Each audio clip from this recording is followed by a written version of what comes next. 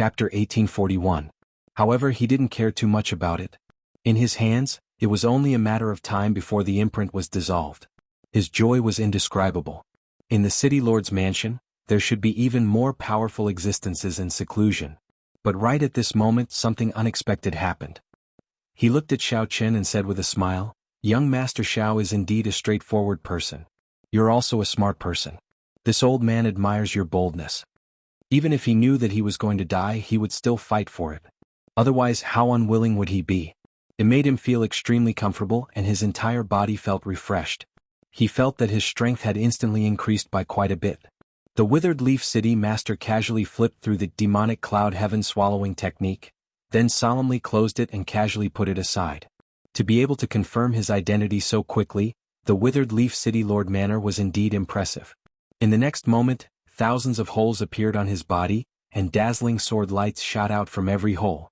Only Bai Feng, Xiao Chen and himself were left in the room. For a moment, not only was he overjoyed, but he was also incomparably proud of himself. He was the youngest leader of Withered Leaf City and the most trusted subordinate of the city lord. He was in charge of one of the city's three main guards, the city guards. This untalented Bai would like to ask young Master Xiao to bestow a treasure to me. Therefore, you still have to give me a supreme treasure to make up for the pressure I've endured and the losses I've suffered. Furthermore, he also vaguely felt that he had gone too far. He felt somewhat guilty for bullying a junior like this. The moment this person appeared, it immediately caused a wave of low exclamations in the inn. With an excited expression, Zhang Xian quickly flipped through the secret manual. The more he read, the more shocked and excited he became. One could clearly sense that the style of this city was completely different from the other cities. After confirming Xiao Chen's location, Xiao Chen immediately brought him over. This was to avoid trouble if the other factions found out about Xiao Chen's whereabouts. Dong dong dong. The demon blood vulture's belly swelled up, and demonic qi surged from its body. It cackled strangely as it continuously refined the Withered Leaf City Lord in its belly. The little monk in the bag had yet to wake up. Xiao Chen did not know why. I bet he's going to suffer. They truly lived up to being supreme treasures left by the Scarlet Blood Pirate King. Every one of them was so mesmerizing.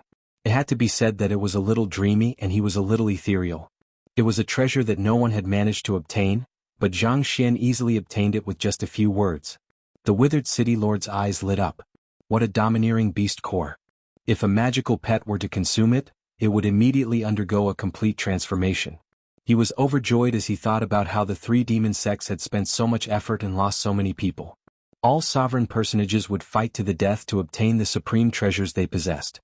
Once, there was a middle-stage star venerate expert of the demonic Dao sect who behaved atrociously in the city. After 10 moves, that middle-stage star venerate expert died. Demonic Dao cultivators had always been arrogant and unruly. If there was even the slightest conflict, they would start fighting. However, the order in the city was rather stable. There were practically no signs of fighting. What a grand lineup. He doesn't look like a demonic sect martial artist. Could he be a righteous Dao martial artist? He's actually carrying a baby. The Withered Leaf City Lord still hadn't opened his eyes. Seeing that Xiao Chen didn't say anything, he added. Xiao Chen was deep in thought. He took off the blood-colored ring in his hand and handed it to Withered Leaf City Lord. Although Withered Leaf City was called a city, it could be seen as a strong rank 6 demonic Dao sect. Life was full of ups and downs and not everyone could withstand it. Xiao Chen remained expressionless as he stepped forward and put away the demonic cloud heaven swallowing art, the Qiongqi beast ghost pennant, and the blood-colored beast core. Originally, Xiao Chen had thought that the news would not spread very quickly after leaving Myriad Star Mountain. On the other hand, Xiao Chen remained expressionless and calm. Such boldness was indeed admirable. Xiao Chen's strength was unfathomable, even stronger than the leading elders of the 3 great demonic Dao sections. Xiao Chen remained expressionless and did not say anything. Then he decisively tossed down the Qiongqi beast ghost pennant. It could only be said that Withered Leaf City had an extremely strong city lord's residence that managed it very strictly. Withered Leaf City Lord opened his eyes and stretched out his hand to receive the Qiongqi beast ghost pennant. Then he revealed a smile. You are indeed incredible, unlike those pedantic seniors who lost their lives for wealth, only regretting it when death approaches. Seeing Xiao Chen's attitude, the other customers in the hall all showed expressions of anticipation for a good show. After the matter was over, that cultivator's sect did not dare to say anything more. Before that cultivator could react, the demon blood vulture opened its jaws and swallowed him whole. However, Withered Leaf City Lord changed the topic and continued, however, activating the Transrealm Transportation Formation is not something that can be done overnight. If you want to activate it now, it will be somewhat difficult. The cost of repairing it after the matter is too high. This old man would like to ask young Master Shao for a supreme treasure to offset the cost of repairing it. However, the method of operation was somewhat special. One could directly teleport to a Starry Heaven relay station. Then, using a small Starry Heaven relay station as a springboard, one could continuously teleport to the central Great Realm. By phone. At this moment, when Xiaoqun walked on the street, he found it surprisingly bustling. However, the people walking here were all demonic Dao cultivators. Xiaoqun was stunned for a moment. After some thought, he took out the remaining 6-sword monarch grass from his storage ring. Treasuring a jade ring becomes a crime. The people from the city lord's mansion would probably arrive soon. However, there was one thing that left a deep impression on Xiaoqun. Xiaoqun said indifferently, not saying anything more. Xiaoqun remained expressionless. He casually waved his hand and handed over the demonic cloud heaven swallowing art, the cultivation technique that the Scarlet Blood Pirate King cultivated. There were also those people who had been following Xiaoqun in secret since he entered the city. He did not know what they were planning. Withered Leaf City Lord rejoiced at obtaining another treasure. Just as he was about to continue speaking, he found that he could not think of any good excuse. Withered Leaf City Lord said indifferently with his eyes closed when he saw Xiaoqun, not exchanging any pleasantries at all. This was Xiaoqun's first time in the Ash Gray Sea, so he did not have any enemies or grudges. Unexpectedly, he was still one step too late. Withered Leaf City Lord said directly after arriving before Xiaoqun. Hence, the majestic group followed behind Xiaoqun and Bai Feng, heading for the city lord's residence in a spectacular manner. White-robed King Xiaoqun, come with me. Even the items sold in the shops were all sorts of tools and materials that demonic Dao cultivators used to cultivate or food containing a demonic nature. How should Xiaoqun deal with this? This was a difficult problem. Goodbye. With these, Xiaoqun's strength would soar. Breaking through to Holy Venerate and advancing to Sovereign Personage was just around the corner. Just as Xiaoqun was thinking about this, a person entered the inn. It was the city gate commander, Bai Feng, whom Xiaoqun had met earlier. Bai Feng's eyes were wide open as he looked at Xiaoqun, dying with a remaining grievance. Bai Feng had watched for a long time but did not gain any benefits at all. He felt somewhat upset. At such a young age, Bai Feng already won the trust of Withered Leaf City Lord. Furthermore, his cultivation was unfathomable. The 6-sword monarch grass flashed with light and entered Bai Feng's body. A murderous intent flashed in Xiaoqun's heart. However, his expression did not change and he did not say anything.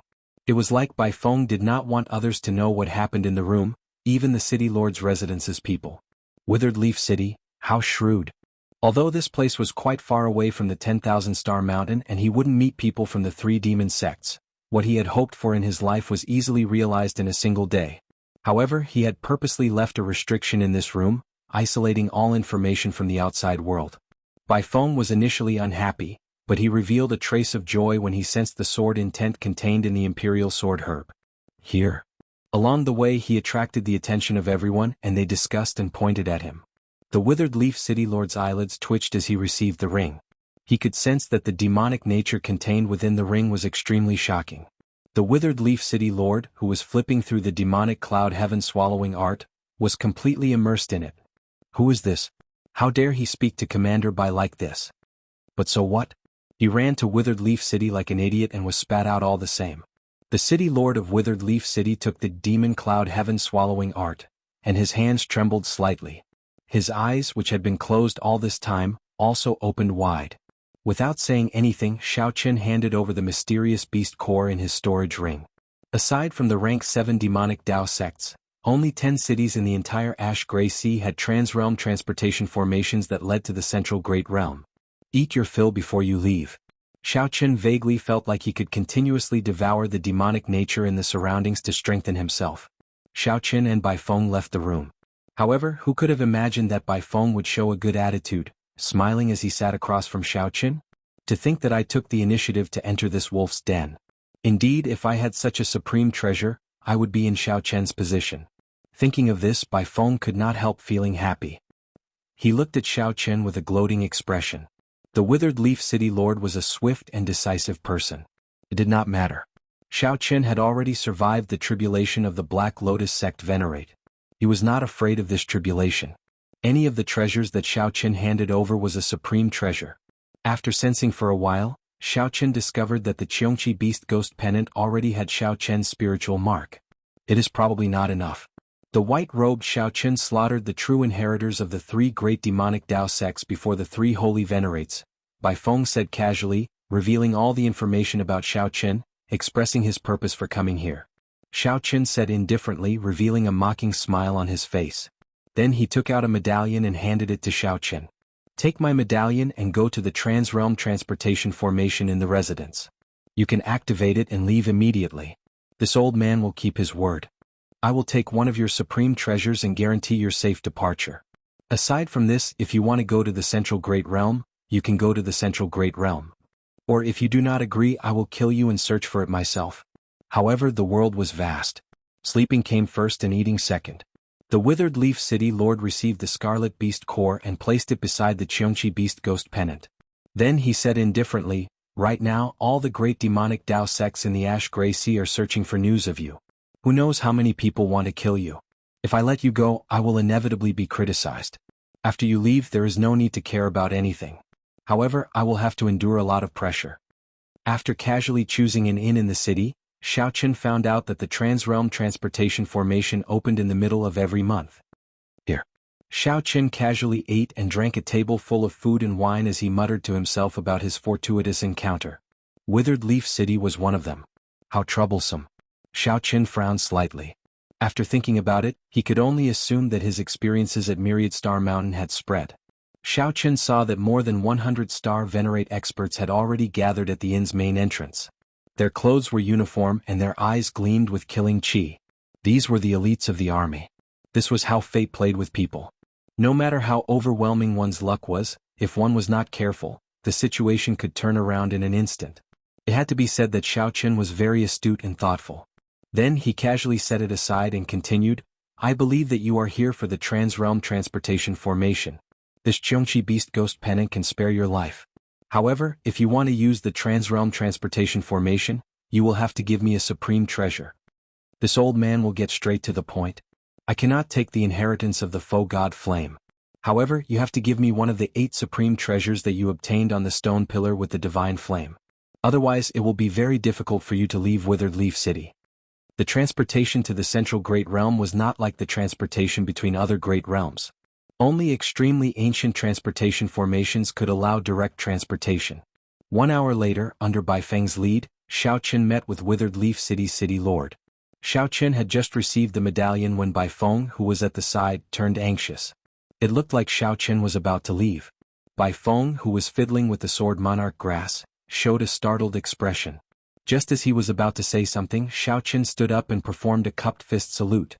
Withered Leaf City's city lord's heart was already set on the supreme treasure that Xiao Qin gave him. He did not even raise his head as he said, Take care. I won't send you off. This was a peak early-stage holy venerate. It was opened only once a month, and it required an astronomical price of spirit stones. Bai Feng's gaze swept through the hall before landing on Xiao Qin. Then he walked over with a smile. Xiao Qin did not know much about Withered Leaf City. This was all he knew.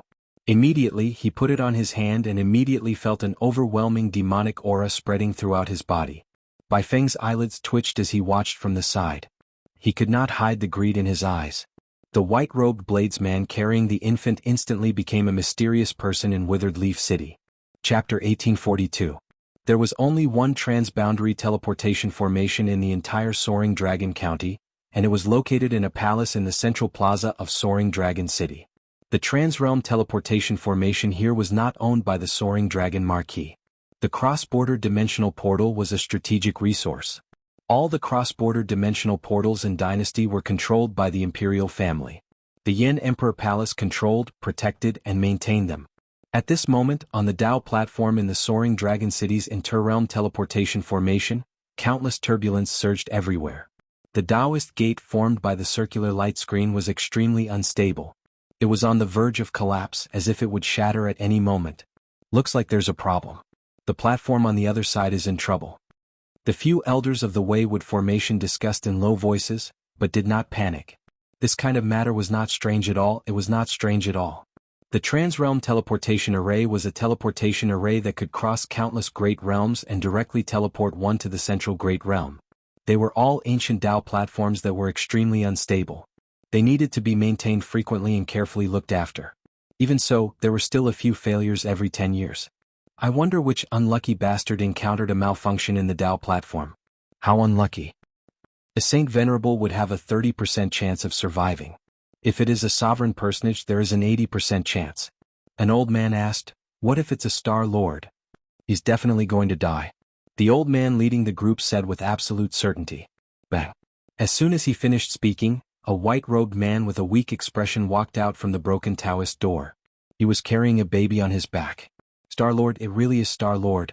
The eyes of the old men surrounding the platform were wide open, each and every one of them was filled with disbelief. Xiaoqun wiped off the blood on his lips. Then he looked around and fixed his gaze on the leading old man. "Might I ask, Senior, if this is the Yanwu Dynasty's Soaring Dragon Marquis? "Exactly." The red-robed old man was stunned for a moment before he nodded. Xiaoqun breathed a sigh of relief in his heart. Ignoring the confused gazes of these old men, he walked straight out. After Xiaoqun left the palace, the group of old men collected their thoughts and began to discuss among themselves. "It really is a Star Venerate. He managed to come out. This is too incredible. How did he survive the spatial reversal? That is something that even holy Venerates do not dare to face. The most frightening thing is that he actually successfully arrived at the Soaring Dragon County, and was not transported to any other place." The leader of the group entered deep thought. Then he said, "We need to investigate this person. Immediately use the royal family's dark net to find out everything about him." Xiaoqun walked out of the palace and looked at the sky, sighing. It wasn't easy to escape from death. In retrospect, it was truly thrilling. However, things were different now. They had arrived at the Soaring Dragon Marquis, the central great realm. That was birds flying in the vast sky and fish leaping in the vast sea. Is this the central great world? Xiaoqun looked around. Apart from being more prosperous, he didn't feel anything different. The only difference was that there were more experts in the city. Star Venerates like Xiaoqun, who could move about the Grave Island Sea without fear, were not common on the streets. But from time to time he would run into one or two. Let's find a place to rest. After spending time with the little monk, his luck hadn't been good and he kept getting injured. Xiaoqun would not believe that the little monk's body of misfortune did not affect him at all. After casually finding an inn in the Soaring Dragon Marquis, Xiaoqun locked himself in and started to recuperate. This time Xiaoqun needed to return his body to its peak, to recover from all his injuries. Time passed very quickly. In the blink of an eye, 1 month had passed. Xiaoqun opened his eyes and many stars flickered in them. A certain shackle in his body had been broken. His spirit, qi and energy had improved by another level. The number of stars in his soul pool had doubled. I broke through. Xiaoqun's cultivation, which had been stuck at early-stage Star Venerate, broke through to middle-stage Star Venerate without any bottlenecks. It was not strange for him to break through unintentionally. Xiaoqun had been stuck at peak Major Primal Core Realm for too long. His foundation was incredibly firm. The moment he broke through, he reached peak early-stage Star Venerate. After that, he experienced several calamities. Taking advantage of the situation to break through was reasonable. After reaching middle-stage Star Venerate, advancing to late-stage Star Venerate was somewhat difficult. Xiaoqun walked out of the cultivation room and arrived at the guest room. The little monk on the bed still had his eyes tightly shut. The little monk showed no signs of waking up. Xiaoqun could tell that his bloodline was undergoing some kind of rebirth. It was hard to say when the little monk would wake up. Perhaps he would wake up in the next moment. Perhaps he would not wake up for 8 to 10 years. Anything was possible. It's just a small problem. Xiaoqun smiled bitterly and pinched the little monk's cheek. Then he placed the little monk in his backpack and left the guest room. It was time to go. I had to make good use of the time to send the little monk back to the hidden spirit temple. Carrying the little monk on his back, Xiaoqun left the room. Then he found the innkeeper and paid for the room before leaving. Xiaoqun glanced around and showed a slightly stunned expression. Then his gaze landed on a handsome bladesman. However, Xiaoqun did not remember this person. What a familiar aura. This person has the dragon race bloodline and is also a bladesman. It's him. It's that Jianghu who stole the dragon race's supreme treasure and the Smiling Daughter Pavilion's fairy basket in the Soaring Dragon Great Realm. It was a small world. What a coincidence. Unexpectedly, Xiaoqun ran into the other party here. Xiao Chen walked over with large strides and suddenly appeared. Then he sat down across from Jianghu and placed his saber on the table. Then he picked up a wine cup and poured wine for himself. "Friend, I never treat strangers to wine," Jianghu said casually. When he inadvertently raised his head and saw Xiao Chen's appearance, he was stunned for a while. Xiao Chen smiled faintly and said, "Brother Jianghu, we meet again?" After Jianghu recovered with much difficulty, his trademark mischievous smile reappeared. Come. It has been 2 years since we last met. Let me see our white-robed bladesman. What improvement did you make? Wow, how scary. Your cultivation actually reached middle stage star venerate. You really chased after me with all your might. Hey, you even have a son now." Jianghu turned around and stood behind Xiao Chen. When he saw the baby-like little monk, he immediately felt joyful. Come. Let me carry you." Jianghu carried the little monk out and sat down again. Then he exclaimed in surprise, "He does not look like you, little brother Xiao Chen." Xiao Chen smiled bitterly and said, "Whatever you say." Slowly Jianghu noticed something strange. His expression turned increasingly strange. This child is a little strange. How can he have such terrifying sins at such a young age? Xiao Chen looked around and put down his wine cup. "This is not the place to talk. Let's go somewhere else." Jianghu nodded. "Let's go to the courtyard I rented." "All right." After a while the two arrived at Jianghu's courtyard. Xiao Chen gave a simple explanation of the little monk's origins. "Damn. This is the little demonic monk silver saber? I'll return it to you. I'll return it to you." After learning about the little monk's origins, Jianghu was startled. He quickly placed the little monk on Xiao Chen's back. Xiao Chen smiled faintly. It looked like the little demonic monk silver saber was indeed famous. To think that even Jianghu feared him. He is not just famous. There are too many things about him. In the Jianghu dynasty people might not know who the crown prince is. However, everyone knows about the little demonic monk silver saber. Jianghu still felt some regret. He kept muttering to himself like a god of misfortune already haunted him. "That's enough about me. Let's talk about you. Why did you come to the Soaring Dragon Market? You even used a disguise. Are you here to steal again?" Xiao Chen was rather calm. He was already used to the little monk's existence. He did not care much about the so-called misfortune. When Jianghu heard that, he sighed. The matter of stealing the fairy basket was exposed. Now, the Soaring Dragon Marquis and the Smiling Daughter Pavilion are chasing me. That's impossible, right? Xiao Chen felt incredibly shocked. After that, he went to the Smiling Daughter Pavilion, but the other party had no clue. Jianghu frowned helplessly and said, "It's the Heavenly Book Scholar." The Smiling Daughter Pavilion spent a lot of money to hire the Heavenly Book Scholar to perform a divination in the Heavenly Mystery Tower. Originally, I had already erased the Heavenly Mysteries of that time. However, I ran into the Heavenly Book Scholar who calculated all lives. I could not do anything about it and I was discovered. So. Jianghu showed a smile on his face. He nearly caused me to die a few times. Of course I have to get back at him. I heard that the Night Cloud fan in the Heavenly Book Scholar's hand was his most prized possession, so I stole it for him. I showed him how great it is to scheme against me. Could the Heavenly Book Scholar be in the Soaring Dragon Market?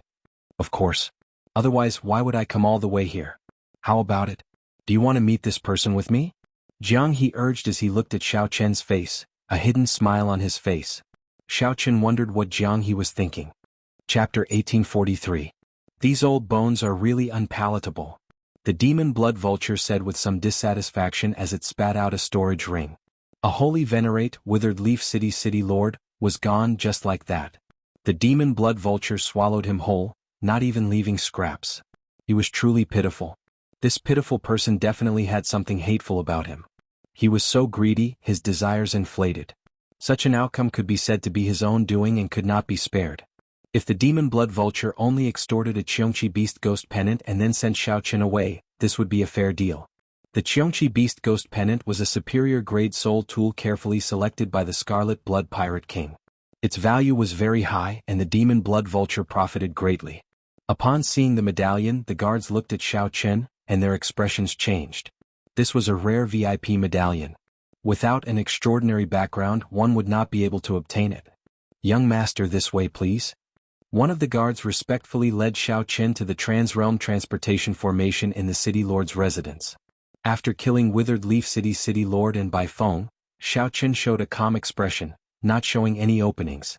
Instead, he even got the Withered Leaf City Lord's guard to respectfully lead him to the Transrealm Transportation Formation.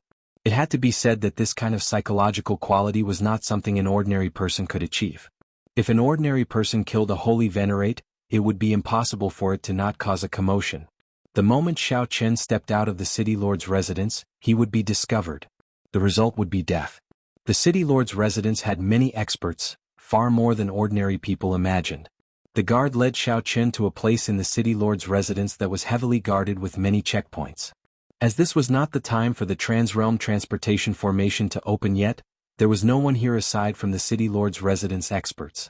Senior Ma, someone is carrying the City Lord's VIP medallion and is going to use the Transrealm Transportation Formation. The guard called out when he stopped at a checkpoint. Medallion.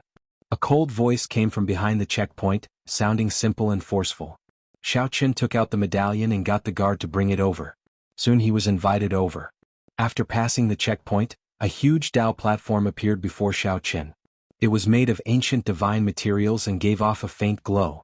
Flickering superior-grade spirit jades filled the gaps of the Dao platform. The entire platform had a circumference of 1,000 meters, and its surface was carved with mysterious runes that formed a complicated formation.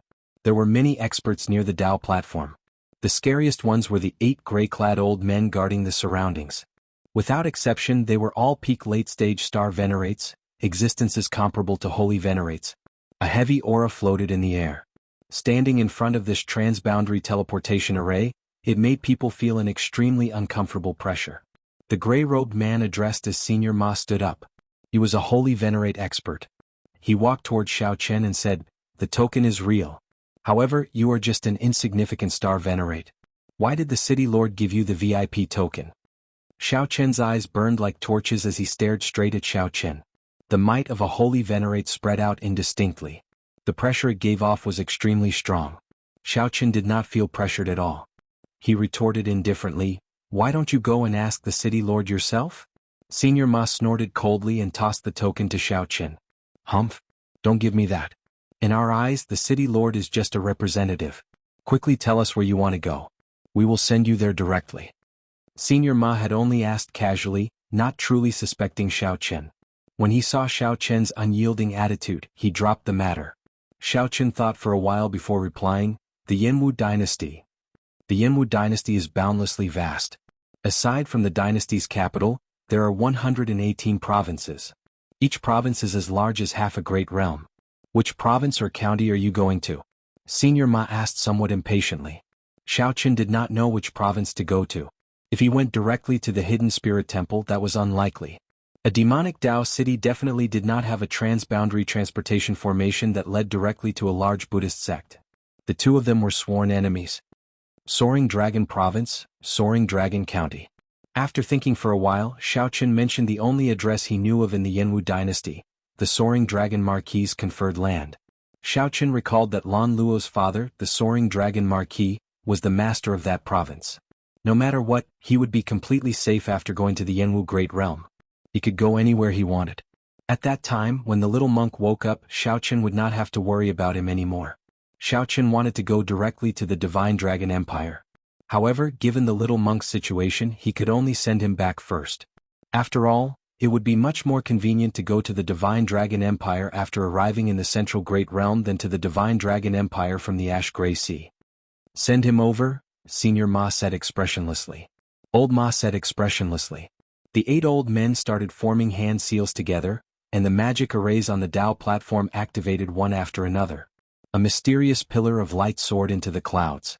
After a long time, sweat continuously dripped down the 8 old men's foreheads. A circular door of light appeared in the center of the Dao platform. The light screen looked like smooth water, glowing like a mirror. Xiao Chen knew that he could reach his destination after passing through the door of light. Xiao Chen pushed off with his feet and gently drifted into the door of light. Just as Xiao Chen entered the door of light, someone suddenly rushed over with a flustered expression. "We can't let him leave." The City Lord's life medallion shattered. Senior Ma's expression immediately changed. He turned around and said, "Quick! Stop the Transrealm Transportation Formation." "It's too late." The 8 old men had weak expressions as they spoke with great difficulty. "Damn it!"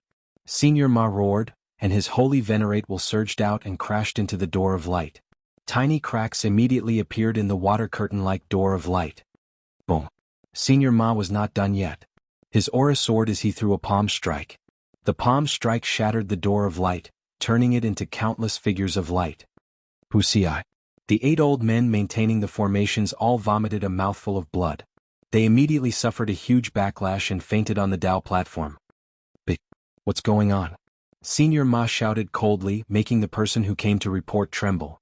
The city lord and commander by mysteriously invited this person in today and even laid a restriction. When he came out, he brought the city lord's distinguished guest medallion. At that time, the city lord's life medallion shattered, but we did not immediately suspect him. After all, he is just a star venerate. Furthermore, Commander Bai was there. The person who came trembled in fear, speaking in a trembling voice. Doubt flashed in Senior Ma's eyes. Even if it were him, he could not imagine that the withered leaf city lord would die at Xiao Chen's hands. Even now, Senior Ma did not think that the murderer was Xiao Chen. However, there had to be some connection to this matter. It had to be related to Xiao Chen. Senior Ma was not satisfied with just letting Xiao Chen leave.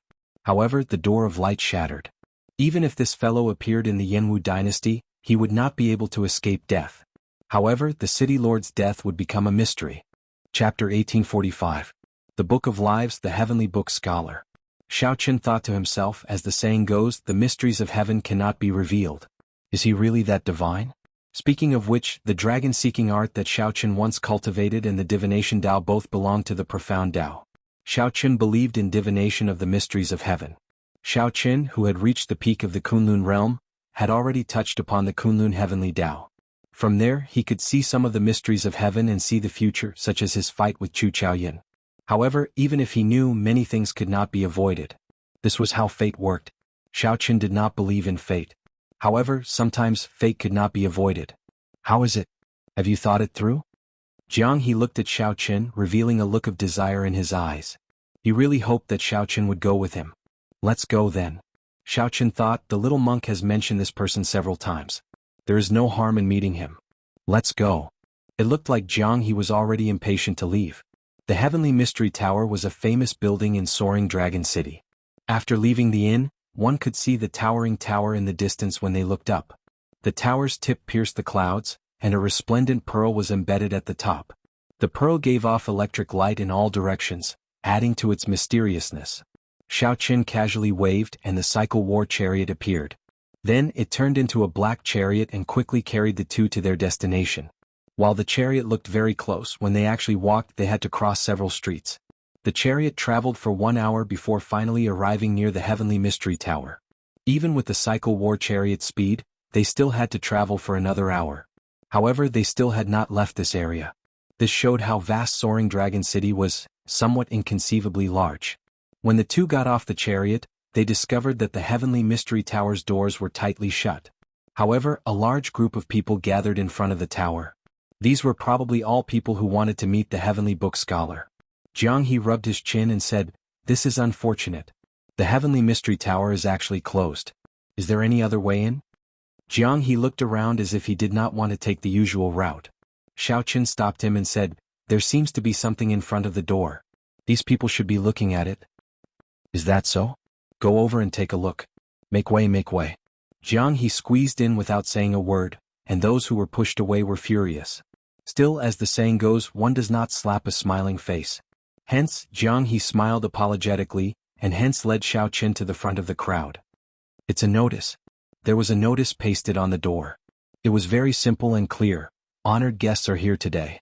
The Heavenly Book Scholar will not see outsiders. The Heavenly Mystery Tower will open at dusk." Xiao Chen looked up at the sky. It was not noon yet. If they waited until dusk, they would have to wait for more than half a day. What distinguished guest! Even if you do not want to meet the Heavenly Book Scholar, you can meet the other fortune tellers. Why do you have to close your doors? This is really strange. Perhaps it really is an esteemed guest who has arrived and does not want others to know his identity. There is no lack of such major characters in Soaring Dragon City. Could it be someone from the Marquis's residence? When they saw the notice, the people from all over started talking all at once. If it was a distinguished guest, there was naturally no one in Soaring Dragon City who had a more distinguished status than the people in the Marquis's mansion. However, that was hard to say. There were many hidden dragons and crouching tigers in the Jianghu dynasty. Who knew who it was, coming from afar to seek an audience with the heavenly book scholar? There had been such examples in the past. Come out first. Jianghu led Xiaochen out and arrived at a desolate place. Then he stared at the heavenly mystery tower and entered deep thought. Xiaochen observed Jianghu's expression and said, "You can't be thinking of sneaking in, right?" Jianghu retorted boldly, "Of course. In my plan, I have already taken into account such a situation. When an esteemed guest arrives, it is the time to focus on divination. To me, this is a heaven-sent opportunity." Xiaochen shook his head, not thinking much of it. Just by looking at this heavenly mystery tower, one would feel that it was not simple. Aside from the doors, there were no other entrances. The walls of the tower were tightly sealed, not leaving any gaps or even windows. It was basically impossible to sneak in without anyone noticing. Furthermore, it was currently daytime. There were many people nearby, making it even more difficult.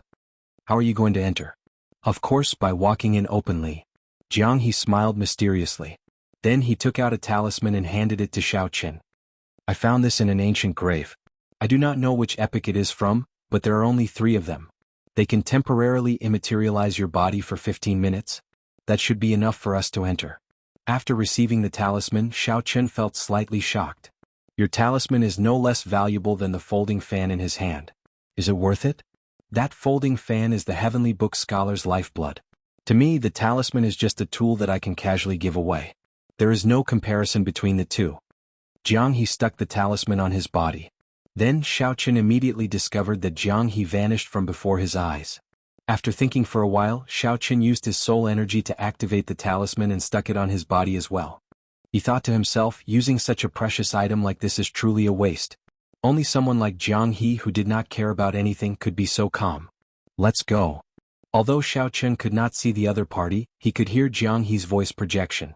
He pressed forward courageously, passing through the crowd and going through the door. The immaterialized two easily passed through the door riddled with restrictions, not causing any commotion. "Let's be faster. The heavenly book scholar has been performing divination on the 8th floor. The talisman only lasted for 15 minutes. They had to hurry. Otherwise it would be problematic if they were exposed midway." Whoosh, whoosh, whoosh. The two moved quickly, passing through many restrictions and moving under the watchful eyes of many experts. His movements were unimpeded, and he was advancing at a much faster pace than he had expected. This saved them a lot of time and brought them to the 8th floor. "It's in the west. Go straight, turn left, turn right." We arrived. It looked like Jianghu was very familiar with the situation here. In less than 15 minutes, Xiaochen and Jianghu arrived at the room where the heavenly book scholar performed divination. 2 plain wooden doors stood ajar at the end of the path. "Strange. Aren't we going to meet an honored guest? Why is there no one guarding the room? Why is there no sound coming from inside?" Xiaochen felt curious. His immaterialized body passed through the wooden doors and arrived at the heavenly book scholar's room. The furnishings in the room gave off an ancient charm, looking very elegant. There was a white piece of paper spread out on the desk, and a maidservant was grinding it. Beside her was a white-robed scholar, who was fanning himself with his eyes closed. There was no one on the opposite chair. Xiaochen wondered if the honored guest had already left or if the honored guest had never been here. "Sit." The white-clad scholar suddenly said, revealing a smile on his delicate and pale face as he raised his head to look at Xiaochen. "You can see me?" This startled Xiaochen when he heard that.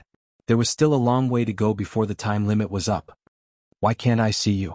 The white-clad scholar closed the folding fan in his hand and revealed a playful expression. "Ghostly shadow bandit, where are you trying to run?" Whoosh, whoosh. 10 odd experts suddenly appeared in the originally empty room, blocking Xiaochen's path. "You did not expect such a day to come, right, Jianghu? The heavenly book scholar foresaw that you would walk right into our trap today. Hand over my smiling daughter Pavilion's fairy basket. And my Sun Moon Pavilion's holy sky treasure mirror. And my Jiang clan's clan head's jade underworld sword. That is the only soul tool of my Jiang clan." The 10 odd people all felt indignant at this injustice, their rage unquenchable. The murderous intent in their eyes nearly spewed out as flames. "Damn it, I got tricked." From the start to the end, there were no honored guests. It was just the heavenly book scholar setting up the trap for Jianghu, having predicted that he would come today. However, the one who tricked Xiaochen was Jianghu. The heavenly book scholar had tampered with the talisman he gave to Xiaochen. Before the time limit was up, the effects vanished. Xiaoqin said calmly, "I am not Jianghe. I am Xiaoqin." Ah. Who does not know that Xiaoqin is Jianghe and Jianghe is Xiaoqin? Ghostly shadow bandit, when you stole my clan's jade underworld sword, didn't you use Xiaoqin's name? One of the old men holding a sword looked coldly at Xiaoqin, showing a mocking expression. With the Heavenly Book Scholar here today, no matter how flawless your disguise is, you can forget about quibbling. Hurry up and hand over the treasures you stole. I can sense that my smiling daughter Pavilion's fairy basket is indeed in his hands. Just at this moment, a pretty woman in her prime looked at Xiaoqin while holding the fairy basket. She could no longer hold back her murderous intent. Good. This is great. There is no way for me to explain myself. White is black. Xiaoqin turned around and looked at the Heavenly Book Scholar. Then he said, "Since you are known as the Book of Accounts, knowing everything, why don't you make a divination? Am I Jianghe?" Right now, Xiaoqin could only rely on the Heavenly Book Scholar. He hoped that the other party was reliable. From the start to the end, the white-clad scholar did not say anything. However, some doubt appeared in his eyes as he looked at Xiaoqin. "You still need to make a divination? If you are not the ghostly shadow bandit, how are you going to explain the fairy basket in your hand?"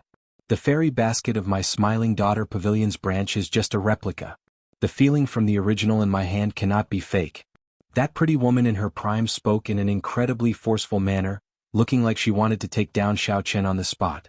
When the others heard this, their killing chi intensified. They all looked at Xiaoqin with extremely hostile gazes. "Everyone, there is no need to be in such a rush. Once he enters the Heavenly Mystery Tower, he will be like a turtle in a jar. He will not be able to escape."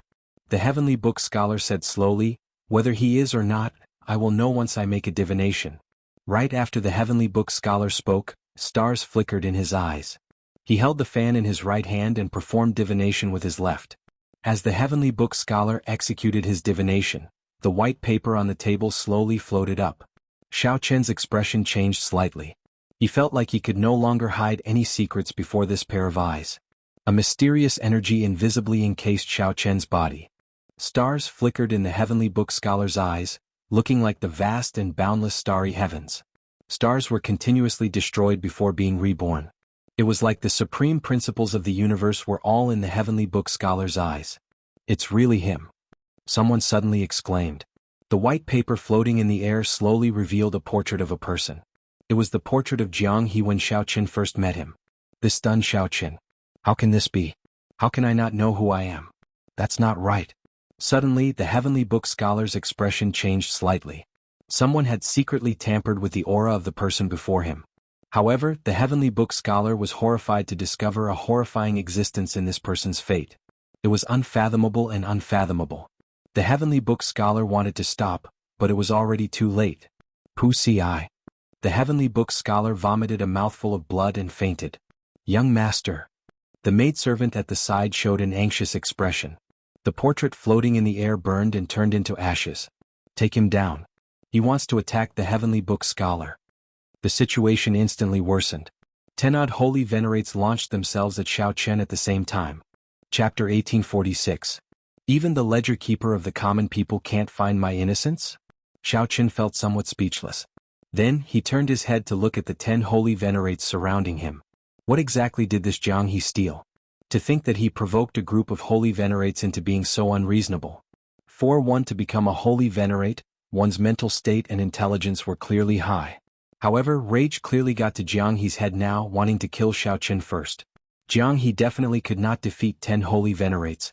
He could only defeat them with his wits, not force. Whoosh! Xiaoqin's figure flashed, and he landed behind the unconscious Heavenly Book Scholar. Then he knocked out the anxious, pretty maidservant with a palm strike. Then he carried the Heavenly Book Scholar's body and used it as a shield. Shameless. The group of holy venerates immediately held back for fear of harming the Heavenly Book Scholar. Ghostly Shadow Bandit, quickly release the Heavenly Book Scholar and we can still let you die a quick death. Otherwise it will be hard for you to die. The old man whose clan's soul tool was stolen by Jianghe cursed endlessly, feeling incredibly frustrated. Xiaoqin sensed for a while. Right now the entire Heavenly Mystery Tower was startled. The experts in the tower were rushing over. In fact, there were even a few extremely terrifying auras that were rapidly rushing over. This place was not suitable for them to linger. If they did, they would definitely die. Boom. Xiao Chen could not be bothered with this group of people who kept shouting at him but did not dare to step forward. Xiao Chen turned around and punched the wall. He activated 30% of his blue dragon bloodline and infused it with 20 cauldron force. A dragon roar immediately rang out, and the force of his punch blasted a hole in the wall. Whoosh! Nearly the instant Xiao Chen punched, Xiao Chen carried the little monk and the heavenly book scholar on his back and rushed out of the hole. After him. The holy venerates behind were stunned for a moment, feeling somewhat shocked. The force of Xiao Chen's punch actually blasted a hole in the heavenly mystery tower's wall. This was simply incredible. After startling to their senses, the holy venerates quickly moved and gave chase. Stay behind. A mysterious expert leaped out of the top floor of the heavenly mystery tower and chased after Xiao Chen. A will burst out from the center of his brows, which surged forward with the heavenly might. What a fellow. The person who came was a peak late-stage holy venerate expert. Xiao Chen did not dare to clash head-on. He unfurled his blue dragon divine wings, and his speed suddenly soared, allowing him to dodge this holy venerate will in advance. He circulated the heavenly heart art, and the heavenly eye on his forehead opened. Xiao Chen took out the Soul Slayer bow. In the blink of an eye, he condensed arrows with his heart flame and shot out 10 odd arrows. Electric light flickered on the blue dragon divine wings. With a gentle flap, thunder and lightning roared endlessly. He pushed Xiao Chen's Thunder Great Dao to its limits. With his nimble body, swift speed and the heart's fire arrow. Using his own strength, Xiao Chen blocked the many experts behind him, widening the distance between him and the other party. Who is that person? To think that he kidnapped the heavenly book scholar. Aren't you meeting an important guest? Why did someone kidnap the heavenly book scholar? What's going on? The heavenly book scholar calculated all lives. How could he be kidnapped? Could it be that there is someone that he cannot figure out? This sudden scene immediately caused an uproar among the cultivators below the pagoda. After pulling away before Xiao Chen could catch his breath, he felt many terrifying wills soar up from various directions in soaring Dragon City. These wills headed in the direction of the heavenly mystery tower. The number of hidden experts in the city was truly terrifying. Xiao Chen quickly put on the Death God mask and activated the secret technique on the mask clone. Activating the secret technique on the mask doppelganger, the two doppelgangers landed on the ground. Then Xiao Chen executed the secret technique again. The void mask took advantage of the instant his body immaterialized to quickly hide his true body. He used the mask to create a fake body to attract the pursuers. At this moment, no one noticed that a figure suddenly appeared at the top of the heavenly mystery tower. This figure smiled faintly as he looked at the huge pearl crystal embedded in the top of the heavenly mystery tower. This subdivine crystal is mine. This person was Jianghu. While everyone was distracted by Xiao Chen, he appeared silently. Jianghu looked at the heavenly mystery tower experts and the holy venerates being chased by the other factions. Then he said, "Brother Xiao Chen, sorry? I'll explain to you later." Right after Jianghu spoke, he quickly removed the subdivine crystal at lightning speed. The instant the subdivine crystal was removed, the sky suddenly turned dark. The expressions of the experts chasing Xiao Chen's fake body changed drastically. When they looked back, they were startled. The subdivine crystal that had stood in the heavenly mystery tower for more than 1,000 years was actually taken away. The crowd burst into another commotion. To think that someone dared to steal something from the heavenly mystery tower? Was he not afraid of death? After stealing the heavenly mystery tower's subdivine crystal, even if one ran to the ends of the world, one would still be found. One could offend many factions and experts in the Jianghu dynasty. However, everyone acknowledged that the heavenly mystery tower and the Yan Emperor Palace were two super factions that could not be offended. Damn it, that's a fake body. When the crowd finally caught up to Xiao Chen's fake body after putting in all their effort, they all vomited blood in frustration. We let the ghostly shadow bandit escape again. It turns out that his target is that subdivine crystal. It looks like he has an accomplice. This ghostly shadow bandit is becoming increasingly arrogant. He is even targeting the heavenly mystery tower. However, when did the ghostly shadow bandit obtain a pair of dragon wings? How come I have never seen them before? The chain of events was filled with mysteries and strangeness, confusing the group of people chasing after Xiao Chen. The heavenly mystery tower turned chaotic at this moment. The subdivine crystal, which powered the entire heavenly mystery tower, had been taken away. Many of the formations malfunctioned. Some formations that needed to continuously replenish energy were destroyed on the spot. The entire tower turned pitch black. Everyone felt incredibly confused. The most important thing was that the Heavenly Book Scholar, the Pagoda Master, was kidnapped. Without a leader, the situation became even more chaotic. The news of the Heavenly Book Scholar being kidnapped and the ghostly shadow bandit stealing the subdivine crystal quickly spread to the various major factions in the city. Such a major matter had not happened in Soaring Dragon City for a very long time already. The Marquis's residents immediately learned of the news and reported it. Even the Soaring Dragon Marquis himself was startled. Xiao Qin, who could catch his breath for now, immediately brought the Heavenly Book Scholar to Jianghu's hidden courtyard. Xiao Qin had a feeling that Jianghu would return. This was because this place was the safest. The formations he laid could erase the mysteries of heaven, preventing others from divining it. After looking around the courtyard, Xiao Qin thought for a while. Then he placed the Heavenly Book Scholar on a stool at a stone table in the courtyard. Xiao Qin placed the folding fan in his right hand on the stone table with his back to the door. Time passed quietly. Xiao Qin closed his eyes and waited quietly. When the sky turned dark, footsteps came from outside. Xiao Qin quickly opened his eyes. Jianghu, who was in a good mood, immediately felt stunned when he pushed the door open. What entered Jianghu's eyes was the Heavenly Book Scholar's back. He exclaimed hoarsely, "That's impossible. I already laid a heaven-bewildering formation here. You cannot possibly divinate it. You lost." The Heavenly Book Scholar, who should have continued sleeping, suddenly turned around and waved his folding fan. The door behind Jianghu suddenly closed tightly. Flowing light spread out in the entire courtyard and countless figures flickered. With the Heavenly Book Scholar's fan, the heaven-bewildering formation suddenly turned into a heaven-sealing formation, directly sealing off this space. Interesting. When did you wake up? Originally, Xiao Qin had been prepared to take advantage of Jianghu's stunned state to instantly restrain him and force him to explain what had happened to give him an explanation. If there was no reasonable explanation, Xiao Qin would not hesitate to kill the other party. Who knew? Xiao Qin miscalculated, and the Heavenly Book Scholar woke up prematurely. Damn. Jianghu was startled by Xiao Qin's sudden appearance. He was even more shocked than when the Heavenly Book Scholar appeared. Are you not going to explain to me what's going on with this talisman? Xiao Qin asked as he looked at Jianghu, taking out the talisman that had already lost its effect. Jianghu smiled embarrassedly. I'll speak on his behalf. He made a bet with me. He said that he would perfectly extract the Heavenly Mystery Tower's subdivine crystal within 1 month. If he lost, I would help him make a divination. I divined that he would come to extract it today. However, I did not see that you were a variable.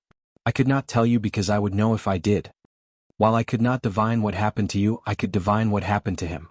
However, he did not expect you to be a variable either. Not only did you manage to escape the pursuit of so many holy venerates, but you even brought me here. The Heavenly Book Scholar stood up and spoke leisurely.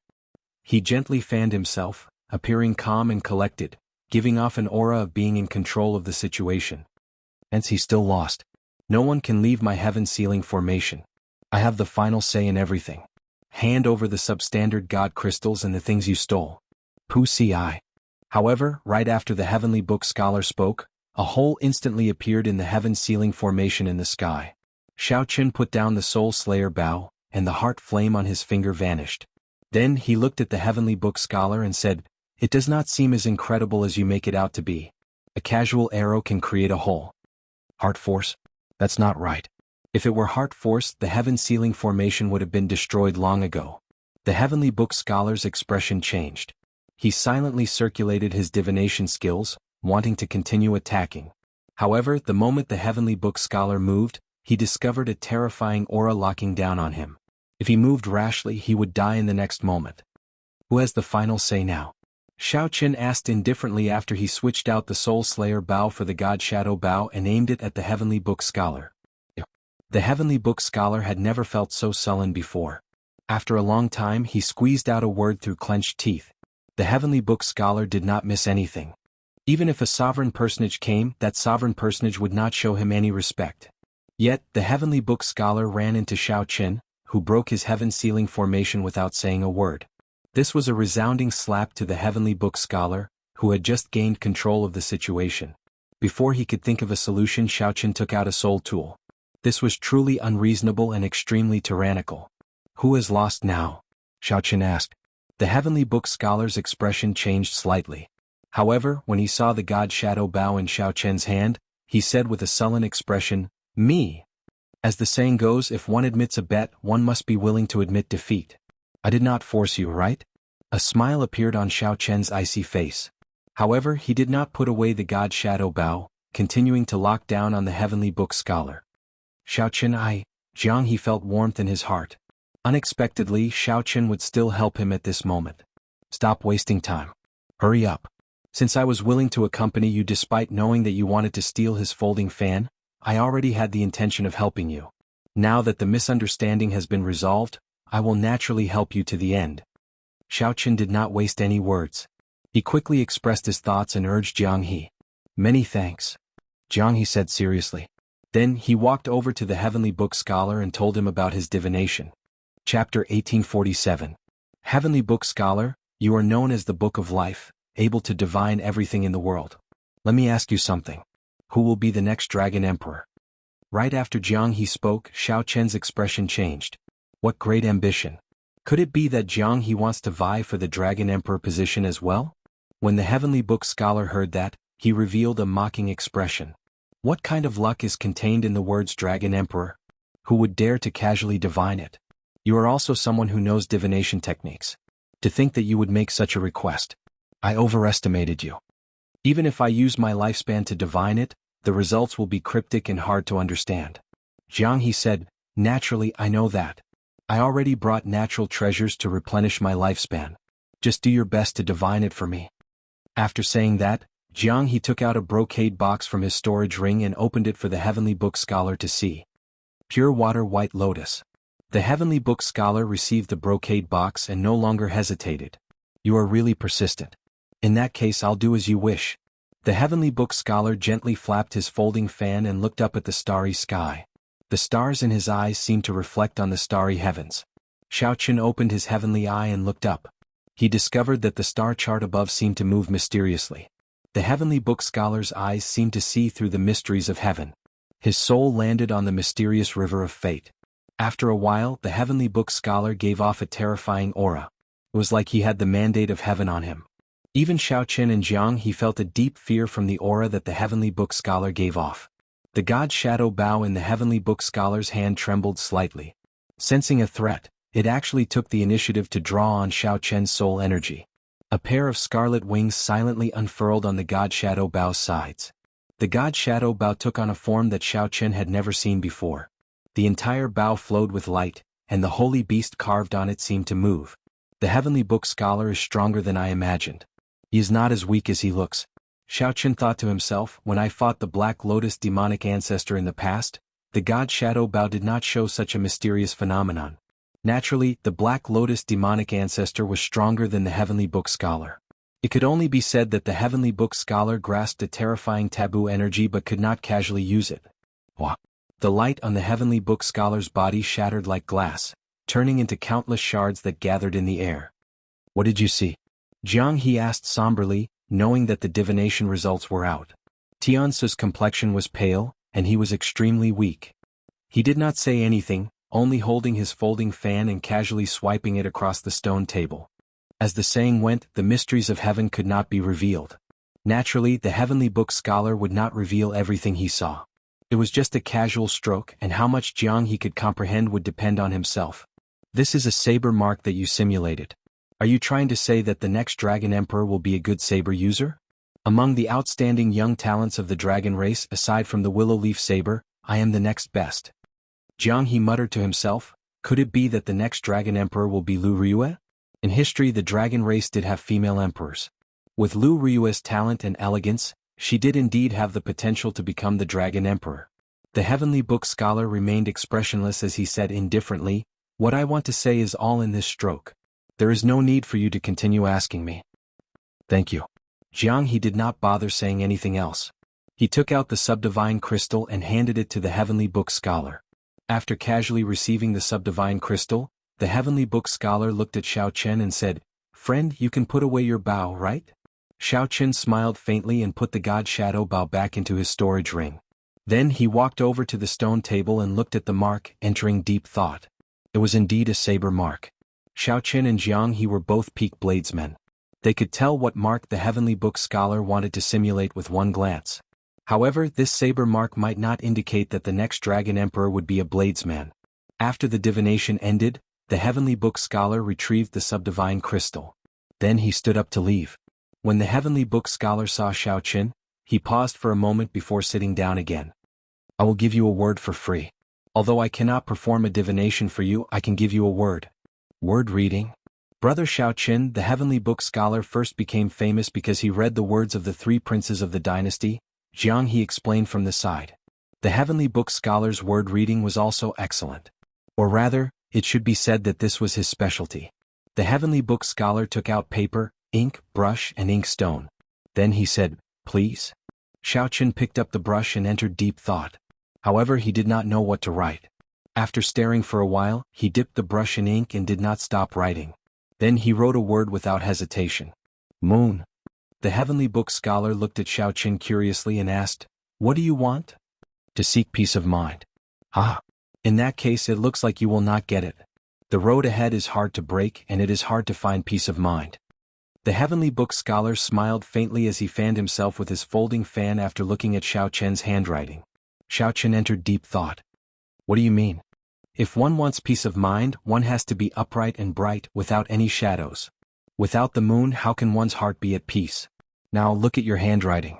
The writing is casual, but it is clean, decisive, and straightforward. Your eyes and expressions can lie, but your words cannot. You must have a firm and resolute character, someone who kills decisively. Now look at your final stroke. There should be a hook when you write the word moon. However, there is none. It plunges straight down like a sharp saber, neat and tidy, looking grand and majestic as it falls from the sky, looking like a sovereign descending from the 9 heavens. This moon is like fire, watered by hot-bloodedness and lofty sentiments. It burns fiercely, comparable to the blazing sun. This moon is like a saber, dazzling with saber light, pressuring with pride and sharpness. Naturally, the heavenly book scholar would not casually give a conclusion. He had his own reasoning and origins. Jianghu felt somewhat confused. No matter how you look at it, these are all merits. Why is the conclusion so different? The heavenly book scholar replied indifferently, "That is because of what he seeks. How can a heart burning without hesitation be at peace? How can a proud and aloof saber be willing to be mediocre, unhindered by the world? If you seek riches and honor, fame or righteousness, they are all good words. However, what you seek is peace of mind.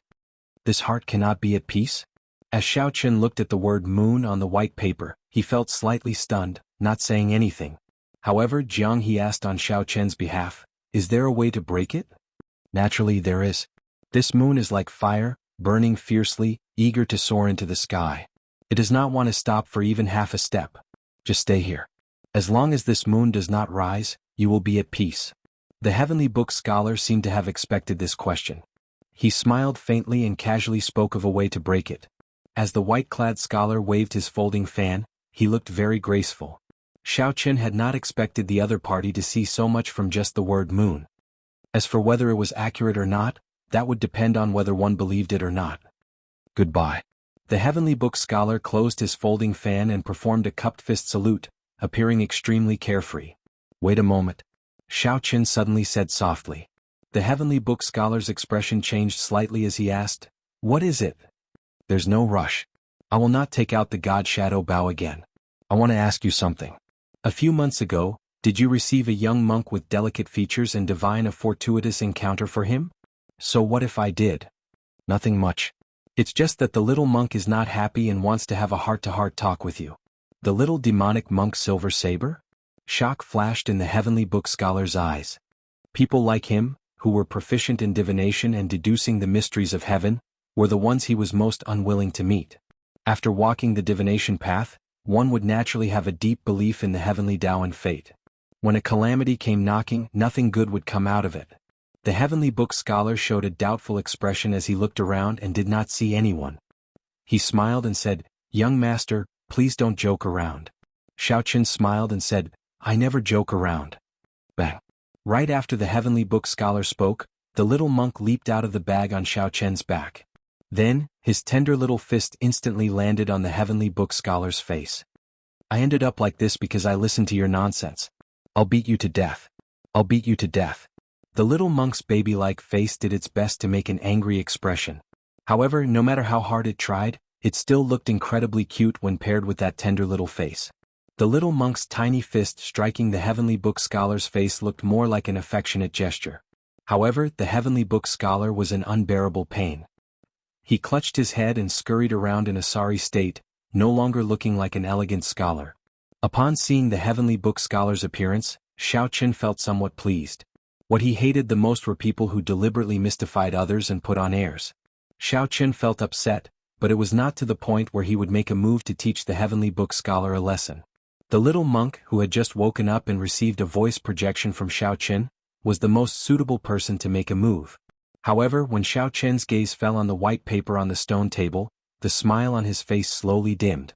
Out of curiosity, Xiao Qin had not expected to end up with a divination that made his heart uneasy and his future difficult. He hoped that it was just a casual remark. Chapter 1848. What? Why am I so unlucky? Xiao Qin nonchalantly spat out these 3 words. I don't know. The instant I raised my brush, I thought of the word moon. Perhaps I have a fate with the moon in my life. Many of the martial techniques I cultivate are related to the moon. The person I like has the moon in his name as well. However, such a person actually had the same goal as him. One contained a great horror in the heavenly mysteries, which could not be divined. The other did not need to be divined, he was horrifying in the first place. Xiao Qin's words sounded a little awkward, but his meaning was clear. Not only could they not become close friends but they might even become mortal enemies.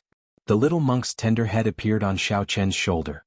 He scratched his head and said in confusion. Xiao Qin was not such a person. He was very clear on his own heart. He would not hide it from Jianghu even if he did not want to. Interesting. No wonder I got along so well with you the moment I saw you. Aside from the so-called mixed-blood dragon bloodline as bladesmen, you actually have the same goal. It's just a small injury. It's not a big deal. Next time be gentler. Jianghu, who was at the side, gaped in shock. Brother Xiao, aren't you being too calm? Xiao Qian's observation was very meticulous, and he sharply noticed something else. Seeing the little monk's angry appearance, he looked very cute. Jianghu laughed heartlessly. Big brother, are you alright? I want to be the Dragon Emperor. Wuxia. Speaking of which, the 2 of you are staring at each other and doing your best to look fierce. However, there is no killing chi or will of soul infused into your auras. Is this the legendary exchange of glances? This little monk doesn't understand. Fate made fools of people. Sometimes, it was really speechless when it came to the heavens. Just as Jianghu was about to speak, the 3's expressions suddenly changed. The 2 looked away awkwardly, no longer daring to look at each other. They simply could not accept this. The contrast was too great. I'm used to it. However, Xiao Qin had no intention of stopping there. He looked straight at Jianghu and said seriously, let's go. He looked straight at Jianghu and said seriously, not caring about what he said at all. Perhaps. The scene suddenly changed. The infant-looking little monk made the situation somewhat awkward. Xiao Qin gently wiped off the blood at the corner of his lips. His expression did not change at all as he focused on the words he wrote. He raised his head and looked at the sky. In the night sky, several powerful auras were rapidly gathering towards this place. Even so, Jianghu was still shocked. Just how much luck did it take to subdue the little monk? The little monk on Xiao Qian's back was like a cat. He patted Xiao Qian's back and stuck his head out like a curious baby. Jianghu felt stunned. Then he smiled and said, it's not that I want to say this, but Brother Xiao, while you have the dragon race's bloodline, you are not one of the 6-colored divine dragons. It's good to have such ideals, but don't take them seriously. Flowing light flickered in all directions, and the heaven ceiling formation dissipated on its own. Then its figure flashed as it flew away. Compared to the slap that almost took his life in the underground world, it was not worth mentioning. Who was it that ascended to the throne of the Dragon Emperor in the end? The Heavenly Book Scholar showed a sullen expression as he folded up his folding fan and waved it a few times. That was not possible. If they fought for the position of Dragon Emperor, they would definitely become mortal enemies. As their gazes clashed in the air, sparks appeared. The path of kingship, the Dragon Emperor's throne. The little monk said in his childish voice, choking with emotion. Ah! The little demonic monk Silver Saber, you finally live up to your name. Ah! It was best to make some things clear in advance. If they were really competitors, there was no need to be secretive. The Heavenly Book Scholar, whose face was swollen, stood up in a sorry state. He looked at Xiao Qin and then at the little monk.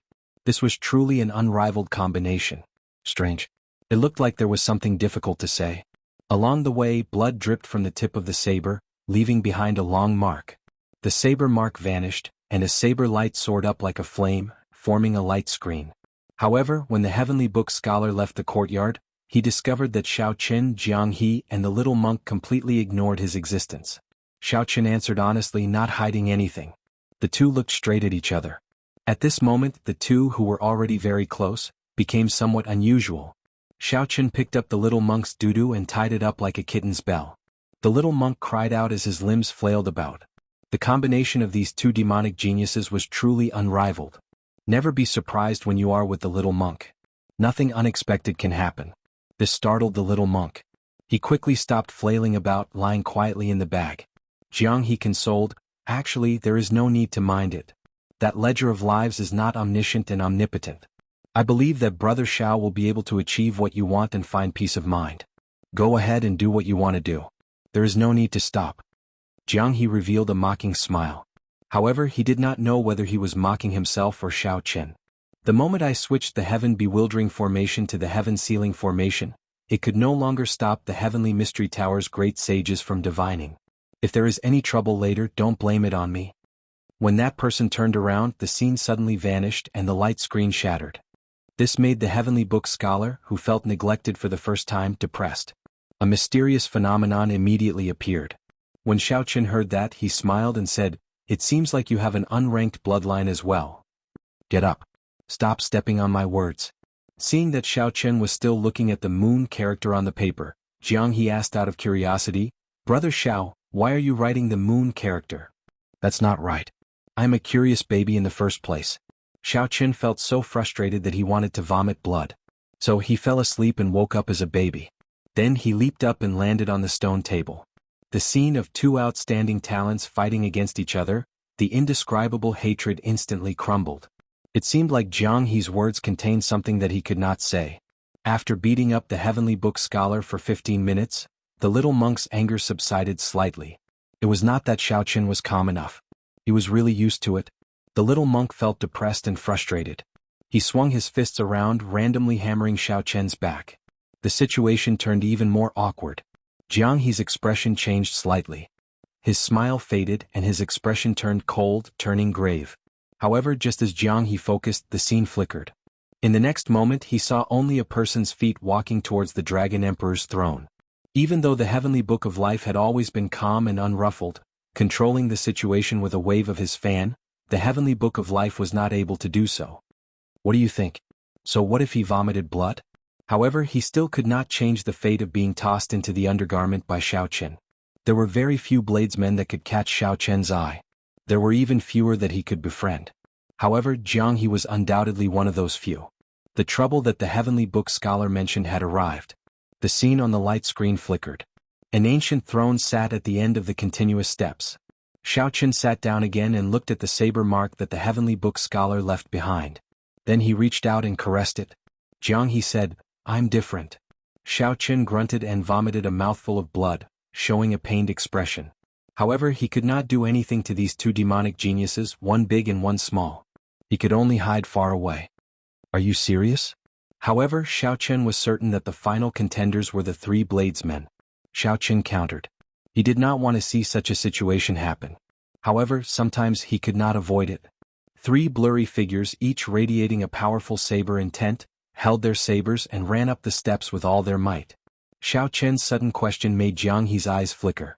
After some thought, he asked, "Can we not bring up this topic?" Jianghu felt slightly startled.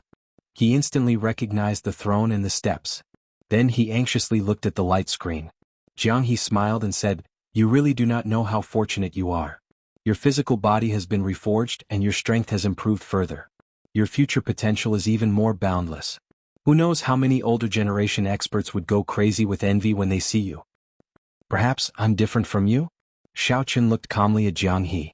Then he enunciated every word clearly, "I never joke around. I really want to be the Dragon Emperor. I am very clear about my inner thoughts and my goal. I will also put in a lot of effort to achieve it, even at the cost of my life. I don't care. I want to become bigger. I want to become bigger." The rage on the little monk's face did not diminish. As he looked at the familiar people around him, they all became giants. Xiaoqin put away the white paper, and the saber mark that the heavenly book scholar left appeared on the stone table. Then he looked at Jianghu and asked, "You want to be the Dragon Emperor?" "That's right. That's right." "What?" Jiang Shan smiled embarrassedly. "Brother Shao, stop joking." Chapter 1849. The tune was still as gentle as before, as clear as water, as gentle and pleasant as before, as intoxicating as before. There was actually someone who wasn't afraid of death today, and had offended all of these powers. That's it then. What are they doing? To think that they took the initiative to land on the Smiling Daughter Pavilion's warship. Ordinary people would not dare to erase the might of the warship. Visible ripples spread out from the warship, looking like ripples on water, causing space to tremble. Many people with a keen sense of smell sensed an unusual aura. None of the factions behind them were weaker than the Jiang clan. His words were filled with decisiveness, domineeringness, and confidence. With such a background, many experts followed in secret, wanting to see what was going on. What happened? To think that the Jiang clan actually sent out the Purple Thunder warship. The Jiang clan only has 3 of these warships. Practically all these factions had their important treasures stolen. Furthermore, Jiang Chen has been roaming free, embarrassing the various factions long ago. Now that we caught him, we will not let him escape again. With the appearance of the Smiling Daughter Pavilion, many of the cultivators in the city who were watching could no longer hold back and soared into the air. Who is the ghostly shadow bandit? Could it be that the ghostly shadow bandit has always been 2 people? What countermeasures do you have? All sorts of startled cries rang out endlessly from below. Everyone broke out in a cold sweat at the audacity of the 2 in the air. Many people could already imagine the sound waves tearing the 2 into shreds, their blood filling the night sky. The rage in Jiang Chen's voice made everyone shudder in fear. Jianghu looked at the warship flying over from the west and said softly, "The Smiling Daughter Pavilion has the deepest accumulations among these factions. However, this is not the imperial capital after all. A warship sent out by a county city cannot be that strong." Jianghu was startled at first. Then he realized that the only way was to steal the warship. However, the murderous aura contained within was like raging waves that shook the heavens. It's the Jiang clan's Purple Thunder warship. The deep sound of the war drums startled all the cultivators in Soaring Dragon City. It would be very difficult for a person to escape from a warship. However, if one could use the other party's warship, the situation would be different. However, there was no panic or hesitation in his eyes. The little monk was wearing a red doo-doo, exposing his 2 tender buttocks. However, he was not afraid. This lineup is truly grand. It seems that the various clans truly hate the ghostly shadow bandit to the bone. Yes, first leader. However, what shocked them even more was yet to come. To the west of Soaring Dragon City, a fortress ship bathed in a jade light, surrounded by clouds and looking like the stars and the moon, leisurely approached. The night was as dark as ink, and the bright moon hung in the sky. People couldn't help but open their eyes to look, wanting to see her beautiful face. So. No one knew why the Jiang clan was so enraged that they actually dispatched a Purple Thunder battleship. In the night sky, in the north, a huge battleship burning with purple light was rapidly flying toward this place through the clouds.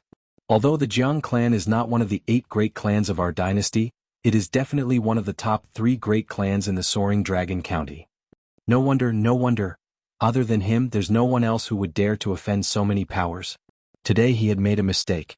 What was even more horrifying was that they even beat the war drums. This was something that had not happened in the past few centuries. Damn. It really is the Smiling Daughter Pavilion's warship. It was as if what he said was just a trivial matter. These warships were all as fast as 7-star pirate ships. They were terrifyingly fast. An ancient Jiang character was written on the warship's bow. War drums rumbled on the warship, shaking the surroundings and sounding deafening. Be obedient and don't cause trouble. However, the expressions of those 2 did not change, not showing any change in their expressions. Are they sending themselves to death? Inside the courtyard, Xiaoqun looked at the warships flying over from all directions and entered deep thought. It looks like tonight is going to be a tough night. Don't underestimate the Smiling Daughter Pavilion's strength. In terms of accumulations, even the Jiang clan cannot compare to them. Zither strings, flute, pipa, chime bells, guzheng, all sorts of musical instruments rang out at the same time. Ding, ding, dong, dong. The thunderous war drums seemed like they would knock down the lunar palace in the sky. The best part was yet to come. Another 4 or 5 warships appeared in the night sky. It has been many years since I saw the Jiang clan send out the Purple Thunder warship. It was like the two figures fell from the bright moon to the mundane world. Before the surging attacks, they were as insignificant as a lone boat in the vast sea. Two sonic booms rang out in the courtyard. Xiaoqin and Jianghu flew into the sky at the same time, traveling 10 kilometers in the blink of an eye. Normally, if one offended one of these factions, one would not be able to escape death. Two resplendent saber lights burst out of the two's hands at the same time. Xiaoqin picked up the little monk and tossed him into his backpack, thinking of a countermeasure. Jianghu entered deep thought. It seemed like he had underestimated Xiaoqin. This person was far more terrifying than he imagined. Xiaoqin smiled faintly and said, "I was the one who brought the heavenly book scholar here. If we are talking about trouble, it should be me who implicated you." He could not bear to watch. Xiaoqin turned around and looked at Hope. His eyes were like clear water, calm and unperturbed. It was like a startled swan, and everywhere it passed, it left behind a mist of light. In the night sky, he looked like a jade ribbon falling from the sky, drifting in the tranquil night. What exactly happened? To think that a place of pleasure like the Smiling Daughter Pavilion would send out its worship. In the past, Xiaoqin had the heaven-bewildering formation, which could erase the heavenly mysteries, so he did not have to worry about being surrounded and attacked. Xiaoqin could vaguely see several young women on the brightly lit worship. They played all sorts of exquisite musical instruments. Their swaying figures reflected hazy jade-green figures in the worship's lights. The problem now was not something that could be resolved by tearing down one worship. Upon hearing this roar, everyone immediately understood why they were here. Buzz. All the cultivators who were paying attention to this scene were completely shocked. This was really frightening. The infant stood on the stone table and looked up at the sky, revealing lofty sentiments on his face. "I have to go and take a look." The Jiang clan's purple thunder worship was like a resplendent pearl, its burning light rivaling the moon. "It's the ghostly shadow bandit. Of these warships, which one is the weakest?" Xiaoqin asked. Jianghu was the one who provoked this enemy. It should not be this weak. Anyone with a good eye could tell that the killing intent and offensive power mixed in the sound waves could instantly kill an early-stage holy venerate. Cultivators might be more agile than warships and have greater explosive speed. However, competing with warships in endurance was just seeking death.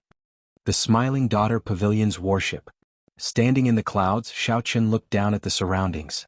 The crystalline jade warship looked like an immortal boat. However, it was actually extremely fast.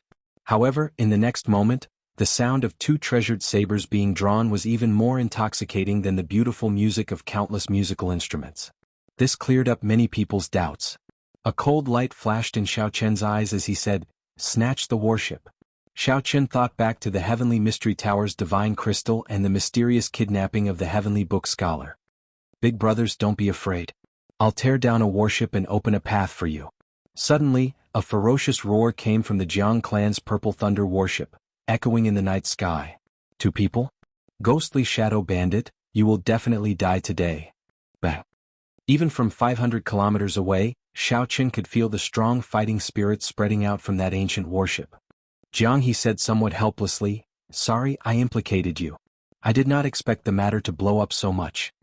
Regardless of whether it was the handsome white-clothed young man who gave off a cold and arrogant aura, or the gray-clothed young man who had a trace of a cynical smile on the corners of his mouth, neither of them retreated at all. The people who rushed over to watch the commotion looked up. Under the full moon, the two figures looked like they came out of a painting. A cold snort came from the Jade Light Pavilion's warship. A pretty woman on the warship said coldly, "You are seeking death. Just injure them. None of these two people are allowed to die." The warships of the various factions had already locked onto this place and sealed off all the paths. Come. Let's go over and take a look," Jianghu asked. The Heavenly Mystery Tower, the Sun Moon Pavilion, the Thunder Cloud Sect, and the Jade Water Mountain Manor. They are all the top factions of our soaring dragon Marquiate. What happened? The Smiling Daughter Pavilion is a place of crouching tigers and hidden dragons, with many experts. If there were no experts holding down the place, it would have been overturned long ago. The gentleness was heartbreakingly beautiful. Xiaoqin could not help getting intoxicated. He only slowly opened his eyes when the song ended. What was even more horrifying was that these warships all headed in the same direction. A melodious, clear and pleasing voice came from the brightly lit warship, sounding like the rumbling war drums. The night was no longer there, only this light illuminating the surroundings. This is just a surprise. A place of romance like the Smiling Daughter Pavilion rarely gets angry. I really wonder who could be so startling as to anger the Smiling Daughter Pavilion. Since these people made up their minds, they no longer hesitated. Not to mention whether the little monk could tear down the warship or not. Even if he could, the other warships would quickly seal the gap. There was simply no way to run. It would be difficult to escape from under the noses of others. Chapter 1850. 2 strands of saber light swept out. In an instant, the ferocious, surging sound wave attacks that tore through the flood did not lose any momentum. The two infused their wills of soul and saber Dao great Dao energy into their saber strikes. Hence, the instant they drew their sabers, the might was terrifyingly strong. The 2 strands of saber light were like 2 blazing suns competing in the night sky, lighting up this dark world. Kill. After breaking the sound wave attacks of 100 musical instruments on the fortress ship with one strike, the 2's auras flourished as a rainbow as they quickly descended towards the fortress ship. The 2's thinking was very simple.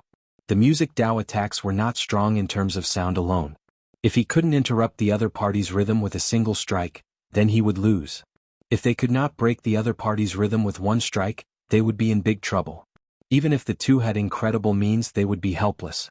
In fact, they might even sink deep into it, unable to extricate themselves and unable to escape. Without needing to communicate, the 2 knew what to do. There was only one choice: end the battle quickly and go all out. The pretty woman in the fortress ship was the headmistress of Soaring Dragon City's Smiling Daughter Pavilion. Her stage name was once Qiushue. Now people addressed her as Headmistress Shui. At this moment, the 2 strands of saber light already tore through the sound waves and crashed into the fortress ship. Boom! The saber light clashed intensely with the fortress ship's shield. Amid loud rumbling, the entire fortress ship shook. Many musical instruments fell to the ground. The graceful women also felt dizzy and panicked. Ding! At the crucial moment, Headmistress Shui sat on the ship's roof and quickly played her fingers. In one breath, Headmistress Shui played hundreds of melodious tunes at a dazzling speed. The flustered woman in the fortress ship quickly stabilized her emotions. Then, she played the musical instrument in her hand according to Headmistress Shui's tunes. A song of intoxicating beauty, where can one find a bosom friend? A song of cold autumn waters, who says that spring surpasses the autumn wind? Fallen leaves fill the sky with hundreds of flowers. A song of heartbreak, flowers scatter and fill the sky. Who will pity the beauty of the red fades? A song of heartbreak, how can one recall the past from the beginning? Cutting flowers and laughing, the shadow of the lantern grows thin. Now the red conch grows sad. Can one remember the bright moon in beautiful clothes? As hundreds of musical instruments rang out again, Headliner Shui used her heavenly voice to sing an extremely sorrowful song. It's the death of beauty. This is one of Fairy Blue Lotus's legendary divine melodies. Headliner Shui is truly fierce to be able to remain calm in the face of danger. Not only did they stop the ghostly Shadow Fiend duo's momentum, but they also launched a beautiful counterattack. Truly amazing. This song is really nice to listen to. Headliner Shui is truly worthy of being the imperial capital's courtesan belle of the past. Sincere and skillful, worthy of admiration. As long as I can drag this out, it doesn't matter whether or not the 2 fiends can break this song. If the warships from other places surround them, the ghostly shadow fiends will die for sure. The ghostly shadow bandit mysteriously turned into 2 people. The cultivators below had no choice but to change the way they addressed him. Of course, it wasn't a good name. Ghostly Shadow Fiend Duo. We can't continue like this. If we do it again, the melody will become even more impassioned and we will definitely die. The moment Headliner Shui's zither rang out, she started playing the death of a beauty.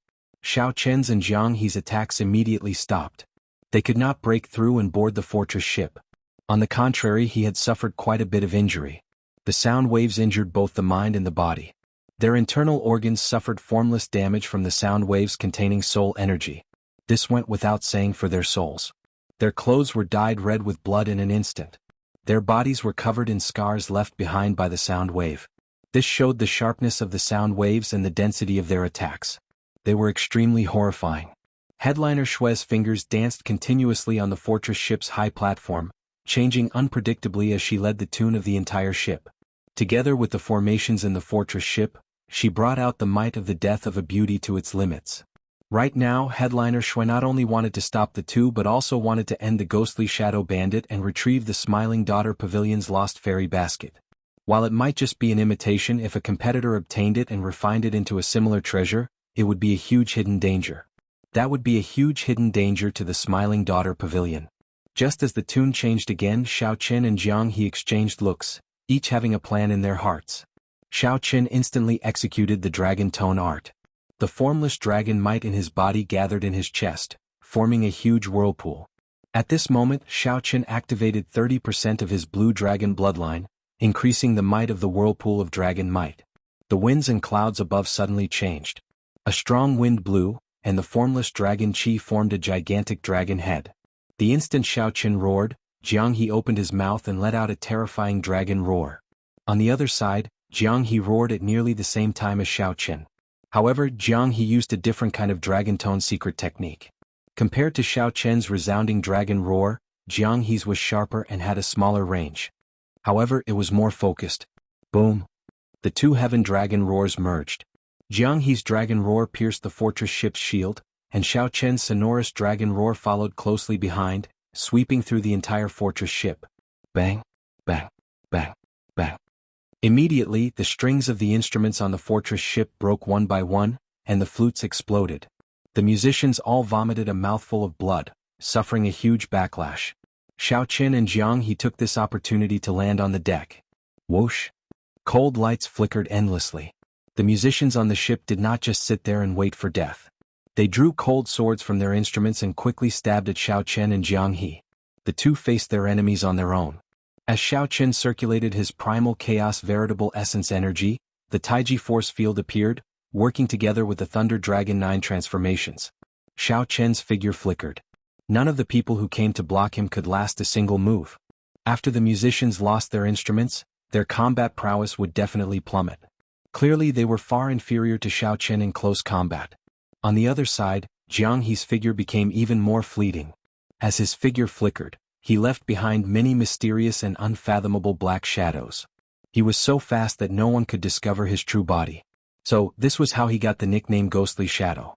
Not only that, but his saber light became even more tyrannical. A tyrannical aura flowed on his saber, showing no mercy. The musicians that Jianghu injured were all severely injured, instantly losing their combat prowess. After about 15 minutes, the two stood together again. Now, only headliner Shui remained among the musicians on the ship, standing high up. You. As headliner Shui looked at the many severely injured musicians on the ship, she trembled in anger. She had not expected such a situation to occur. Not only did she fail to capture the ghostly shadow fiend duo, but the girls on her side were also severely injured. Fortunately, Xiao Chen and Jianghu were not bloodthirsty people.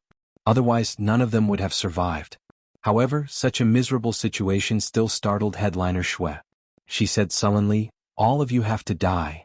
After saying that, headliner Shui took out the fairy basket, the Smiling Daughter Pavilion's soul tool. Crack. However, Xiao Chen had long since prepared for this. He knocked an arrow and let go before headliner Shui could.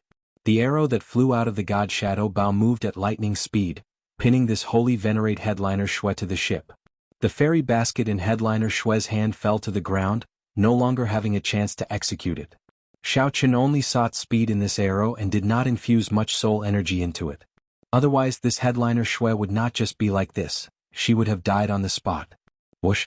Xiao Chen's figure flashed, and he arrived at the watchtower on the tall platform. Then he pulled out the arrow. Blood immediately spurted out. Headliner Shui's tender skin drained of all color. She appeared haggard, severely injured both in her physical body and soul. Xiao Chen raised his foot and kicked the fairy basket up. Then he held it in his hand and returned it to headliner Shui. Startled cries rang out continuously on the ship. Jianghu infused some energy into the many young girls and tossed them off the ship. The girls that he tossed off would not be in any danger of dying, falling to their deaths. Although the ghostly shadow bandit had stolen countless treasures, he did not have the hobby of killing people for fun. He was just somewhat frivolous and heartless. Ah! Girls are falling from the sky. Catch them. The ghostly shadow bandit laughed as he tossed the girls off the ship, eliciting startled cries from below. Damn. Girls really fell. They are the musicians of the Smiling Daughter Pavilion. They are all great beauties. Quick, quick, pick one up and take her back as your wife. Ah. What's the rush? They are all musicians of the Smiling Daughter Pavilion. Do you really dare to force yourself on them? What do you know? Don't you know what it means to be a hero saving a damsel in distress? Damn. Don't block me. Ghostly Shadow Fiend Duo. Quick, quick, toss a few more down. Such actions stirred up a huge commotion among the thousands of cultivators below. Thousands of people soared into the air in the night, waiting for the beauties to be tossed off the ship. Such a scene was rare to see even in 1,000 years. "You are all shameless, despicable hooligans," headliner Shui hugged the fairy basket as she pointed at the two. Tears leaked out of her poorly beautiful face as her entire body trembled as she cursed angrily. However, before headliner Shui finished, she let out a startled cry. Someone had tossed her down as well. "Stop playing around. I'll cover the rear. You go to the control room," Xiaoqin said softly from the watchtower. Then, he continued drawing his bow and looked at the warship that was still some distance away. Got it." Jianghu clapped his hands and tossed the last two beauties down. Then he rushed to the control room. Chapter 1851. As Xiaoqin held the god shadow bow from the crow's nest, he could see every warship within hundreds of kilometers clearly. Ever since Xiaoqin obtained the god shadow bow, he had never brought out even a tenth of its might. Even he did not know how great the potential of this bow was. The earlier arrow only drew the bow slightly. Before the bowstring was drawn, it severely injured a holy venerate on the spot. After advancing to middle stage star venerate, Xiaoqian's soul energy had increased significantly. That earlier arrow had not drained much of his soul energy. Xiaoqin felt some anticipation, so he infused the rest of his soul energy into the bow. He wondered how much might it could bring out. Could it bring out its second form, spreading its divine wings, like when it faced the heavenly book scholar? The fortress ship had already started moving. Under Jianghu's control, it quickly headed out of the city. With this fortress ship, Jianghu no longer had to fear the pursuit of the warships behind. He could compete with them in terms of endurance. Damn it! We absolutely cannot let them get away. After them. The Jiang clan's Purple Thunder warship took the lead and gave chase. War drums shook the sky and electric light shot out, illuminating the surroundings in a purple haze. A formation above the warship continuously absorbed the surrounding lightning-attributed energy. The lightning-attributed energy gathered into a resplendent ball of lightning, containing horrifying energy and startling might. The ball of lightning could shoot out at any moment. However, as the fortress ship Xiaoqin was on belonged to the Smiling Daughter Pavilion, the Jiang clan had some misgivings. If they destroyed the other party's fortress ship, the Jiang clan would not know what to do after this, so they hesitated. Before the very last moment, it was best not to release it. After all, there was still a chance to catch up. "You then." While the Jiang clan's people hesitated, Xiaoqin did not. He drew the bowstring, and a divine figure seemed to flash in the sky. The moment Xiaoqin let go, that ball of lightning instantly exploded. The speed of the arrow surpassed human thought. It was as if the moment Xiaoqin let go, the huge and horrifying ball of lightning was struck by the arrow. The energy contained in the god shadow bow's arrow detonated the ball of lightning. In an instant, the Jiang clan's warship appeared in the air. The warship turned into a resplendent firework, continuously giving off fiery light. Fireworks filled the sky, filling the night sky. Only the damaged main body of the Purple Thunder warship remained, on the verge of collapse. The Jiang clan cultivators on it had fled long ago. Joy and sorrow separated. The Jiang clan's people, who came in ferociously, obtained a result that no one expected. Stop. Stop. Stop. Stop. He has a soul tool in his hand. The other pursuing warships were frightened out of their wits. They were all stunned by the inconceivable scene of the Jiang clan's warship. Just a moment ago, the Purple Thunder warship was still in peak condition. How did it explode? How exactly did he break through the defense? What did he use? How did he detonate the thunderballs? It was truly frightening. The most frightening thing was that the Jiang family did not retaliate at all. Several holy venerates on the warship actually did not discover how the other party attacked and did not make a move to stop them. Tonight was destined to make everyone go crazy. The cultivators in Soaring Dragon City would not be able to forget this for many years to come. Of Qin of the Ghost of the Ling. First, they threw out the Smiling Daughter Pavilion's beauties, causing chaos everywhere. Even now it was still not over. Then they shot out an arrow and detonated the Purple Thunder warship. Everyone could not recover from the shock. Brother Shao, things are not good. The Marquis' residence's people are here as well. Jianghu said somewhat anxiously as he controlled the situation. With such a huge commotion, it would be hard for the city guards not to show up. However, given the current situation, it would be difficult for the city guards to control the situation. Actually, the city guards had been observing in secret from the very start. The city lord's residence was optimistic about the various factions of the soaring dragon Marquiate surrounding the ghostly shadow bandit. They did not mind the two sides fighting. To the soaring dragon Marquisite's lord, weakening some of the clans and sects in the city would not only be a huge benefit, but it would also be a happy outcome. This would further strengthen the Marquis's residence's control. That was what it meant when the Marquis's residence grew stronger. However, now that the situation was completely out of control, they had to show themselves to stabilize the chaos. Abandoned ship. Xiao Chun looked around and discovered the city lord's residence's warships in every direction of the city gates.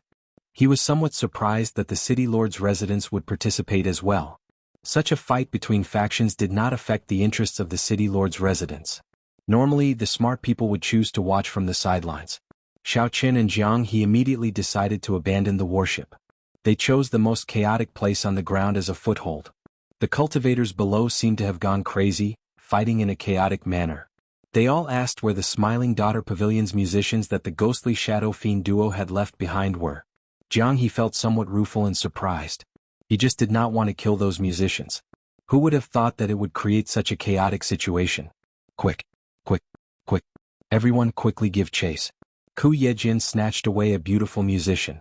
Don't let him escape. There is someone over there as well. Why can't I catch him? Everyone quickly look. That's Headliner Shui. She got tossed down as well. Headliner Shui, don't be afraid. I'll protect you. No one can hurt you.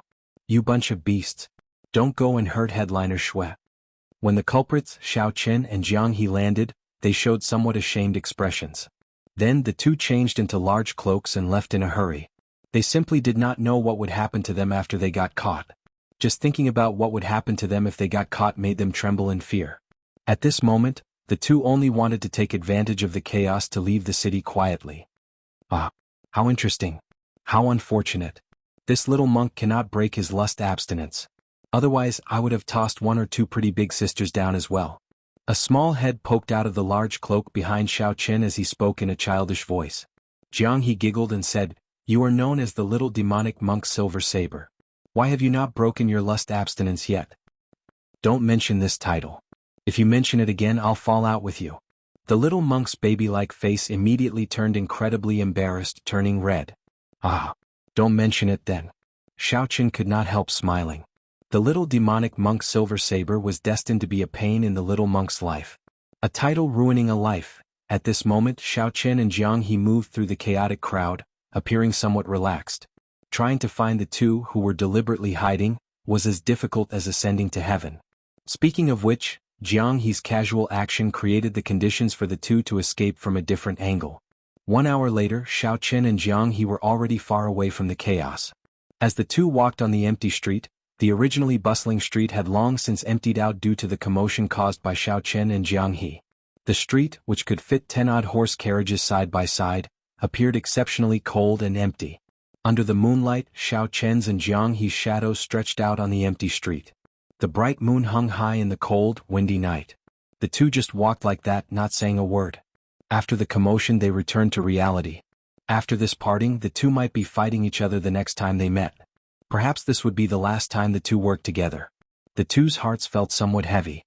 Fate was merciless and fate made fools of people. Who could have imagined that the two had the goal of becoming the Dragon Emperor?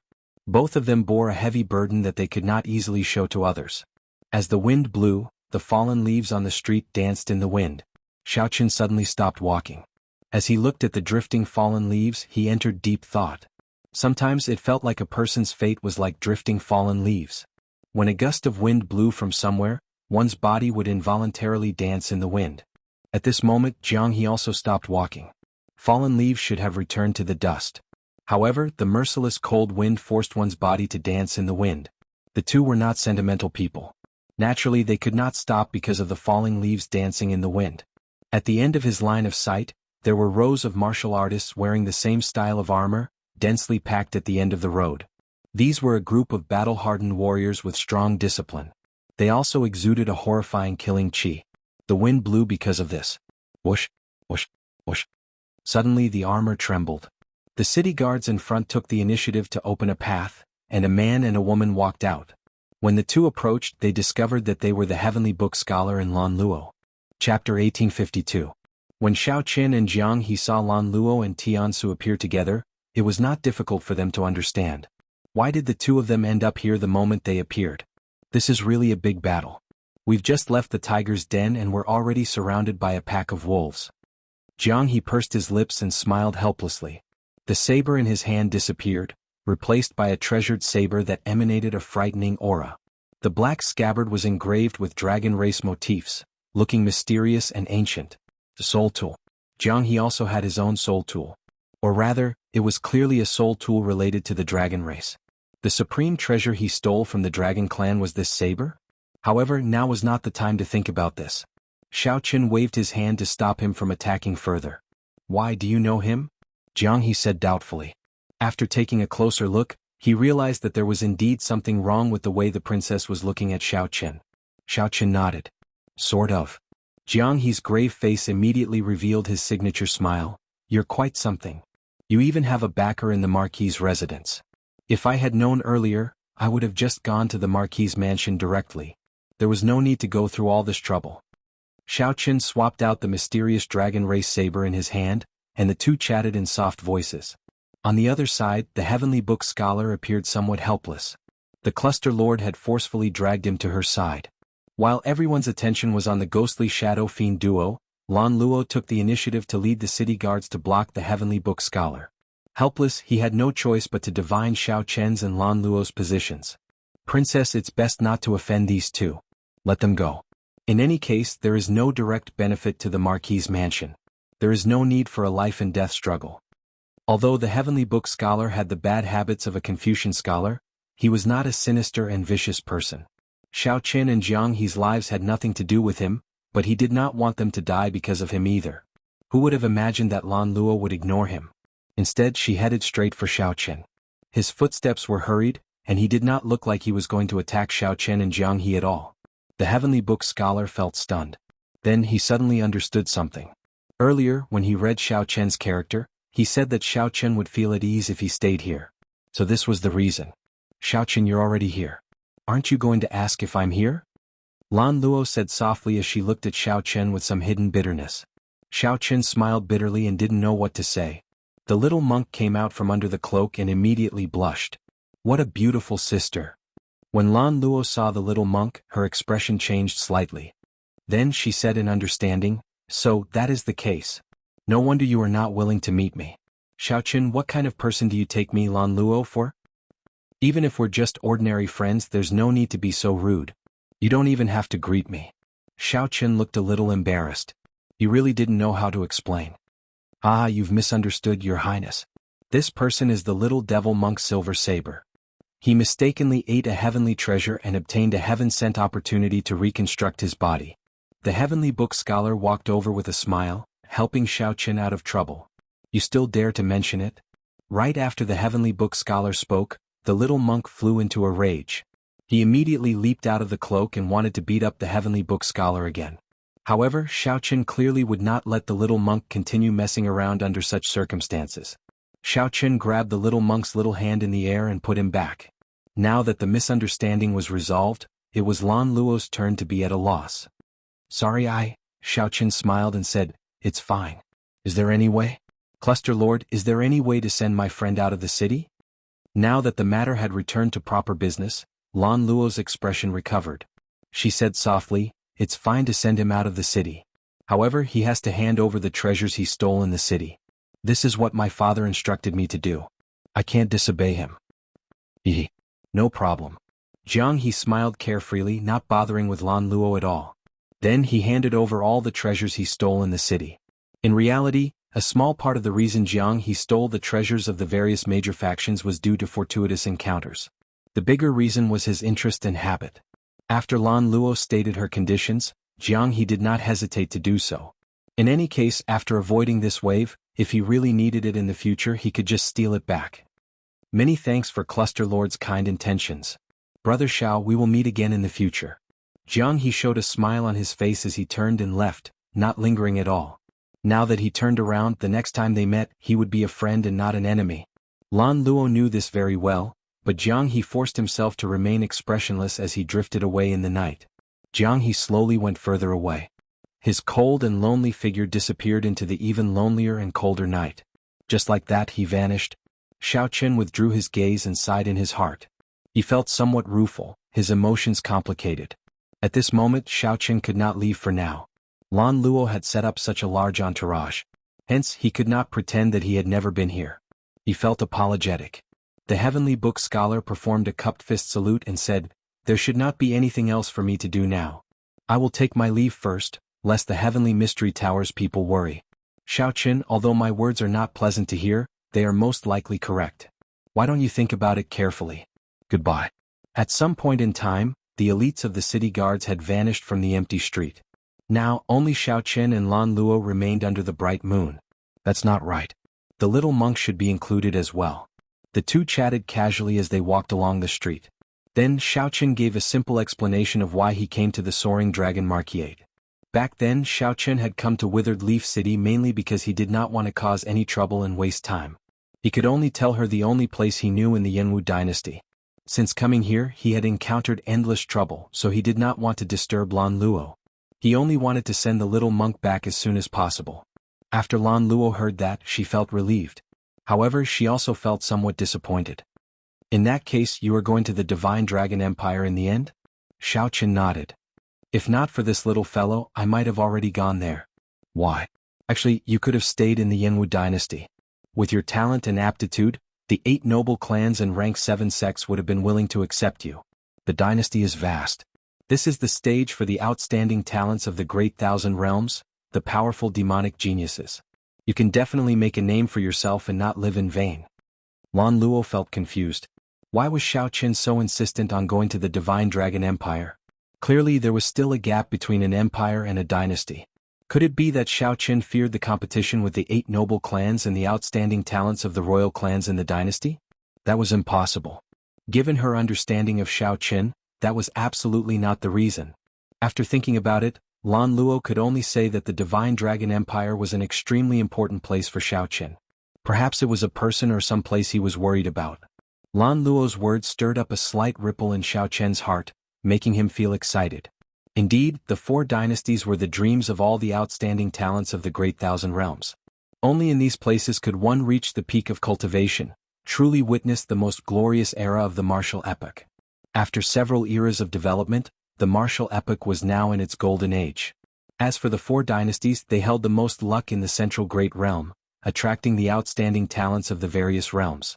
All the proud people wanted to come and give it a try. As a cultivator, Xiao Qin was naturally no exception. He wanted to see the true outstanding talents and demonic geniuses of this age. However, now was not the time. "I will come, but not now. I have to go to the Divine Dragon Empire." Xiao Qin said seriously. "It is not convenient to explain the reason now. However, many thanks for Cluster Lord's kind intentions." Lan Luo smiled generously and said, "There is no need to thank me between us. Don't treat me as a friend. There is no need to stand on ceremony. No matter what you decide, if you need help, I will definitely help you." Under the cool exterior, there was a trace of affection that could not be concealed. Xiao Qin smiled bitterly and did not reply. However, in his heart he added, "If Lan Luo runs into any trouble, I will definitely help her without hesitation." The two casually chatted about the past and their experiences as they walked to the city lord's residence.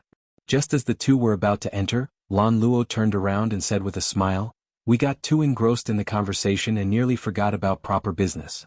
Before Xiao Qin could ask, Lan Luo continued, "My father would like to meet you. The Soaring Dragon Marquis wants to meet me? This is somewhat surprising." The Jianghu dynasty had 108 provinces. The opposite sex was conferred Marquis, and the family was conferred kingship. Marquis was already the highest title in the dynasty, aside from the dynasty's king. The Soaring Dragon Marquis was considered a major character in the entire Jianghu dynasty.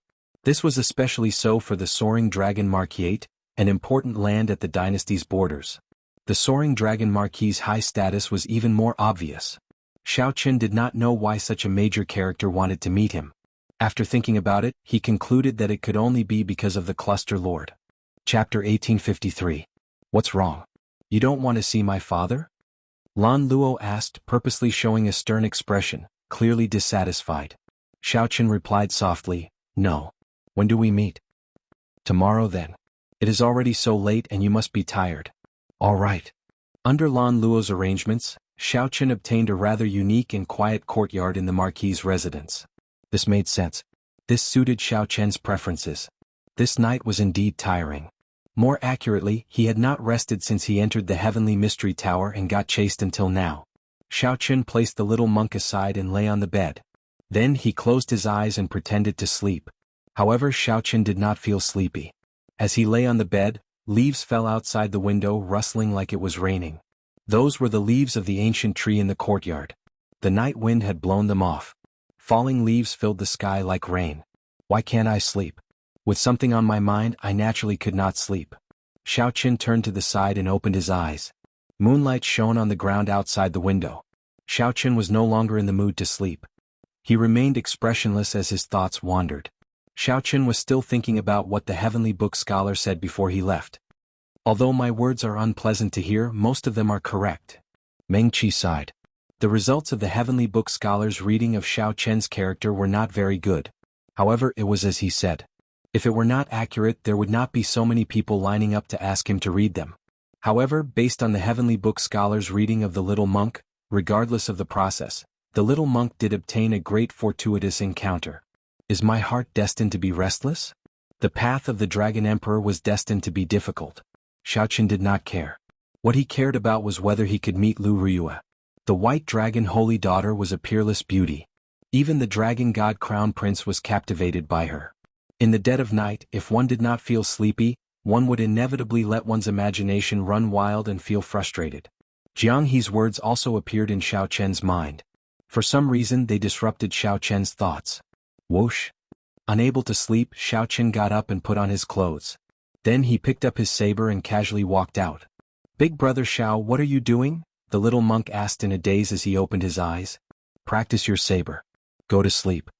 The moonlight shone on the courtyard like water, adding a hazy veil to the scenery in the courtyard. Xiaochen drew his tyrant saber and swung it casually. All sorts of feelings welled up in his heart. He was a little anxious, a little violent, and also a little resentful and unwilling. However, the more it was so, the more exquisite and gentle the saber light he swung out became. Have a tiger in your heart, sniffed the rose. Xiaochen controlled his mental state very well, not letting his saber technique lose its finesse and order. Even if it is difficult to find peace in my heart, I just want to have a clear conscience. Wah! As the saber light swept out, Xiaochen gently flicked it up. The perfectly straight tyrant saber condensed the moonlight in the garden into one beam and soared into the clouds. Xiaochen pushed off the ground and soared into the air. His white hair and robes fluttered in the wind. As he danced, boundless moonlight emanated from Xiaochen's body. For a time, the moonlight in the courtyard was like flying snow, but also like flower petals dancing in the wind. The garden was filled with fallen flowers, like a beautiful painting. Xiaochen hovered in the air, using his saber as a brush. His body was in the painting but his heart was outside. If it is difficult to find peace in my heart, then who can understand me? Who can understand my many years of lonely persistence? Who can understand the heavy burden of reviving the blue dragon that I have to shoulder? Who can understand my determination to seek the moon? The moon was like hundreds of flowers dancing in the wind, filling the sky with falling flowers. No one appreciates this beautiful painting. No one in the painting understands me. Crack. A crisp cracking sound rang out. The painting shattered, light and shadow scattered, and the moonlight scattered. It was like a withered willow. No one pitied it, no one loved it. If it is difficult to find peace in my heart and I cannot find someone who understands me, what is the point of having a clear conscience? The night deepened and the chill intensified. Who pitied me for wearing thin clothes and facing the moon alone? Accompanied by the withered willow and the overflowing saber light, there was an indescribable sorrow. However, this sorrow did not turn into rage or hatred. One could be sad, one could be worried, but one could not be angry or hateful. Furthermore, one used the saber to create a dream, dreaming of fine wine and beautiful women. Beautiful women drank with me, beautiful women laughed with me. There was no sorrow or worry. When the flowers fell in the dream, someone admired them with me. If one did not understand the beauty of dreams, how could one use the saber as a dream as a dream? Under the mottled moonlight, an illusory scene appeared in the courtyard. There was someone drunk, someone laughing, someone dancing in the sky with the moon. One could not tell if this was real or fake, a dream or reality. If one could not find peace in this heart, then let one enter a dream and sleep forever, never opening one's eyes for 10,000 years. However, one had to wake up from a dream. The moment one opened one's eyes, it was not the beautiful dream disappearing but the entire world slipping away from one's hands. A boundless disappointment filled one's heart. Could one continue to tightly grasp the saber in one's hand? Buzz. Suddenly, a boundless saber hum rang out in the courtyard. The saber in Xiao Chen's hand burned with a purple flame. When the purple flame scattered, the pitch-black saber turned a dreamy purple, like this was the true color of the tyrant's saber. Xiao Chen tightly grasped the saber and swung it casually. The night that filled the courtyard scattered, and the purple saber light spread out like water. Xiao Chen's expression suddenly changed. Under the purple saber light, a black-clad man on the wall was forced out. Who is it? Whoosh. Xiao Chen thrust his saber, and the purple light that filled the courtyard gathered into one beam and shot out. That person cried out in shock. His figure flashed, but the saber light still pierced through his shoulder. That person gave Xiao Chen a strange look. Then, his figure flashed a few times as he quickly left. The night turned hazy, disappearing in the blink of an eye. It was like that person had never appeared. Only the lingering purple saber light in the air proved everything that happened earlier. Xiao Chen sheathed his saber and frowned slightly. However, he did not give chase. This person could appear silently, only appearing unexpectedly after Xiao Chen activated the true form of the tyrant saber. This proved that this person was far stronger than Xiao Chen. However, he did not make a move. Clearly, he did not have any malicious intent. The Marquis's residence was filled with crouching tigers and hidden dragons. There were at least 10 people with such strength. If Xiao Chen gave chase and caused trouble, it would not be good. Now that Xiao Chen stopped thinking, he naturally could not continue brandishing his saber. Xiao Chen went to the stone table in the courtyard and gently placed the tyrant's saber on it. Then he took out the 1,000-year flame and drank by himself. After brandishing his saber, Xiao Chen's restless emotions calmed down. After a few cups of fine wine, moonlight unknowingly enveloped him, and he fell asleep in a daze. When Xiao Chen opened his eyes again, piercing sunlight shone in, and his neck stiffened uncomfortably. This time, he found himself resting his chin on his hand as he slept for the entire night. Young Master Xiao, sorry for the disturbance. The Marquis has prepared a family banquet and would like to invite young Master Xiao over.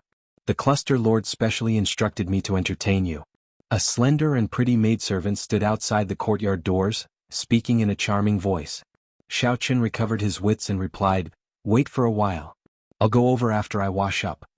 After tidying up, Xiao Chen carried the little monk on his back and went to attend the family banquet under the maidservant's lead. Generally speaking, the grander family banquets were usually held in the evening.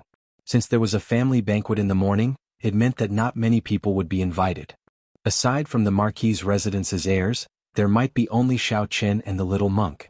The Marquis's residence was very large, with winding corridors, fake mountains and flowing rivers. It was like a maze crisscrossing each other. Without anyone to lead the way, one might really get lost in the maze wandering around. On one of the corridors, Xiao Chen discovered a group of people marching in front. Their destination seemed to be the same as Xiao Chen's. However, Xiao Chen could tell that many of them were just attendants and guards. The true master was the youth in embroidered clothes leading the group. That youth was very handsome and easygoing. Xiao Chen could see a smile on his face. When this youth spoke to the maidservant leading the way, he did not put on an overbearing air at all, making that maidservant feel embarrassed. Aside from this, that youth also exuded a pressing air of nobility. However, his easygoing air covered up this air of nobility, making others feel close to him. Xiao Chen stopped and entered deep thought. There is nothing to mind about this person. Xiao Chen stopped because he discovered a relatively pure dynasty's luck on the other party's body. The 4 dynasties occupied the main dragon veins of the central Great Realm. All those with dynasty bloodlines could receive protection from the dragon veins. The purer one's bloodline was, the greater the dynasty's luck one received. With the protection of the luck of the Jianghu dynasty's vast territory, one's luck would be much stronger than that of ordinary people. Aside from that, the nobles conferred titles by the dynasty would also receive the protection of the luck of the dragon veins. For example, the soaring dragon Marquis was conferred the title of Marquis, second only to the imperial prince. After all, kings with different surnames were extremely rare in any dynasty. Normally, Marquis was the highest rank. The soaring dragon Marquis also had this luck. However, whether one could discover it or not was another matter. That is monarchy. He was also invited to the clan banquet this time. I heard that he came specially for the young miss, wanting to invite her to join the rank 7 Divine Sword Pavilion. The maidservant leading the way stopped and smiled when she saw Xiao Chen's gaze. The maidservant seemed to understand this monarch very well. With just a casual question she revealed a lot of information. Based on the maidservant's eyes, it seemed like she was very fond of this monarch. Rank 7 sects already stood at the peak of this world. Even in the entire Great Thousand Realms, the number of rank 7 sects could be counted on one hand. Even in the vast Jianghu dynasty there were probably only a few. The competition was exceptionally intense. Even the royal family would not receive any special treatment. For Monarch Yu to be so confident in inviting Lan Luo to join the Divine Sword Pavilion, his strength should not be weak. Without overthinking, Xiao Chen smiled faintly and said, "Continue leading the way then." Chapter 1854. After some delay, Xiao Chen arrived at the Marquis's residence's main hall about 7 minutes later.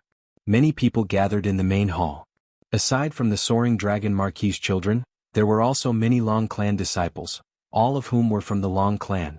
It was clear that the Long clan was flourishing and had many people. This made sense. As a marquis, it would be strange if the clan was not flourishing. Monarch Yu's attendants and guards were scattered outside the main hall, standing together with the Marquis's residence's guards. Monarch Yu showed grave expressions, not letting down his guard just because he was in the Marquis's residence. The family banquet in the main hall had not started yet. Monarch Yu was the son of a duke, possessing the royal clan's bloodline and a noble status. However, he was easygoing and polite. His bearing and boldness were praiseworthy. Currently Monarch Yu was chatting with a youth. That youth looked somewhat similar to Lan Luo and was also older. He should be Lan Luo's older brother. The Long clan disciples surrounded the two, chatting happily. However, Monarch Yu dominated the spotlight. Most people's gazes landed on him. This was especially so for the many women. Their eyes gleamed with admiration, not hiding it at all. "Young Master Xiao, we have arrived." The maidservant leading the way bowed obediently. Before the maidservant left, she gave Monarch Yu a bashful look before taking her leave. The little monk lay on Xiao Chen's shoulder looking around curiously. He looked very cute. One adult and one child entered the main hall. This immediately attracted countless gazes. Many people showed curious expressions. Aside from Monarch Yu, why was there an outsider at the Long clan's family banquet? "You are." The youth chatting with Monarch Yu asked from afar without standing up. Whoosh. Many gazes immediately focused on Xiao Chen. The bustling hall turned quiet. "Big brother, he is Xiao Chen, the person I told you about. Father specially invited him here." Without waiting for Xiao Chen to reply, Lan Luo stood up and made the introductions, leading Xiao Chen over. "To think that you dare to enter the Dragon Marquis's residence. Long clan guards, take him down." A familiar figure appeared among the Long clan disciples. This person could not hide his murderous intent as he pointed at Xiao Chen. "Longbo?" Xiao Chen recalled that this person was the young marquis who had sent someone to assassinate him in the Soaring Dragon Great World. He seemed to be Lan Luo's 7th brother. Xiao Chen remembered that he had clearly killed him. However, it was not strange. At that time he had left in a hurry and did not finish him off. With the resources of the princess's residence and the presence of some experts, it was not surprising that they were able to save him. Swish swish swish. A group of guards appeared outside the door and surrounded Xiao Chen without any explanation. However, Xiao Chen did not make a move. He only looked at the youth beside Monarch Yu. Clearly Lan Luo's eldest brother was the one with more prestige here. "Let's go. There's nothing here." Lan Luo's first brother waved his hand and dismissed the guard. Then he said indifferently, "7th brother, young Master Xiao is an honored guest that Imperial Father specially invited. Watch your words. Otherwise I don't mind kicking you out." Long Bo's expression was quite sullen. His enemy was right in front of him, but he was his father's honored guest. He couldn't even take down Xiao Chen in his own home. "Don't be arrogant. Sooner or later I will teach you a lesson."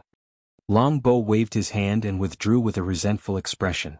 Xiao Chen said indifferently, "I don't mind killing you again." Whoosh. Right after Xiao Chen spoke, a huge commotion immediately broke out, shocking the Long clan disciples. Then the shock turned into enmity. For Xiao Chen to say such words in front of the Long clan in the Marquis's residence was somewhat mocking. Even Lan Luo's eldest brother felt somewhat embarrassed, stunned for a moment. "It looks like I am not very welcome. Goodbye." Xiao Chen had always been a decisive person. When he saw the expressions of the others, he was not willing to remain here.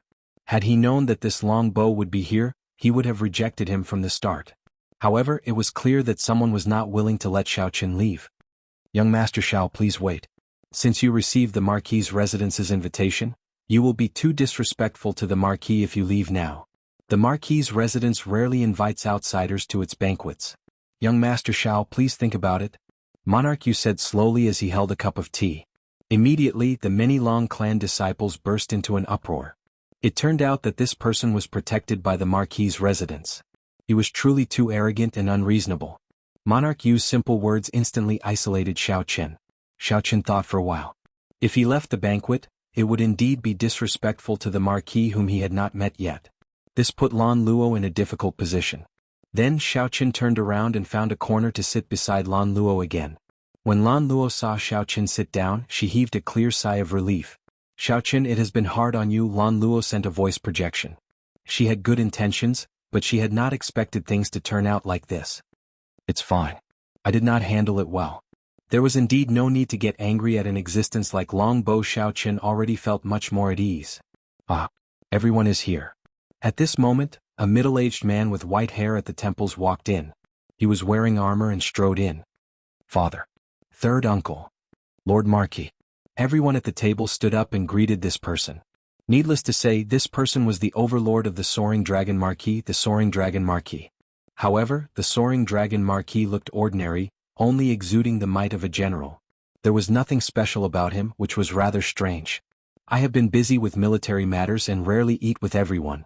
Today there are 2 honored guests coming to the banquet. Come, let me offer a toast to the 2 of you. The Soaring Dragon Marquis was rather straightforward. After indicating for everyone to sit down, he stood up and offered a toast to Xiaoqin and Monarch Yu. Xiaoqin and Monarch Yu did not dare to be slow. They stood up at the same time and drained the wine in their cups in one go. Thank you, Lord Marquis, for your hospitality. The 2 took their seats and put down their wine cups. The banquet officially began. Delicacies that were not sumptuous but had great value were served up. At the table, the Soaring Dragon Marquis did not pay any attention to Xiaoqin and Monarch Yu. As they chatted, they only talked about family matters and other minor matters. Your father does not put on any airs. Xiaoqin said to Lan Luo, who was beside him. However, Lan Luo replied somewhat helplessly, in my impression he has always been like this. He is neither warm nor cold to everything. You will never be able to see the true thoughts in your heart. I can't see through them either. For example, the Soaring Dragon Marquis had clearly called Xiaoqin over on purpose.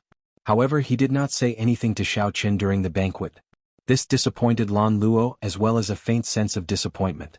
I heard that Monarch Yu wants to invite you to join the Divine Sword Pavilion. Xiaoqin missed this topic and changed the topic. A bright light flashed in Lan Luo's eyes. What's wrong? Are you interested? Let's go together. The Divine Sword Pavilion is one of the few rank 7 sects in the Jianghu dynasty. Many of their disciples are powerful demonic geniuses who can rank on the martial monarch ranking. Xiaoqin smiled and said, I am a bladesman. How can I go to the Divine Sword Pavilion? That's true. I nearly forgot about that. Lan Luo frowned, appearing somewhat vexed. In that case I won't go either. On the other side, Monarch Yu looked at Lan Luo, who was conversing intimately with Xiaoqin. A hard-to-detect cold light flashed in his eyes. Soon, someone suddenly stood up and offered a toast to Xiaoqin. Young Master Xiao, you came from afar. Long Yun offers you a toast. Since someone offered him a toast, he naturally had to return the favor. After a cup of wine, Long Yun asked, Young Master Xiao received second uncle's invitation at the same time as Monarch Yu. I believe you also come from a prestigious clan, right? Xiaoqin replied indifferently, No, I am just a loose cultivator. This is my first time in the Central Great Realm. These words caused another uproar. It was actually a rogue cultivator without a sect or sect. Furthermore, he had only just arrived in the Central Great Realm. In their eyes, such a person was simply a country bumpkin. When the others thought of themselves, they couldn't believe that they were sitting and eating with someone of such status. Their expressions couldn't help but turn a little weird. Monarch Yu revealed a surprised expression. Unexpectedly, one of the ghostly shadow fiend duo, who caused a commotion last night, has just arrived in the Central Great Realm. The ghostly shadow fiend duo. Monarch Yu's casual words successfully caused the expressions of these Long clan disciples to change again. This fellow did not speak much, but his words were filled with thorns trying to isolate them. When the Long clan disciples thought about it, they found it somewhat funny. The so-called monarch's breadth of mind and boldness were only SOSO. Chapter 1855. The seemingly ordinary family banquet was actually surging. Monarch Yu succeeded in setting the tempo. This made everyone in the Long family view Xiao Chen with hostility and coldness. Xiao Chen found it a little strange, but he didn't think too much about it. In the banquet, when Lan Luo's big brother saw the situation develop to this point, he shook his head and did not say anything. Long Yin, while I'm not around, have you neglected the cultivation of the Long family disciples? When the family banquet was about to end, the soaring dragon Marquis looked at Lan Luo's eldest brother and asked in a serious tone. My Long family has been famous for our bravery since the founding of the dynasty. We have never dared to forget the teachings of our ancestors. Father, you can check at any time. The disciples of the Long family have never slacked off, nor do they dare to slack off. Long Yin answered calmly and confidently. Draco nodded his head in satisfaction. A person's innate talent and comprehension are different from birth. Comprehension cannot be forced. I will never force it. My Long family can have trash bodies, but we cannot have lazy people. The soaring dragon Marquis's gaze shifted to Long Yin as he continued, after the family banquet, I will conduct an inspection at the drill grounds. Anyone who passes my eyes will be rewarded. On the contrary, I will not punish you. I will only punish you, Long Yin. Long Yin gladly accepted the order, not caring about these somewhat demanding conditions. The Long family disciples heard the soaring dragon Marquis's words. Their faces were filled with excitement and anticipation. Everyone had a competitive heart. Coupled with the fact that he would receive a reward from his father, it was hard for him not to be excited. Monarch Yu and Xiao Chen, come along as well. The soaring dragon Marquis invited as he looked at Xiao Chen and Monarch Yu. His tone was relaxed and seemed easygoing, but there was a hint of irrefutability in it. My pleasure. My father has always told me that the soaring dragon Marquis has a strict upbringing. After standing in the north for so many years, I definitely have to take a good look. Monarch Yu smiled faintly and dealt with the situation easily. Xiao Chen thought for a while. He was prepared to leave after the family banquet. The soaring dragon Marquis's invitation put him in a difficult position. Xiao Chen Luo, told me about your matter. I contacted the Hidden Spirit Temple's abbot last night. They will send people to bring little monk Yenchen back. At the same time they will convey my thanks to you. The Hidden Spirit Temple owes you a favor. The soaring dragon Marquis seemed to have guessed what Xiao Chen was thinking. What? These words immediately shocked the disciples of the Long family, and they revealed expressions of extreme disbelief. Monarch Yu's words had already caused their impression of Xiao Chen to plummet. They now felt that he was just a country bumpkin who had just arrived in the Central Great Realm. He didn't belong to any sect, so there was no need to treat him too well. There were too many people like this. In the entire Great Thousand Realms, everyone took pride in being in the Central Great Realm. This was the center of the martial epoch. The four dynasties and the many empires dominated the direction of the entire martial epoch. As the descendants of the Yanwu dynasty's soaring dragon Marquis, they were very proud. There was no need to criticize them. After all, they had the capital to do so in the first place. After leaving the Central Great Realm, no matter where they went, they would receive the highest treatment. However, the soaring dragon Marquis's casual words made them flabbergasted.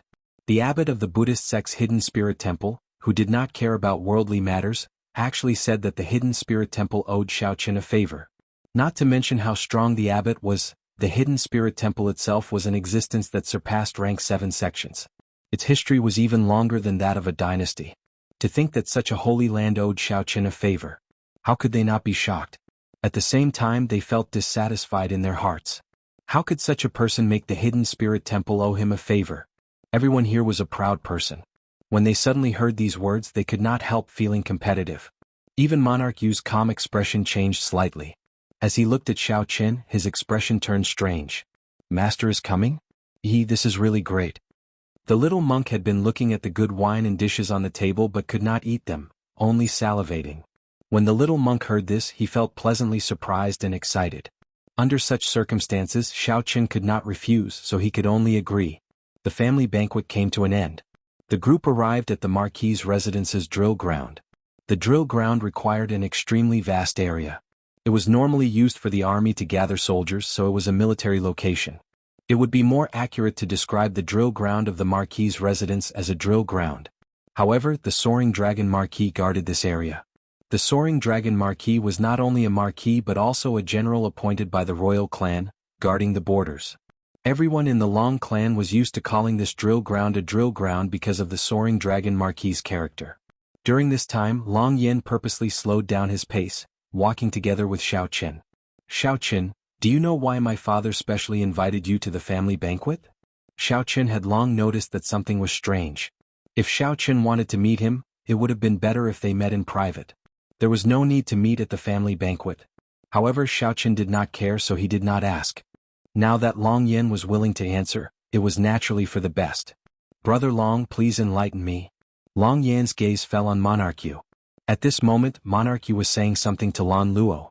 Monarch Yu's expression looked very sincere. However, Lan Luo did not respond warmly. Monarch Yu? That's right. It is Monarch Yu. He is the son of a duke, a relative of the royal clan, and holds a noble status. His comprehension ability is even more incredible. He has an amiable character and a good reputation. After that, there is no after that. Long Yen smiled faintly and did not say anything more, leaving directly. This made Xiao Qin feel even more suspicious, causing him to frown slightly. Big brother, this fellow must be doing this on purpose, leaving things halfway. Is there anything more annoying than this? The little monk said, feeling aggrieved. Xiao Qin said softly, do whatever you want. I'll deal with it when it comes. I won't be staying here for long. After sending you off, I'll leave immediately. Xiao Qin was very open about many things now, not caring about them. When Xiao Qin arrived at the drill ground, the Long clan disciples eagerly searched for suitable weapons and started practicing. Long Yen accompanied his father, watching the performance of the Long clan disciples below from the tall platform. The Long clan disciples were indeed extraordinary. Xiao Qin looked around. The weakest was an early-stage star venerate. Many of them were even late-stage star venerates. As for that Long Yen, Xiao Qin guessed that he had already broken through the shackles of a star venerate due to his older age. After becoming a holy venerate, he would be an outstanding talent among the outstanding talents of the Long clan. While in the drill ground, Xiao Qin surprisingly discovered a shooting range. Several Long clan disciples were drawing their bows and shooting arrows. The setup of this shooting range was very complicated. There were formations on the ground, either increasing gravity or creating a weightless environment, testing the strength of the archers. In the depths, one could easily simulate all sorts of harsh environments. The starry heavens, a forbidden sea, a land of lava, and a 5,000-kilometer-long glacier. Excellent archery. He reached the 10th ring again. Incredible. Third brother truly lives up to being the top archer of our Long clan disciples. His archery skills are becoming increasingly exquisite. Even under 20-fold gravity and 10 kilometers away, he can still firmly hit the 10th ring. The Long clan disciples surrounded a youth, praising him. Just at this moment, Monarch Yu and his subordinates walked over. The group immediately egged on Monarch Yu to shoot an arrow as well. The royal bloodline requires one to be proficient in the 6 arts from a young age. Monarch Yu's archery skills must be extraordinary. Right, Monarch Yu, let us broaden our horizons, Long Hua said. Long Hua, Lan Luo's third brother, also said in admiration. Monarch Yu said softly, my skills are insignificant. How could I dare to embarrass myself? Feng Tian, show the Long clan disciples what you are capable of. Yes. A subordinate walked out from behind Monarch Yu and took a bow from Long Hua. Then he stood still and casually shot an arrow. A piercing sound soared into the clouds, kicking up strong winds that swept through the entire drill ground, attracting everyone's attention. Boom. With this arrow, the target, which was made of divine material, was directly shattered. The tail of the arrow continued to buzz as it landed 10 kilometers away. The second target also hit the 10th ring. This small display of skill immediately shocked everyone, shocking everyone.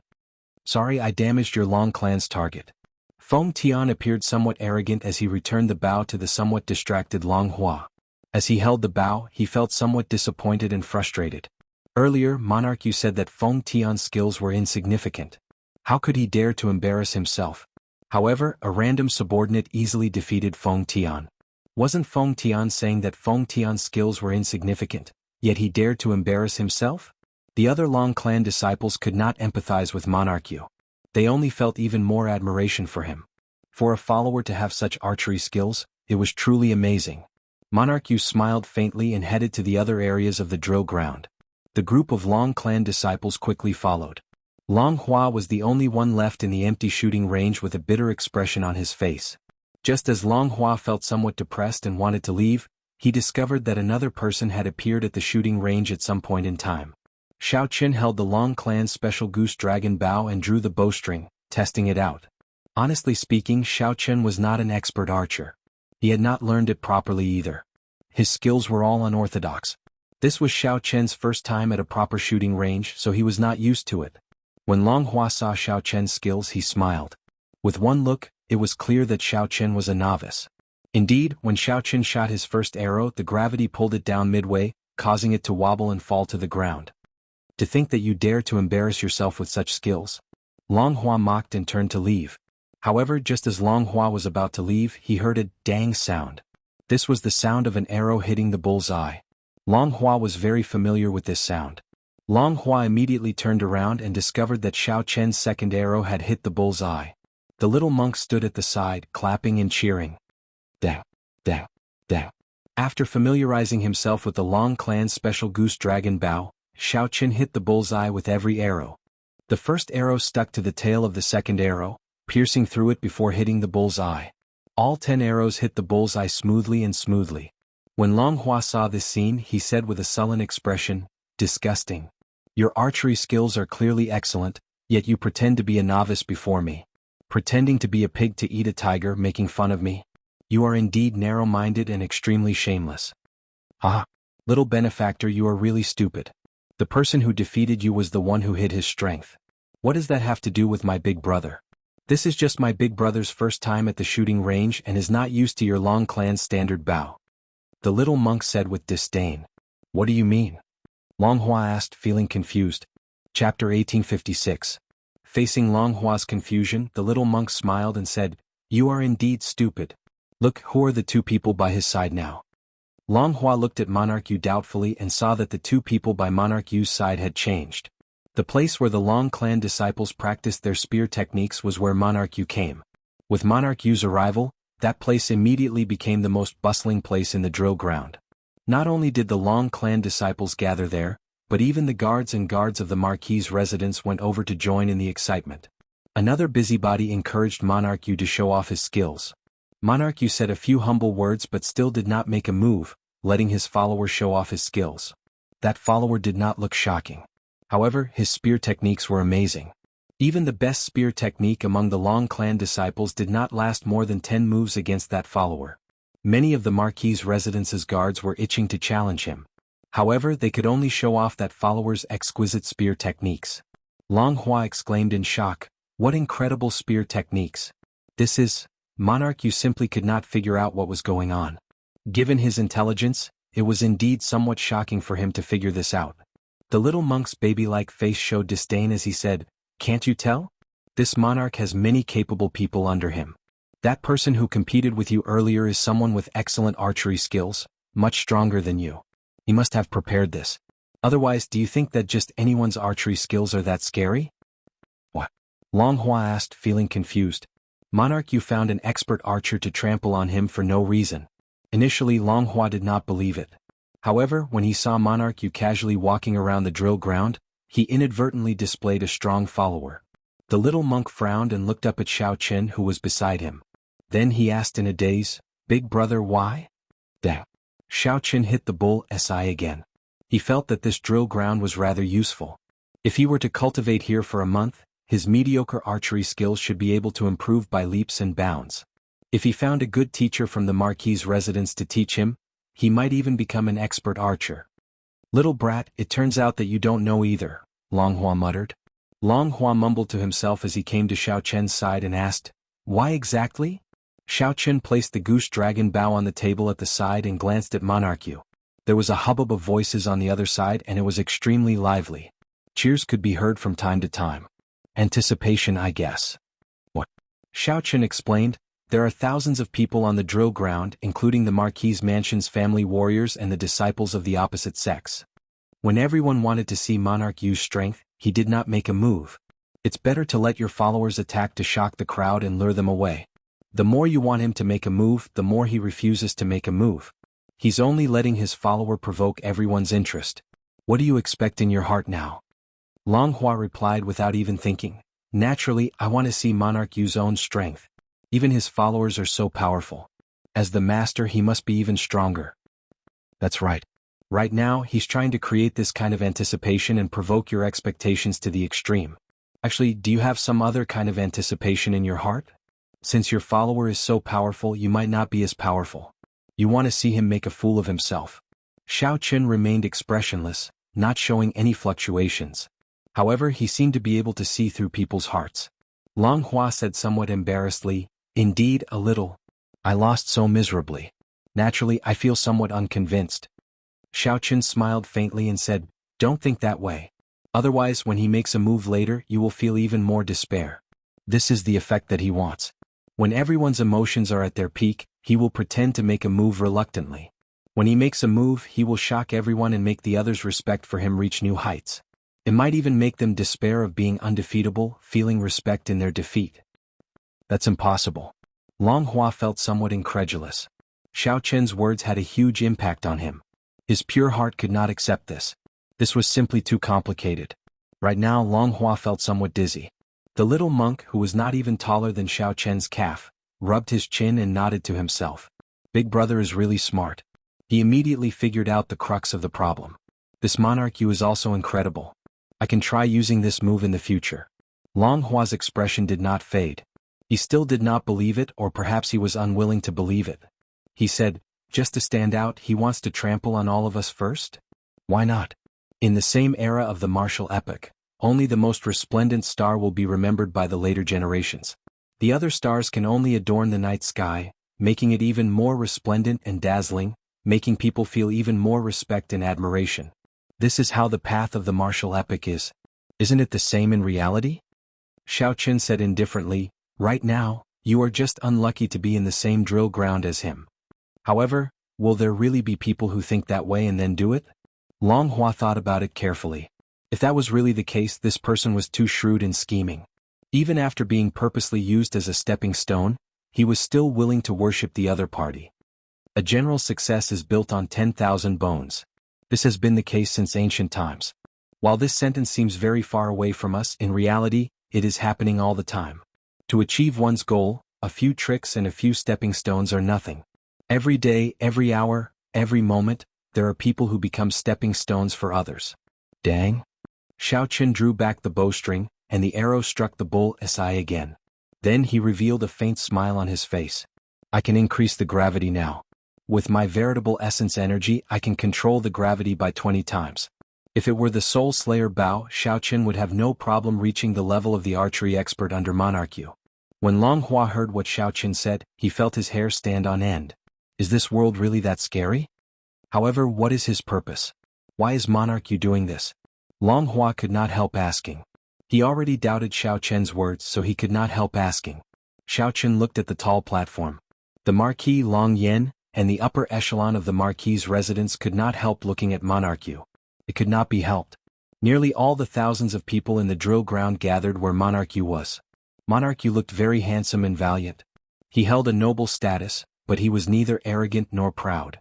Just his subordinates could make people applaud and praise him endlessly. If the people in the drill ground did not pay attention to him, who would they pay attention to? Could it be those lonely, lost, or disappointed stepping stones in the corners? Compared to the cheerful Monarch, who had a gloomy expression and was dispirited and full of negative energy, who would they pay attention to? The answer went without saying. Xiao Qun thought about the excited Long clan disciples at the family banquet. At this moment, the outstanding talents among them were all like Long Hua, dispirited and dissatisfied. It was not that they were not outstanding enough. It was just that they ran into the even more outstanding Monarch. This was originally a drill prepared for them. With Monarch's means, the main character changed, becoming Xiao Qun himself. This allowed the soaring dragon Marquis and the upper echelon of the Marquis's residence to focus their gazes on him. They had somewhat forgotten the original purpose of this drill. After Long Hua heard what Xiao Qun said, he could not say that he understood everything. However, he understood Xiao Qun's words. However, Long Hua still felt dubious in his heart. He felt that what Xiao Qun said was too shocking, somewhat unrealistic. "Brother Xiao, your archery skills are pretty good." Suddenly Monarch, who was in the crowd in the distance, seemed to have discovered Xiao Qun by accident. Following Monarch's gaze, the gazes of the drill ground immediately shifted to Xiao Qun. As Monarch spoke, he walked over naturally and the others quickly followed. "Monarch, show us your skills." It was unknown who shouted that, but the cultivators following Monarch Yu instantly erupted. Right. Monarch Yu, you possess the royal clan's bloodline. You are definitely skilled in the 6 arts, and your archery skills must be extraordinary. Show us your skills. Let's see how exquisite the royal clan's archery skills are. Show us your skills then. After watching Monarch Yu's subordinates make a move several times, these people were already anticipating Monarch Yu to truly show off his strength. Monarch Yu thought for a long time. Then, he said with some difficulty, archery is indeed not my specialty. If I make a fool of myself, please forgive me. Good. The crowd was excited. Monarch Yu was finally going to make a move. The many Long clan disciples and generals all felt excited. Brother Shao, if you don't mind using the bow in your hand, right? Monarch Yu asked softly, showing a humble attitude.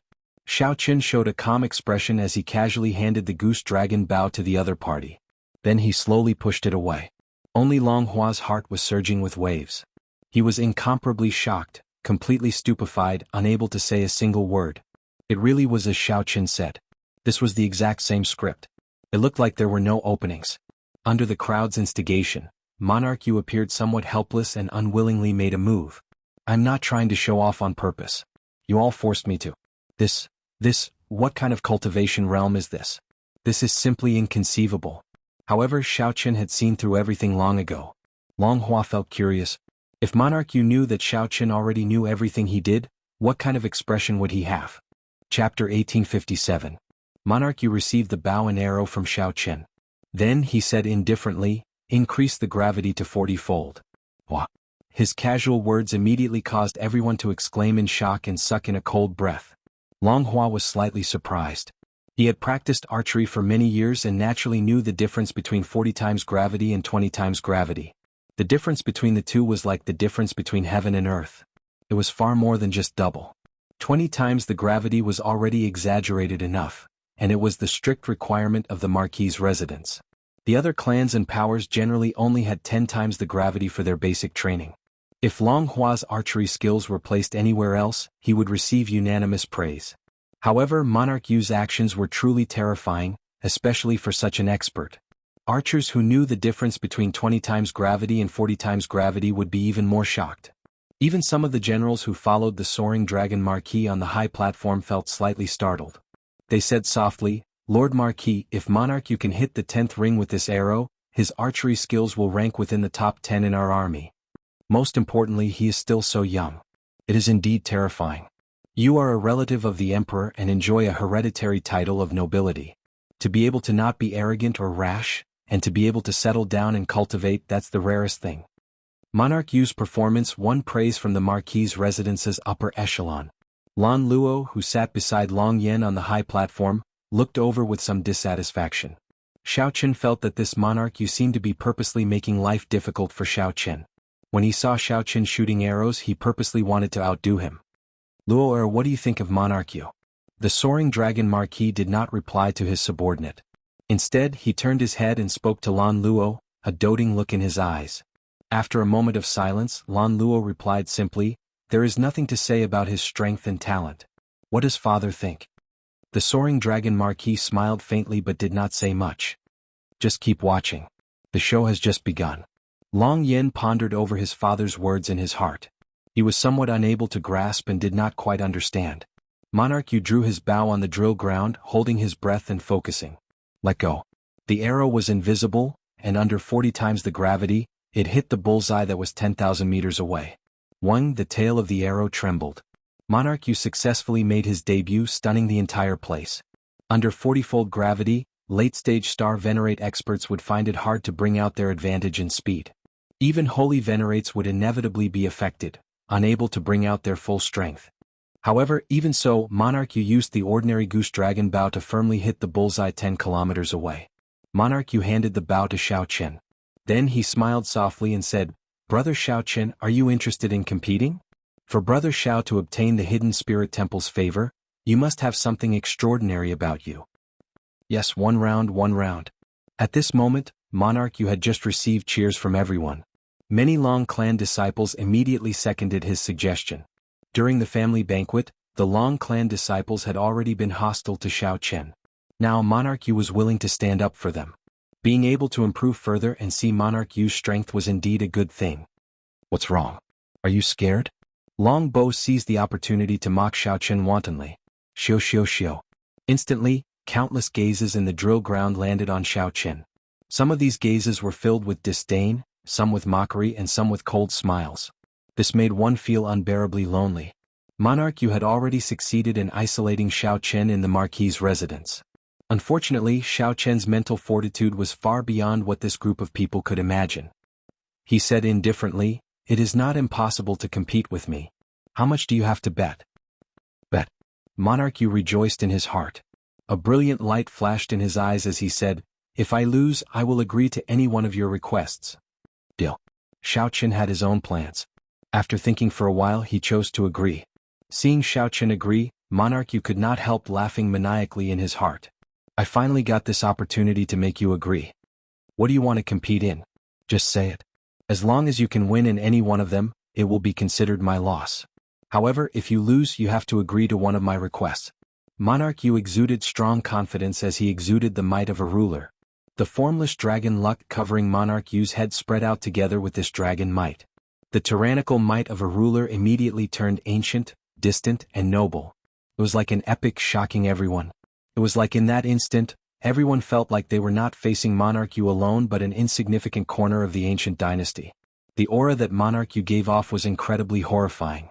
The sudden appearance of the dynasty's might forced the people near Monarch Yu to move back, not daring to look at him directly.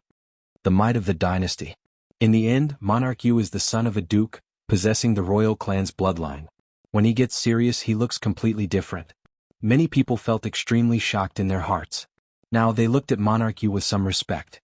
As Xiaochen observed in secret, he deeply felt the vastness and ancientness of a dynasty.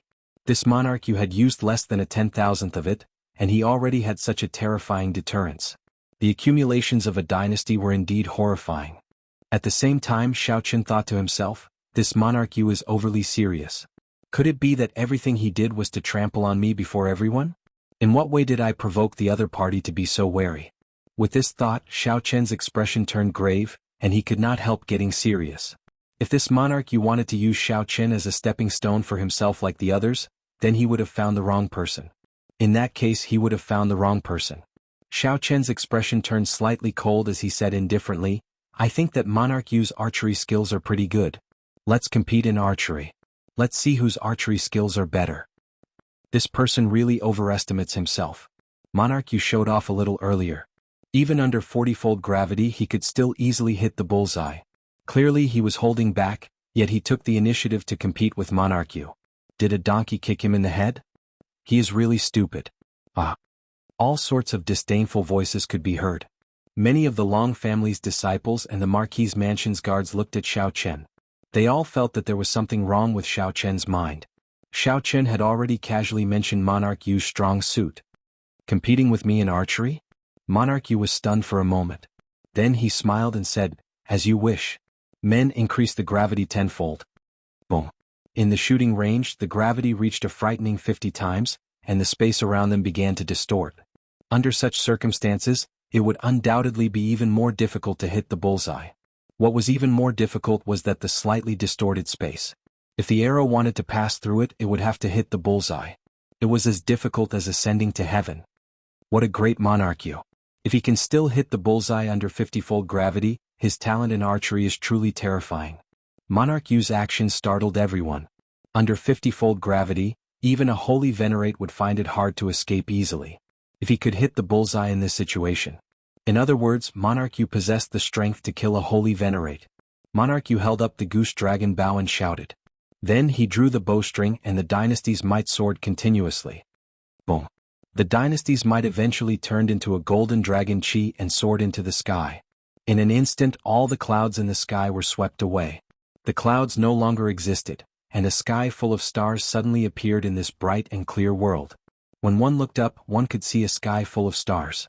Using the dynasty's might to support himself, Monarch Yu cleared away the clouds in the sky. This resulted in a mysterious phenomenon of flipping day and night. Countless stars flickered in the clear sky. The sky full of stars looked exceptionally bright from the central great realm. What is the center? I am the center of the universe. The great thousand realms originate from me. The boundless astral regions all revolve around me. At this moment, Monarch Yu on the drill ground gave off a light that said, I am the only one in the vast sea of people. Everyone regards me as the center. Whoosh! Monarch Yu suddenly let go, and the stars in the sky gave off a bright light. Boundless starlight descended and drifted down.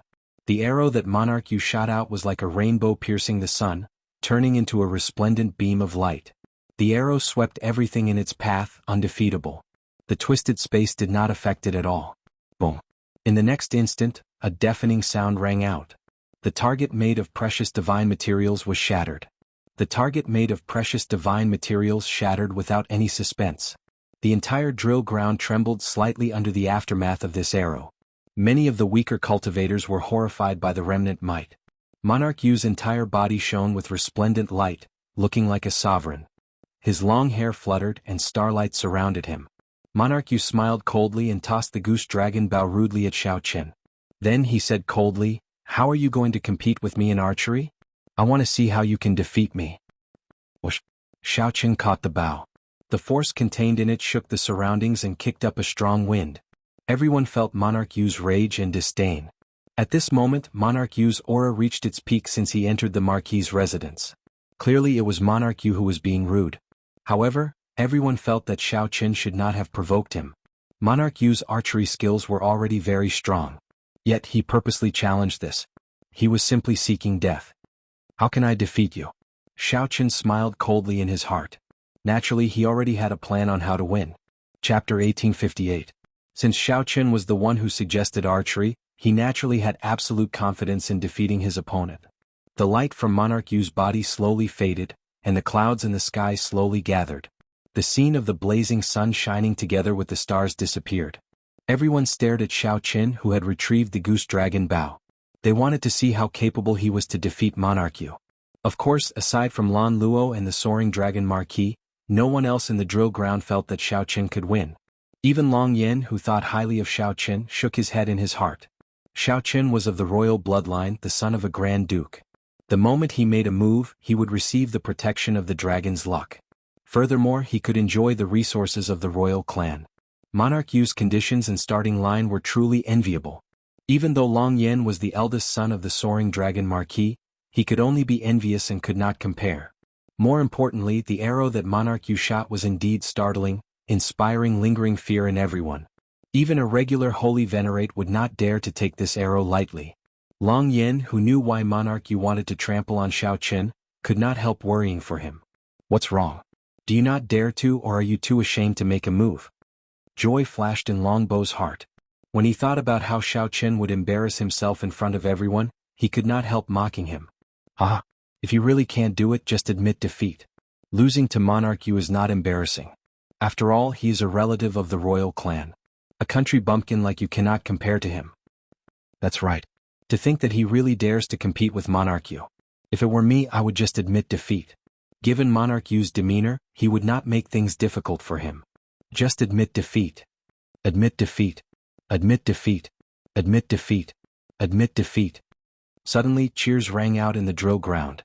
Most of the Long clan disciples had already been subdued by Monarch Yu's demeanor. Now that they saw Monarch Yu's stunning display, they already felt great admiration for him. Furthermore, Monarch Yu left a good impression on everyone. Nearly everyone stood on Monarch Yu's side, smiling as they told Xiao Qin to admit defeat. The voices of people surrendering rose and fell like waves in the sea. If it was an ordinary person, under such intentional isolation, a flaw would have appeared in their mental state a long time ago, and it would be difficult for them to maintain their calm. However, Xiao Qin was very intelligent. Furthermore, he had seen through Monarch Yu's tricks long ago. In the end, the person he would trample on would be himself. Naturally, there was no change in his expression. He said softly, if there is really an undefeatable enemy, it is not a big deal to admit defeat and admit one's inadequacies. When Monarch Yu heard that, he smiled faintly. Then he said in a gentlemanly manner, Brother Xiao is rather tactful. Since you already admit defeat, then the bet is voided. Just do something small for me. Are you deaf or are you out of your mind? My big brother is laughing at you for overestimating yourself. It's far from enough to make him admit defeat. You can't even tell this? You really have a low IQ. What kind of bullsh**t royal prince are you? The little monk who was lying on Xiao Qian's shoulder, rolled his eyes and said with disdain. Monarch Yu's harsh words, coupled with the little monk's mischievous face, angered him somewhat. This was especially so when Monarch Yu said he at the end. He nearly lost control of his demeanor. Just as Monarch Yu was about to say something, he suddenly heard a crisp sound. An arrow silently pierced through the distorted space and struck the bull's eye 10 kilometers away. Compared to Monarch Yu's arrow, which had a huge momentum and vast monarch might, the one that could reverse day and night, the arrow shook the world. Xiao Qian's arrow appeared rather ordinary. He drew the bowstring, released it, and the arrow flew out, hitting the bull's eye. It was like the distorted space in front of him and the 50-fold gravity were just decorations. How can this be? The group of Long Clan disciples was stunned. Someone shouted in disbelief, "The gravity field is definitely not turned on. I want to give it a try." "Right, you must give it a try." No one could accept such a result. They all made a move, drawing their bows and shooting arrows. In the end, the arrows that they shot either landed in the distorted space or went off to some other place. Not to mention hitting the bull's eye, none of them could hit the target. The cruel truth stunned the group of Long Clan disciples. Their faces revealed even more incredulous expressions. How could an outsider be so much stronger than them?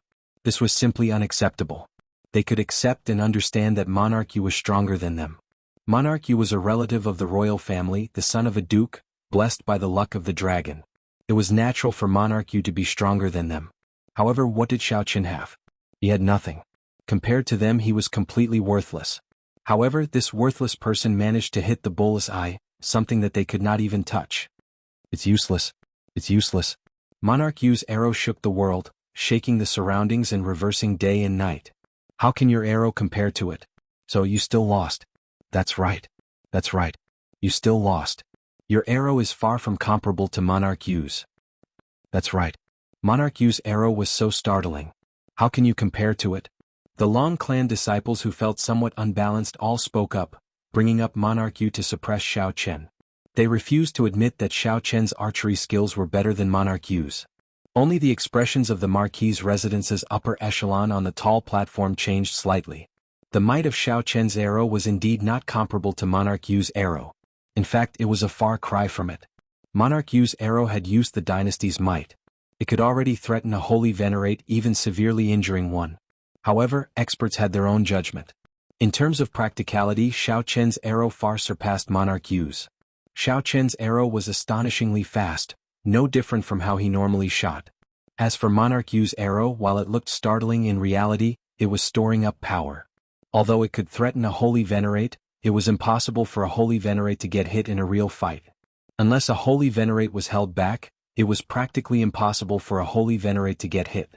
If it were Xiao Qian, the scene that appeared in their minds was Xiao Qian using his movement technique to flash in the air, continuously shooting arrows. On the other hand, the sky full of arrows was more likely to injure a holy venerate. If such an archery team could be created in the army, they would be able to eliminate the threat at the borders. They could be said to be unrivaled. Lord Marquis. The generals behind all felt incredibly excited, calling out involuntarily. Naturally, the soaring dragon Marquis knew what they meant. He waved his hand indifferently to stop them from speaking. While the experts knew the ropes, the Long Clan disciples and the Marquis's residence's generals were not convinced. In any case, Xiao Qian's arrow was ordinary and not comparable to Monarch Yu's. You lost. You can't do it. You are just trash. A bunch of fools. Why are you shouting so loudly? If you are that capable, then go ahead and try. If that monarch or whatever is not convinced, he can come up and try as well. See if he can be like my big brother, calm and unruffled. The little monk was a straightforward person. He focused on defending Xiao Qian, loudly rebuking those people. Ah, I'm not convinced. I'm not going up. What can you do to me, little brat? Since no one could do it earlier, naturally no one could do it now. They would not really go up. However, relying on their numbers, they were not convinced and started mocking the little monk. Dang. What answered them was Xiao Qian's second arrow. Xiao Qian circulated the heavenly heart art, and the heart flame at his fingertip merged with the arrow.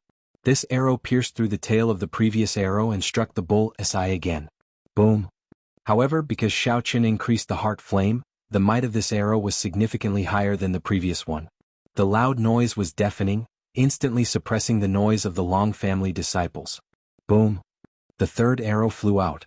This time, Xiao Qian increased the heart flame by another 10%. When the arrow struck the bull's eye, The resulting tremor was even more terrifying. It was like a clap of thunder resounding in all directions, shaking the entire drill ground intensely. What was even more terrifying was that Xiao Chen's control of the heart flame had reached a very ingenious level. Xiao Chen did not shatter the target. Instead, he sent the energy of the heart flame through the target. The fourth arrow, the fifth arrow, the sixth arrow, the energy of the heart flame that Xiao Chen sent out increased in intensity each time. The resulting sound waves were increasingly terrifying. When the seventh arrow flew out, the terrifying sound waves spread out. Even the buildings in the Marquis's residence shook intensely. Many of the beams were directly blown away. As for the Long clan disciples on the drill ground, although they did their best to block, they still could not endure it. The shock waves caused them to vomit blood and roll around endlessly. They covered their ears and wailed in pain. After the seventh arrow flew out, no one dared to say that they were not convinced anymore. Only horror appeared on their faces as they looked at Xiao Chen. They felt angry but did not dare to say anything. They were both afraid and fearful. At this moment, it was already clear whose archery skills were superior. What if someone was not convinced? Xiao Chen used the simplest and most direct method to respond to those who were not convinced, who still dared to say that they were not convinced. Monarch Yu, who had been silent all this while, appeared ashen. Then he said, "Bring my white feather bow." "Yes, young master." Soon, a subordinate brought a treasure bow that was as smooth as white jade and placed it in Monarch Yu's hand. A peak-inherited Dao tool. For a moment, the faces of the Long family disciples changed. Although the bet did not stipulate what bow to use. Although there were no rules on what bow to use in the bet, Monarch Yu's actions were clearly inappropriate, even somewhat shameless. However, due to Monarch Yu's status, no one said anything. With a peak-inherited Dao tool, the white feather bow in hand, Monarch Yu drew the bowstring and fired an arrow at the sky. Boom! In the distant sky, a ferocious beast flying in the clouds instantly exploded, turning into a clump of blood mist. That clump of blood mist looked exceptionally eye-catching in the clear sky. Whoosh, whoosh, whoosh. Monarch Yu's figure turned illusory as he fired 6 arrows in a row. Each arrow killed a late-stage star venerate ferocious beast from a great distance. Taking the lives of ferocious beasts from 5,000 kilometers away, such a terrifying scene deeply shocked everyone. Whoosh. Monarch Yu fired his startling 7th arrow, and the phenomenon of flipping day and night appeared again. Starlight shone from his body, and the might of the dynasty spread out. The arrow shot out like a rainbow piercing through the sun. A miserable shriek rang out in the air. Bang! After a while, an arrow struck a ferocious beast with an extremely terrifying aura, infinitely close to that of a holy venerate, and it landed on the drill ground. That severely injured ferocious beast could not move at all. However, its ferocious aura scared the Long clan disciples far away. While Xiao Chen fired 7 arrows, Monarch Yu did the same. Furthermore, he shot at the extremely fast ferocious beasts in the sky. No, it was not an immovable target. Clearly he wanted to defeat Xiao Chen. After firing 7 arrows, Monarch Yu appeared somewhat fatigued. He looked at Xiao Chen and said, "This white feather bow is a reward that I obtained with my military merits. I obtained it with my own abilities. Naturally, it is also a part of my strength. If you have any treasures, you can use them as well. Don't say that I, Monarch Yu, am bullying you." Monarch Yu's words sounded righteous, flabbergasting everyone. It was hard to imagine that there would be such a shameless person bullying Xiao Chen in such a dignified manner. He did not have an illustrious clan or a strong sect. Monarch Yu smiled coldly and said, "I am the son of Duke Yun, a relative of the royal family. You are far from being comparable to me. Let's see how you are going to defeat me. I only need 1 arrow to defeat you." When the clouds spread out and the mysterious phenomenon of flipping day and night vanished, Xiao Chen snorted coldly. He activated his blue dragon bloodline and released his divine eyes. His dragon might soared into the clouds. Without relying on the dynasty's might, he used his own dragon might to recreate the flipping day and night mysterious phenomenon. That pair of divine eyes swept through the surroundings, looking unparalleled. No one dared to look directly at them. Amid the crowd's startled cries, Xiao Chen took out the god shadow bow and infused all his soul energy into it. Then he drew the bowstring and shot an arrow at the sky. Whoosh! The arrow shot out and the bowstring trembled slightly. Cracks immediately appeared on the drill ground, spreading out like a spider web. However, no one paid attention to this. Everyone focused on that startling arrow. That arrow flew increasingly farther until it vanished from everyone's sight. Then a loud sound startled the entire soaring dragon city. A resplendent and dazzling light, even more dazzling than the sun, burst forth in the starry heavens above the city. A star exploded in the air. The resplendent light disappeared in a flash. In the next moment, countless star fragments turned into meteors filling the sky and quickly fell to the ground. With this peak arrow, Xiaoqian exploded a star. The remnant might of the god Shadow Bao knocked everyone to the ground in the drill ground. Only Xiaoqian remained standing proudly. His dragon might was unparalleled, dominating the world. The moment this arrow shot out, there was no need to say who won or lost. You are just an insignificant duke's son, yet you dare to compete with Xiaoqian in terms of status and bloodline? Xiaoqian had an unparalleled rank 8 blue dragon bloodline. Even the princes of the dynasty might not be strong enough before Xiaoqian if they were not related. No matter what Monarch Yu's purpose was, he had chosen the wrong target to use Xiaoqian as a stepping stone. Chapter 1859. Meteors fell from the sky. Xiaoqian held the god Shadow Bao in his hand, shocking the surroundings. This arrow directly blew up a star the size of a city. In the starry heavens, even a powerful holy venerate could achieve such a feat with their full power. He had only destroyed a city with a single sword strike, but the problem was that he was not in the starry sky but in a city. Even at such a high altitude, he was still able to shoot down a formation with one arrow. This was a little exaggerated and shocking. This was especially so for Xiaoqian, who was also a star venerate.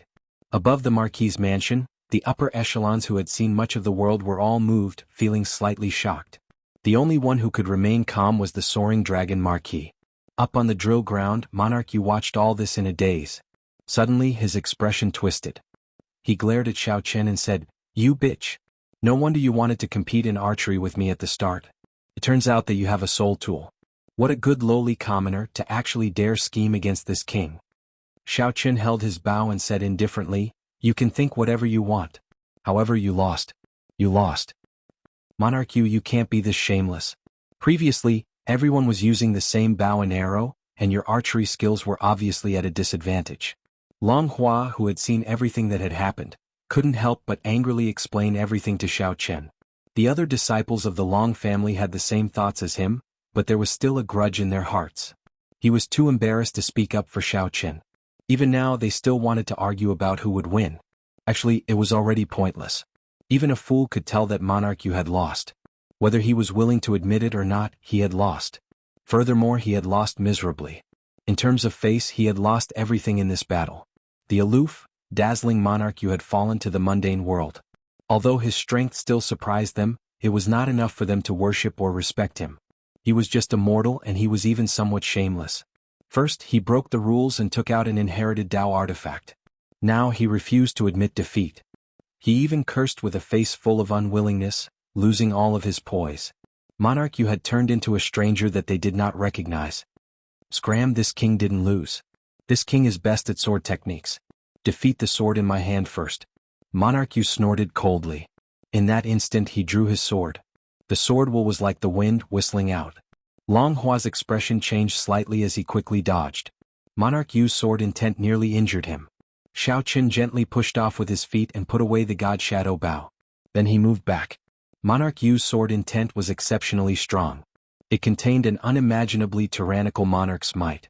The surging sword intent was like a tsunami of flames surging over. This king will not lose. Monarch Yu showed a sullen expression as he leaped into the air and thrust his sword. On the tip of the sword, a scorching radiance burst out, as glaring as the sun. This was the famous heavenly flame sword technique of the Jianghu dynasty's royal court. The royal bloodline of the Jianghu dynasty's royal family had a strong affinity for fire-attributed energy. Aside from a few exceptions, most people would choose to cultivate fire-attributed cultivation techniques. With the addition of their bloodline, they could achieve twice the results with half the effort and cultivate much faster than ordinary people. Their comprehension and usage of fire-attributed cultivation techniques would also be much stronger. Monarch Yu's sword strike brought out the explosive power of the fire-attributed energy to the fullest. The instant the tip of the sword lit up, the sword intent filling the air spread out like sparks. Sword intent filled the air before Xiaoqian bursting forth. There was no way to dodge at all. The two had already exhausted their soul energy. They could only use veritable essence energy martial techniques, and their own techniques to fight.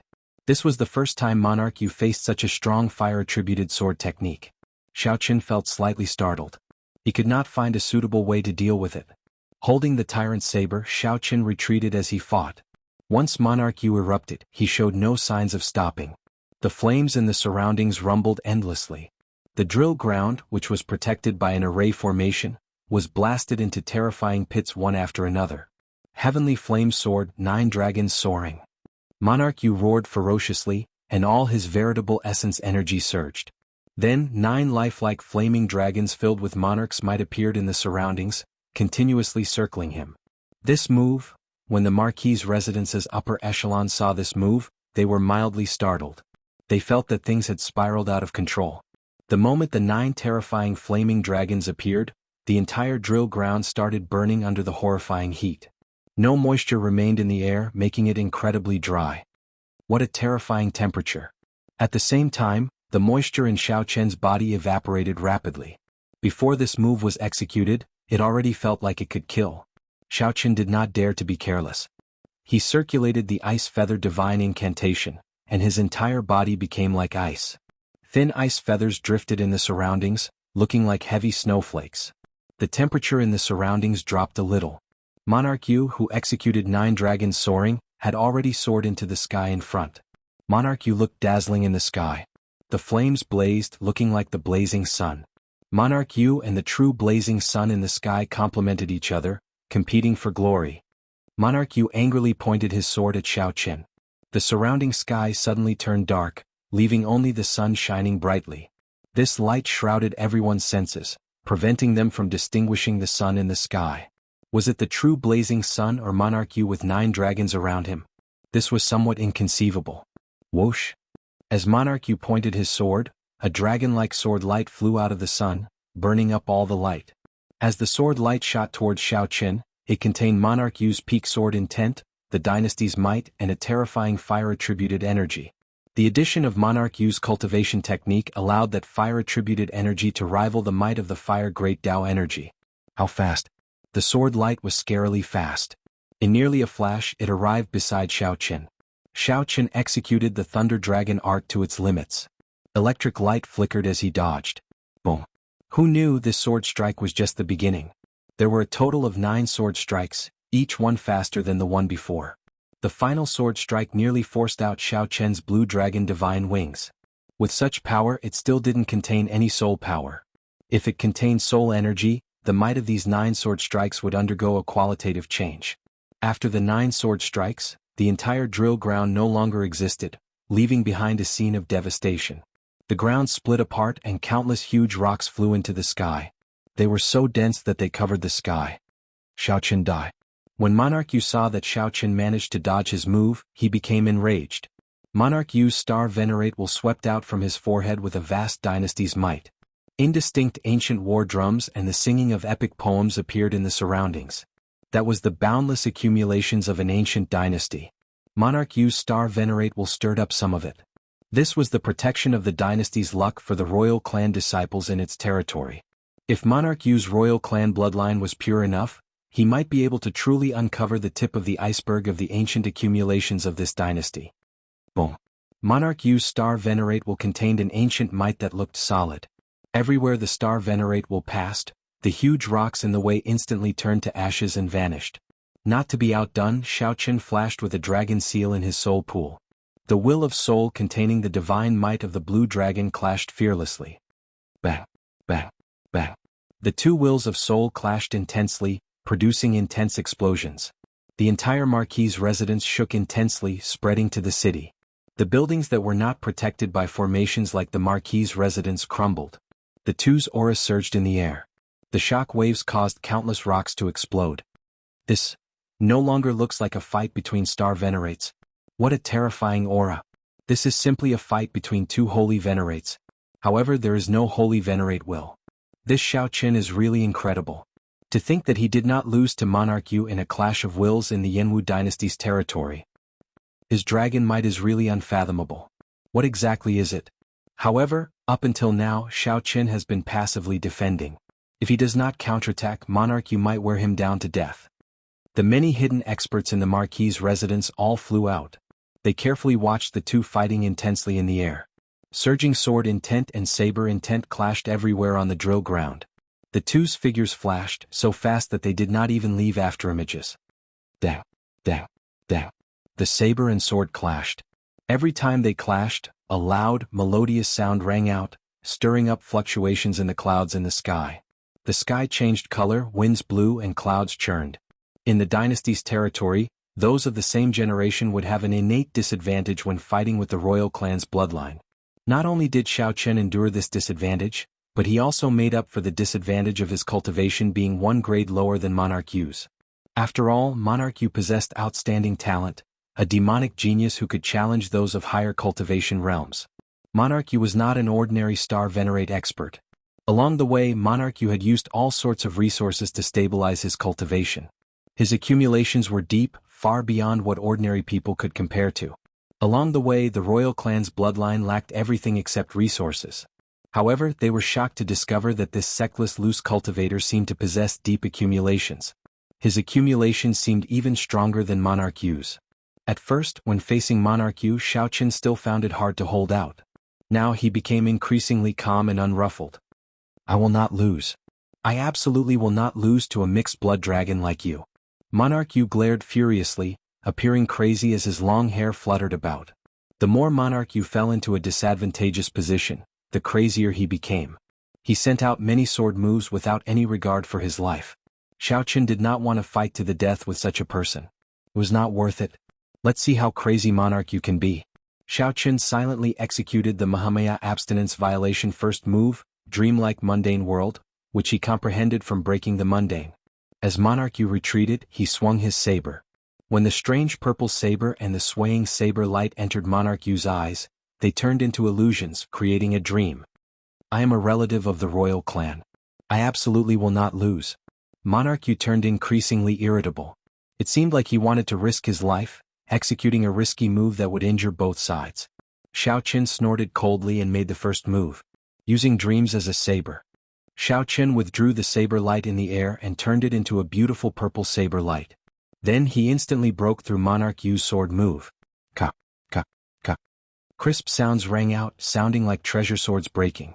The beautiful purple saber light looked both real and fake, like a dream or illusion.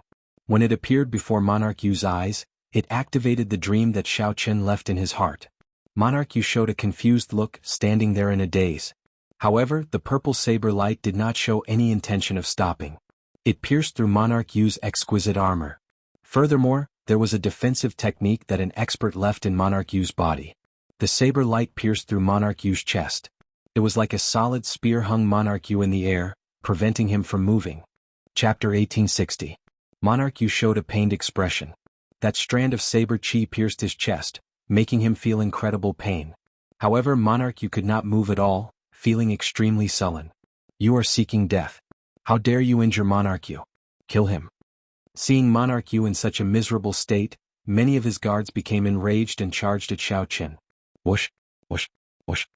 Figures soared into the air. These people were star venerate elites with extraordinary strength. When Xiao Chen drew the God Shadow Bow, he already drained his soul energy. Then he fought a huge battle with Monarch Yu. Xiao Chen exhausted a lot of his strength. He could only bring out about 50% of his strength. Clearly he found it hard to deal with so many enemies. You bunch of trash. How dare you bully me with numbers? No way. Just as Cluster Lord Lan Luo cried out and was about to get her big brother and father to make a move, a figure came out of Xiao Chen's back.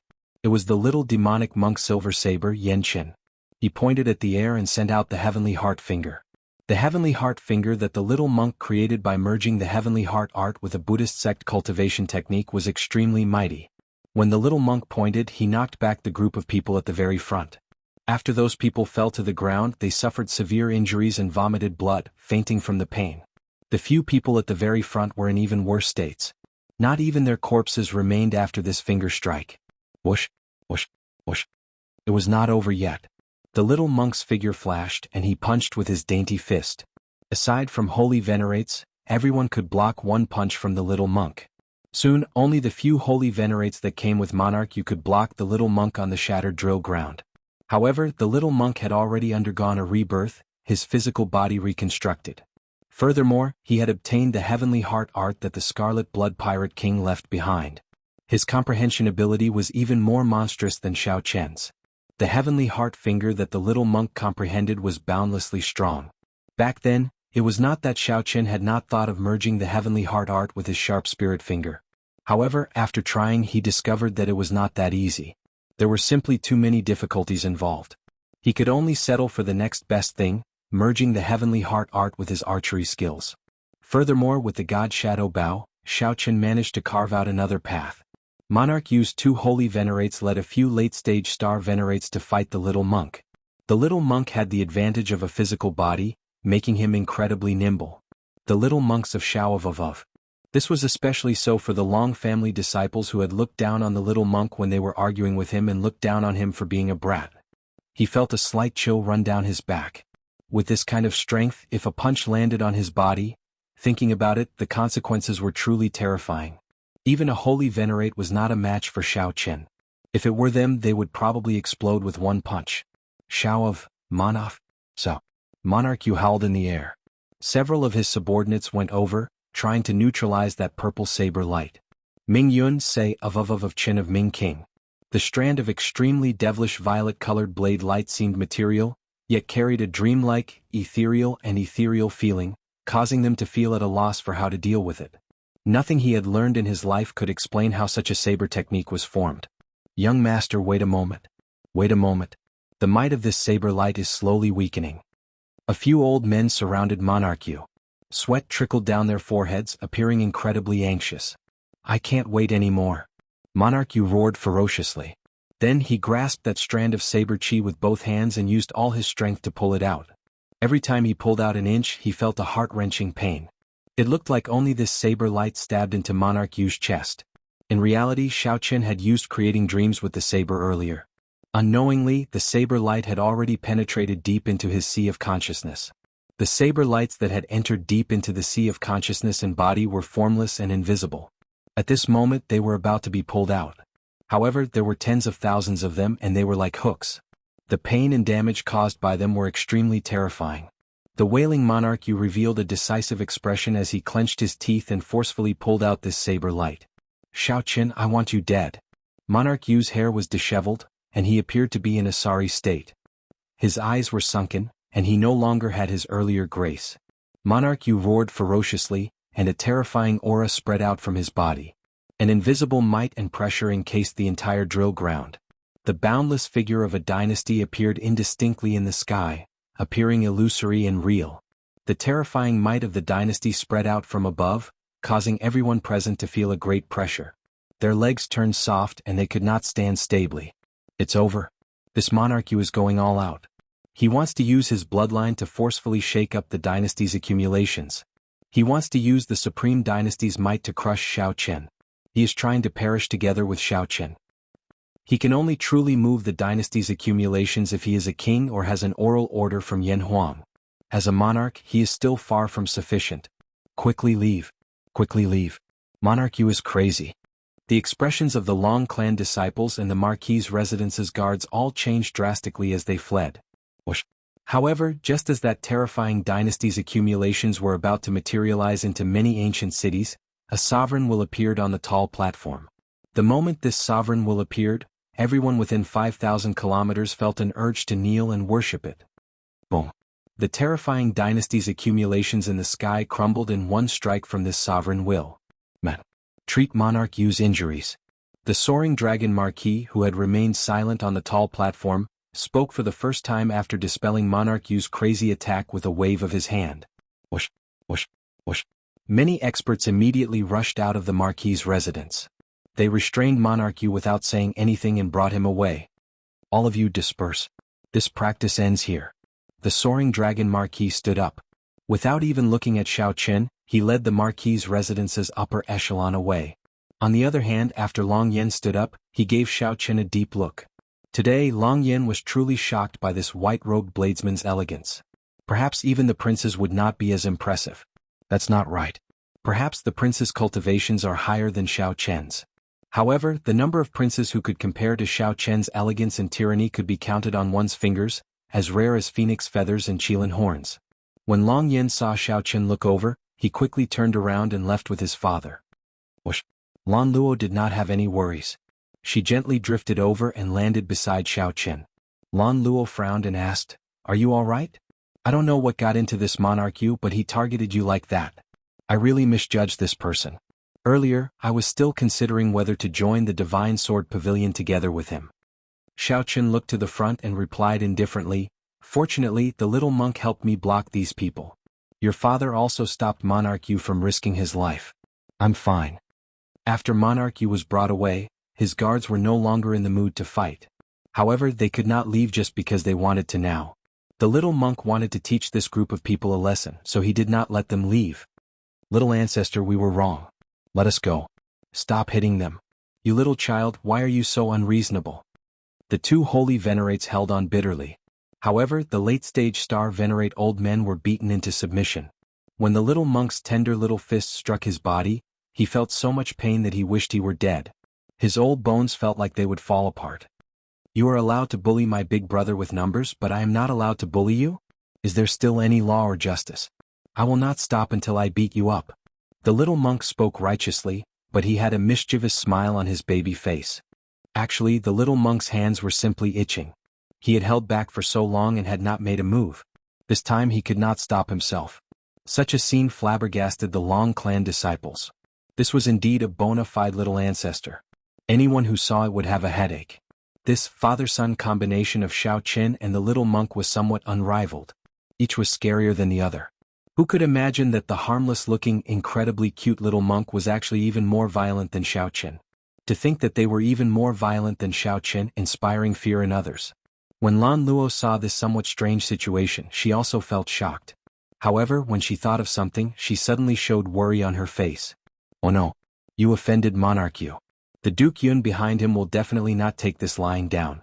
If he turns you into a wanted criminal of the dynasty, it will be problematic." However, Xiaoqin did not care. He said softly, "This is what your father wants to see." Lan Luo's expression changed drastically. Her chest heaved up and down in shock. Chapter 1861. What? Clearly, Lan Luo's shocked expression was not feigned. It looked like she did not know many things. Actually, Xiaoqin did not know either. However, he could guess it. From the start until now, the Soaring Dragon Marquis had a firm grasp of the situation. As long as he wanted to, he could stop the bet between Xiaoqin and Monarch Yu at any time. However, he did not, silently agreeing to the bet. Even when Xiaoqin pierced Monarch Yu with his saber, the Soaring Dragon Marquis did not stop it. He allowed Xiaoqin to defeat Monarch Yu in front of everyone, causing Monarch Yu to lose face and end up in a sorry state. In the end, when Monarch Yu went somewhat crazy and wanted to execute a killing move that would end in mutual destruction, the Soaring Dragon Marquis easily stopped him. Such a scene verified some of Xiaoqin's guesses. However, it did not matter. Xiaoqin did not care about all this. Now he was more open-minded about many things. In the eyes of ordinary people, the Soaring Dragon Marquis held high authority and horrifying strength. In Xiaoqin's heart, he treated the Soaring Dragon Marquis as an equal. He did not feel that there was a need to be cautious or cautious. All he needed was to maintain respect for the strong. "Xiaoqin, are you saying that my father purposely framed you so that you would suffer Monarch Yu's rage?" Lan Luo asked quickly when Xiaoqin remained silent. "Perhaps. However, it was not intentional. He was just going with the flow. Most of the reason is that Monarch Yu sought death himself. Otherwise, I would not have opposed him after noticing that something was off." Xiaoqin consoled, "Don't dwell on this. Your father is in the dynasty. Most of the time he cannot directly offend the royal clan. He is in a high position and has many implications for the interests of the entire dynasty. He cannot express his stance casually. If an outsider appeared at this moment and could share his burden, that would naturally be for the best. Furthermore, I do not mind doing him a favor at little cost. After all, he is your father." Xiaoqin placed more emphasis on the word "you," expressing Xiaoqin's opinion on this matter. "As you are Lan Luo, I do not care even if your father is in the wrong." Xiaoqin's meaning was not obvious, but Lan Luo could still make it out. "Thank you." Feeling warmth in her heart, Lan Luo expressed her thanks and quickly took her leave. She had some doubts in her heart that she wanted to clarify. After Monarch Yu left, Xiaoqin glanced at the little monk, who was still trembling with Monarch Yu's subordinates. Then he said softly, "You've played enough. Let's go." "Roger that." The little monk giggled and used the heavenly heart finger to sweep away the 4 late-stage star venerate old men. He leaped into the air and landed in the bag on Xiaoqin's back. The remaining people immediately felt as if a heavy burden had been lifted from their shoulders, and they felt much more relaxed. Only the two holy venerates looked at Xiao Qian with some displeasure in their eyes. He didn't want to let Xiao Qian go so easily. With Monarch Yu in such a miserable state, these attendants and guards would definitely be held responsible. None of them could escape punishment. Xiao Qian glanced at them indifferently. Then he ignored these people and left. Marquis's estate, within the study of the soaring dragon Marquis. Father, this Xiao Qian is really incredible even though he is just a star venerate. Although he is still a star venerate, I can tell that his potential is even greater than those princes. He is completely worthy of Eighth Sister. Inside the room, Long Yan continued excitedly to the soaring dragon Marquis. Furthermore, Eighth Sister truly likes him. I think he really can do it. At this moment, the soaring dragon Marquis was reading a book. After he put it down, he said, "Never mind. When the hidden spirit temple's people arrive, we'll let him leave. It is best not to get involved in this mess." Long Yan exclaimed in surprise, "Father, isn't this the plan you thought of? Let Monarch Yu, who brought the marriage certificate, fight with Xiao Qian, lose and take the initiative to leave. Now that we have achieved our goal, why do we not agree to Eighth Sister and Xiao Qian being together?" Xiao Qian guessed right. From the very start, the soaring dragon Marquis had everything under his control. Monarch Yu had brought the marriage certificate of his father, Duke Yun, to propose to the soaring dragon Marquis. Duke Yun was a person with authority in the dynasty. He was very close to the 8th prince's bloodline. When the throne changed, the emperor had to abdicate every 100 years unless there were special circumstances. Then, the most outstanding prince would be chosen to inherit the throne. That was to say, the emperor of the Jianghu dynasty could only hold the throne for 100 years. Then, the emperor would have to abdicate and let his descendants enjoy the resources and the luck of the dynasty, as well as the supreme imperial authority. This was for the sake of providing the dynasty with fresh blood, ensuring that the dynasty maintained its vitality. This was to maintain its combat prowess in the competition with the surrounding empires and dynasties. Otherwise, the dynasty would become rigid and its luck would decline. The nation's luck could fall at any moment. Once the ancient dynasties became rigid, the nation's luck would decline, and there would be the risk of destruction. Since ancient times, there had been no lack of such examples. Even the strong Jianghu dynasty of the past nearly perished due to the decline of the nation's luck. Hence, the rulers of the various dynasties and empires would not remain in power for too long. Otherwise, no matter how brilliant they were, the dynasty system would inevitably become rigid. This was something that could not be avoided. Hence, the dynasty had to change every 100 years to maintain its vitality and vigor. Now, the Jianghu dynasty's 100 years were almost up.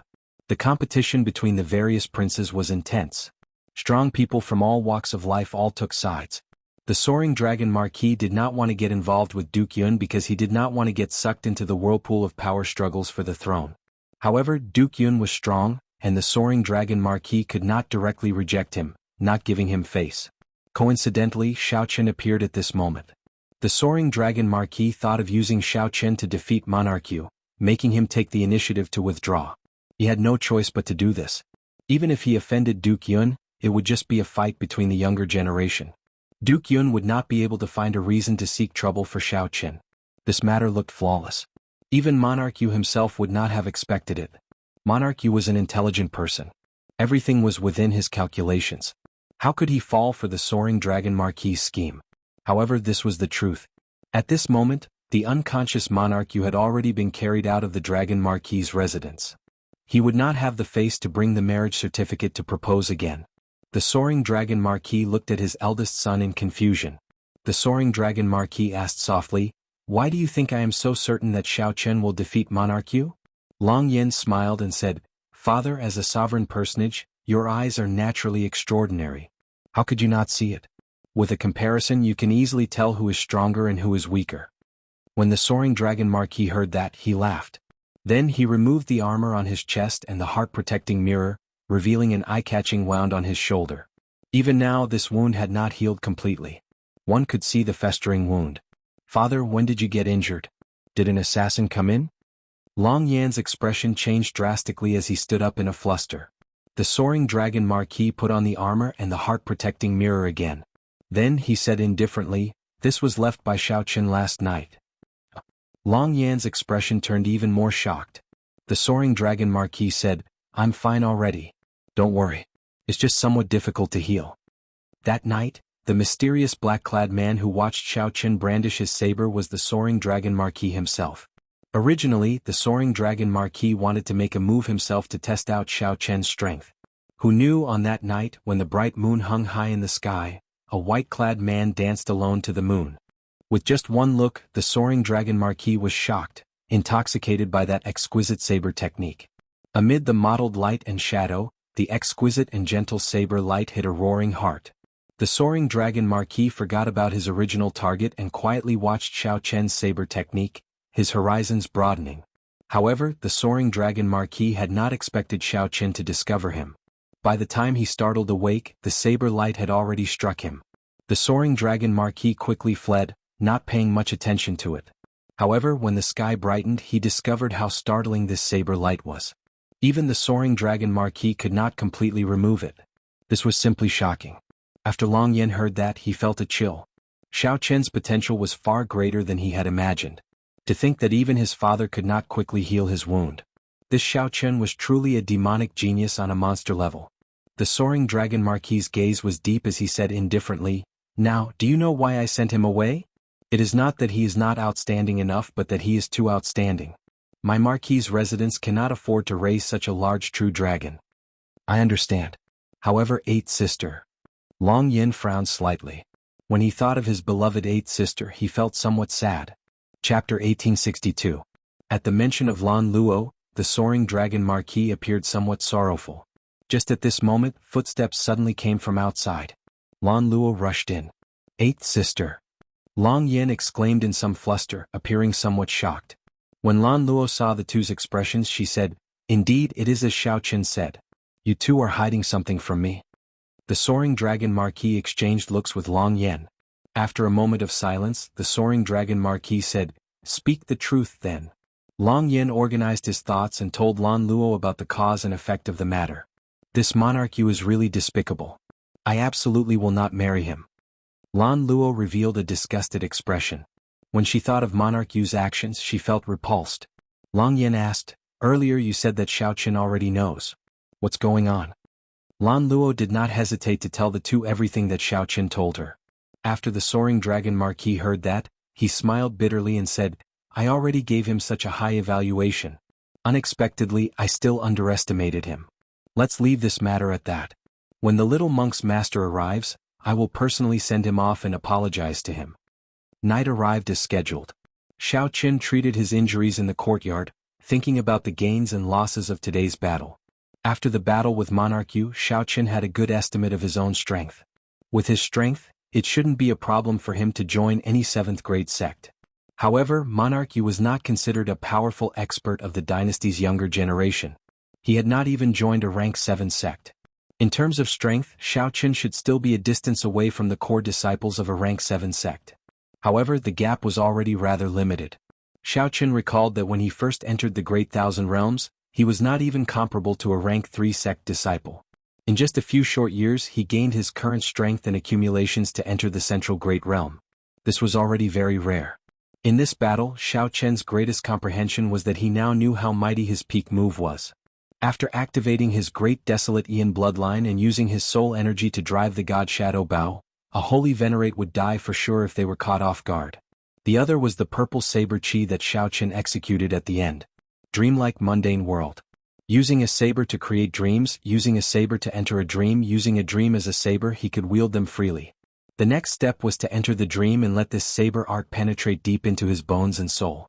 With a casual swing of his saber, he could send out the boundlessly strange purple saber chi that seemed both real and fake at the same time. As for its weakness, it was still in its cultivation. Before this Monarch Yu joined a rank 7 sect, he was already a late-stage star venerate. One could imagine how formidable the cultivation of the disciples of the 7th grade sects were. Actually, Xiao Chen's vision was too broad. Within the 4 great dynasties, rank 7 sects were as rare as phoenix feathers and Qilin horns, and their numbers were extremely few. A 7th grade sect was already standing at the peak of this world. For an ordinary person, being able to join a rank 6 sect was already extremely amazing. Xiao Chen could obtain a place for himself in the dynasty and make a name for himself in the entire Central Great Realm. Furthermore, there was a limit to how many disciples a rank 7 sect could recruit. Many of the rank 6 sects were true inheritors. In reality, they weren't much weaker than the disciples of the rank 7 sections. It's time to start cultivating the demonic cloud heaven-swallowing art. Xiao Qin opened his eyes and muttered to himself. Xiao Qin's cultivation had already stagnated for some time. He needed to dual cultivate the demonic and martial veritable essence energy to raise his cultivation. Cultivating any one of them alone would not allow his cultivation to improve. The demonic cloud heaven-swallowing art had a total of 9 layers. Each layer was extremely difficult to cultivate, requiring vast resources and a corresponding demonic tribulation. While cultivating, Xiao Qin also had to guard against the corrosion of heart demons, which was even harder to cultivate than the Purple Thunder Divine Incantation. This was another challenge for Xiao Qin. It was also a difficulty that he had to face while dual cultivating the demonic and martial veritable essence energy. During the Great Desolate Aeon, ferocious beasts ran amok. The world was in chaos and logic no longer existed. Only the strong could survive. Among the many ferocious beasts, there was a huge bird that could hold up the sky called the demonic cloud. At first, it was just a demonic cloud born in the primal chaos. Although it had the bloodline of a god-demon, it was still incredibly weak. The title page recorded the origins of the demonic cloud heaven-swallowing art. This cultivation technique was born from the demonic cloud bird, a great desolate Aeon ferocious beast. After the primal chaos demonic scripture, the demonic Tao's primogenitor grade cultivation technique was lost. This cultivation technique became one of the top 10 demonic Tao cultivation techniques. Ever since the Scarlet Blood Pirate King fell, this cultivation technique had not appeared for 10,000 years. Now people knew very little about it.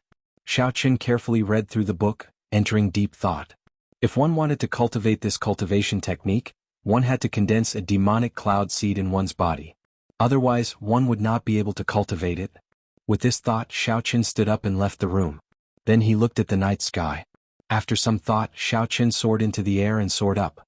After a while he arrived in the clouds. Condensing demonic clouds was not a difficult task in the Forbidden Sea. However, in the Jianghu dynasty, a nation ruled by the righteous Tao, it was not easy. The environment with spiritual energy was different. The spiritual energy of the Jianghu dynasty was astonishingly pure. There was practically no need to purposely temper it.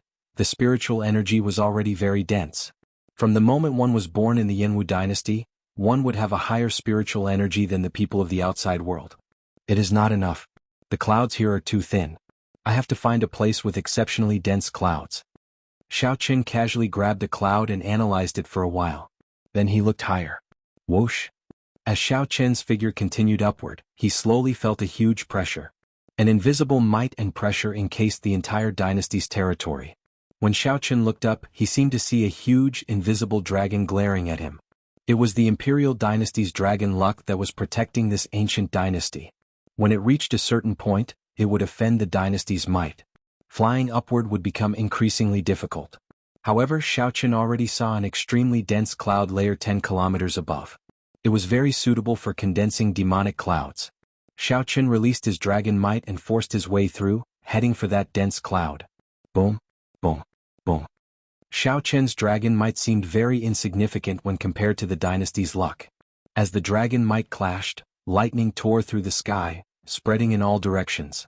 The clouds below clashed and thunder roared and lightning flashed, followed by heavy rain. I've arrived.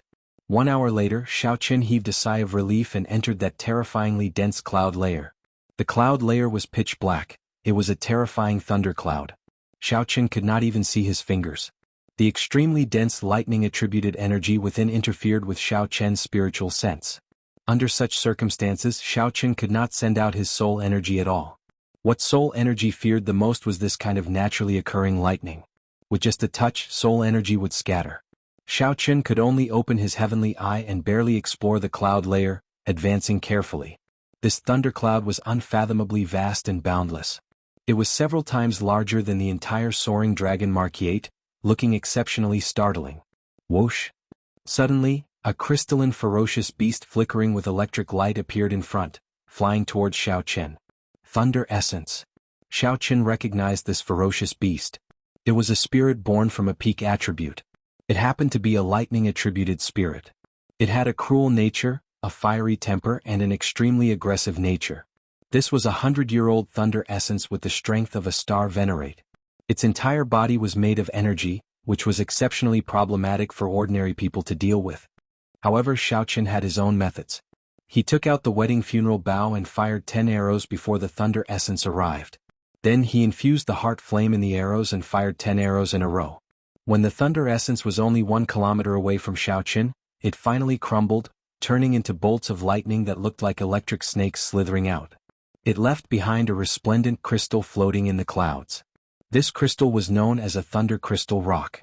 Its value varied according to the age of the thunder essence. To lightning-attributed cultivators, it was very valuable. Experts specialized in hunting thunder essences in thunderclouds to obtain thunder crystals. Xiaoqin casually put away this 100-year-old thunder crystal rock and continued forward. As Zhang Xian traveled further and further away, he encountered more and more thunder spirits. There were all kinds of thunder spirits. Sometimes they were snakes, sometimes huge trees, and sometimes humans. The only thing they had in common was that they were energy bodies. After dealing with a batch of more than 100 thunder essences, Xiaoqin stopped advancing. If he went any further, he would end up in danger given his strength. These thunderclouds were much more horrifying than he had imagined. However, it was enough to stop here. He could absorb the cloud energy and condense demonic clouds. Xiaoqin released the demon blood vulture to protect him. The demon blood vulture screeched and hid in the clouds, flying around happily. Xiaoqin sat down cross-legged and closed his eyes. Then he lit up his 9-star primal core.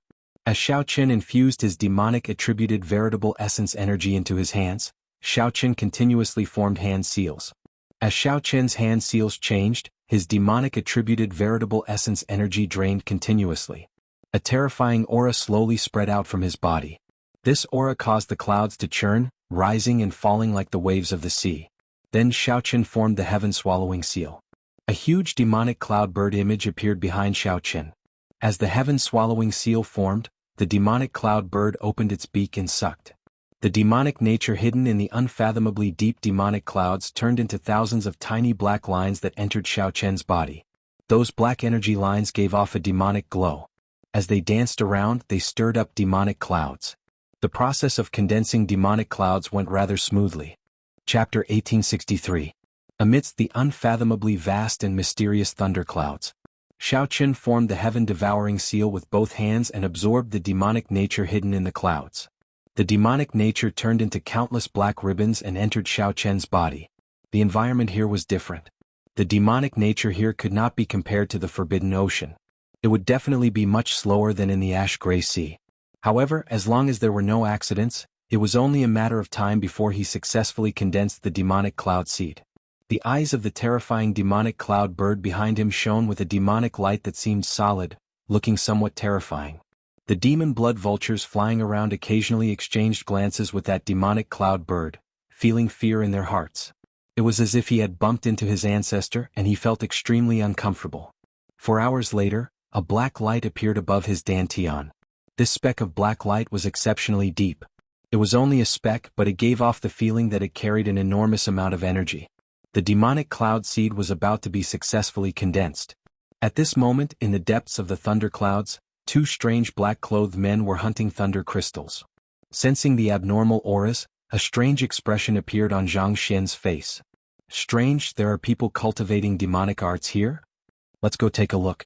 Maybe they're from the same clan. The reason why these 2 freaks were called freaks was because their faces were covered with faintly discernible black scales. Furthermore, there was a single horn at the center of his eyebrows. He did not look like a human. So. As the 2 walked out of the thunderclouds, they saw streaks of black demonic light gently drifting in the thunderclouds like ribbons. A look of surprise appeared on their faces. Big brother, this looks like the heaven-devouring seal. It's the demonic cloud heaven-swallowing art. I've read about it in ancient texts, and it's one of the 10 great demonic techniques. Interesting.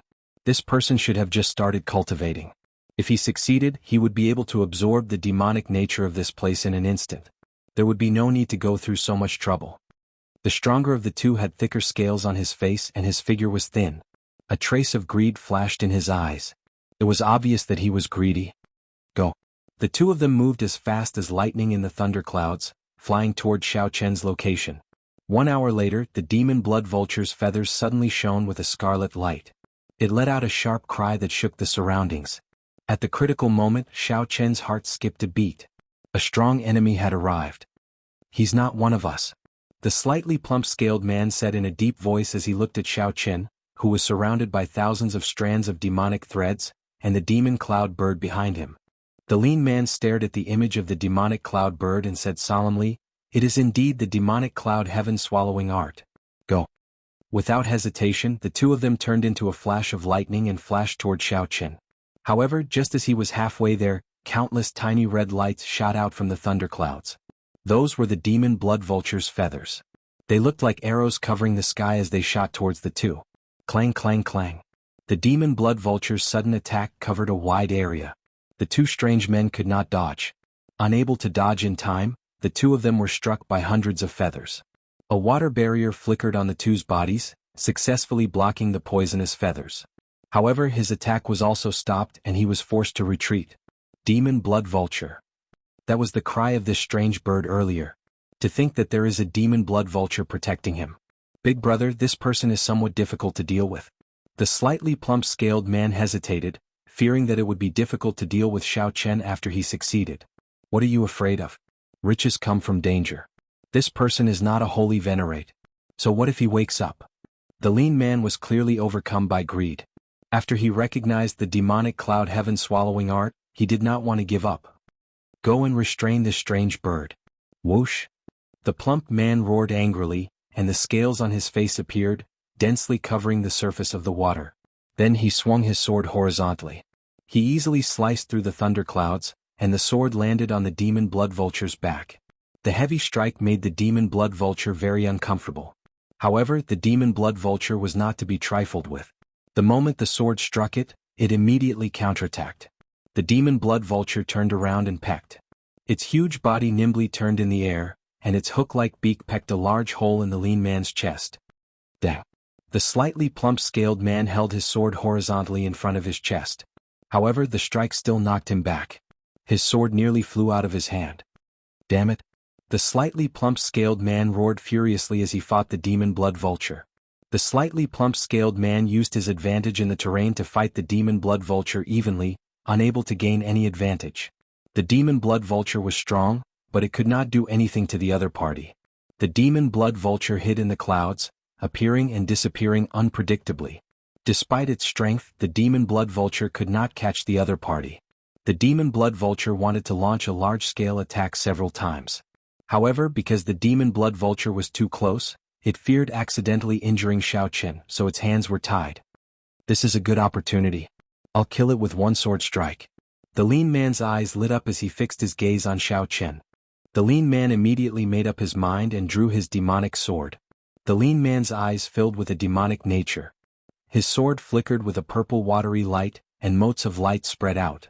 The demon blood vulture's sword gave off ripples of electricity. That was water-attributed energy and lightning-attributed energy perfectly merging. This silent sword strike contained the berserk speed of lightning-attributed energy and the stealth of traceless water. The gentle water-attributed energy perfectly masked the lightning-attributed energy and surging sword intent. An ordinary person would easily ignore the might of this sword strike and rush to receive it. Without any mental preparation, one would often be caught off guard and lose their lives. Xiao Qin felt somewhat nervous. The black light in his dantian had not formed a demonic cloud yet. He needed some time. Xiao Qin had no choice but to take a risk. Otherwise, all his previous efforts would be for naught, and he would suffer even more severe injuries. Whoosh! At the crucial moment, Xiao Qin opened his eyes and executed the sharp spirit finger with one hand and the heaven-swallowing art with the other. At the crucial moment, he split his attention. Clang! Xiao Qin gathered all his veritable essence energy, soul energy, and vital qi, filling his limbs and bones. He used his body as a cauldron to communicate with the power of the world. Xiao Qin's sharp spirit finger finally caught the other party's sword strike. Boom! A berserk force exploded from the other party's sword. The lightning sword intent contained in the water instantly exploded, nearly sending Xiao Qin flying. Fortunately, there was a demonic cloud bird image behind him, helping him stabilize the space. How can this be? The other party caught the other party's sword strike with two fingers, startling the skinny man. A cold light flashed in Xiao Chen's eyes. He flicked his fingers and the energy gathered between them immediately bounced back. The lightning sword intent in the skinny man's sword immediately bounced back. The sword continuously twisted, and the skinny man vomited a mouthful of blood as he retreated 10 kilometers. After knocking the other party back with one finger, Xiaoqin could not be bothered to pursue. He quickly formed hand seals and absorbed the demonic nature in the thunderclouds, condensing a demonic cloud seed. "I don't believe that you can receive another sword strike from me." The skinny man roared and scales appeared on his face. Then he sent another sword strike at Xiaoqin. 3, 2, 1. When that sword strike was less than half a meter away from Xiaoqin, the demonic cloud seed finally condensed. The demonic cloud bird image behind Xiaoqin entered Xiaoqin's body, and thousands of strands of black demonic light entered at the same time. The black light gathered in the spot of black light above Xiaoqin's dantian. However, at this moment, the skinny man's sword light was less than 3 centimeters away from Xiaoqin. Blue Dragon Divine Wings. In the time it took for a spark to fly, the blue dragon divine wings behind Xiaoqin unfurled. The wings spanned 30 meters and flapped ferociously. Electric light spread out as Xiaoqin turned into a beam of light and arrived behind the skinny man. Xiaoqin instantly drew the tyrant saber. The purple tyrant saber successfully pierced through the other party's water barrier and scales, sending up black blood. However, the skinny man only managed to hit the afterimage that Xiaoqin left behind. The skinny man let out a miserable shriek, revealing a pained expression. The scales on his face turned back into patterns. Whoosh! When the skinny man drew the tyrant saber, blood spurted out again and the skinny man cried out miserably. Not daring to turn around, the skinny man plunged downwards trying to flee this place. Xiaoqin sheathed his saber, revealing a suspicious expression. What is that? There is a fiendish demon aura in his body. However, the black scales and the horn on his forehead seemed to have some dragon race bloodline. The person who fled was rather strong, so Xiaoqin did not intend to give chase. However, Xiaoqin did not intend to let the other strange man fighting the demon blood vulture go. Chapter 1864. Xiaoqin looked at the faintly discernible scaled man flying about in the clouds. After carefully observing for a moment, the azure-colored dragon wings on Xiaoqin's back flapped ferociously. Violent winds blew, rolling up boundless thunderclouds. In the next moment, Xiaoqin appeared in front of the scaled man, blocking his path of retreat. The scaled man was slightly startled. He did not expect Xiaoqin to suddenly appear and block his path of escape. "Damn it, I'll fight it out with you." Boom. An astonishing power of thunder erupted from his body. The radiance was resplendent, and the water rippled faintly. The resplendent lightning contained a frightening power. Once this kind of monster erupted, it would be quite troublesome to deal with. Xiaoqin didn't want to retreat anymore. He didn't want to let this person go. Xiaoqin snorted coldly and drew his purple tyrant saber. Starlight flickered in his eyes. The star venerate will merged with the saber, and the primal chaos veritable essence energy circulated. In that instant, the saber lit up with a resplendent saber light. Aside from the resplendent saber light, there was only black and white in the thunderclouds. With a loud bang, the scaled man was sent flying by Xiaoqin's saber. The demon blood vulture cackled strangely. Then it opened its mouth and quickly swallowed the scaled man. "Awesome. Who asked you to jump around? You still ended up being eaten by me." The demon blood vulture felt incredibly excited after swallowing up this strange scaled man. Xiaoqin watched this scene in shock. As he looked at the demon blood vulture's raised head, he smacked it hard. Without waiting for the other party's explanation, Zhang Xian turned him into a ring and sealed him up temporarily. What an idiot, Xiaoqin pondered for a long time. This scaled man was indeed strange. He had some low-level dragon bloodline and the aura of a fiendish demon. Unable to think of a reason, Xiaoqian's figure flashed, and he rushed out of the clouds. At this moment, the sky was already bright. It had already been a night since he left. Xiaoqin did not dare to stay for too long and hurried back to the Marquis's mansion. After asking the little monk, Xiaoqin learned that the soaring dragon Marquis and the others had not come to look for him. It looked like the matter of monarchy would have to end for now.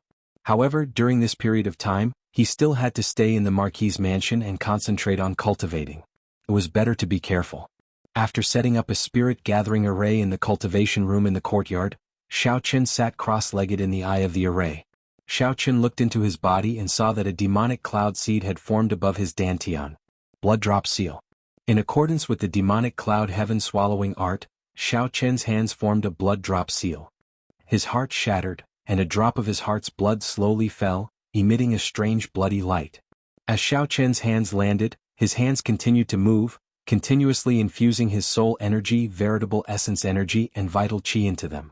This caused the heart blood to shine brilliantly and emit an intense bloody glow.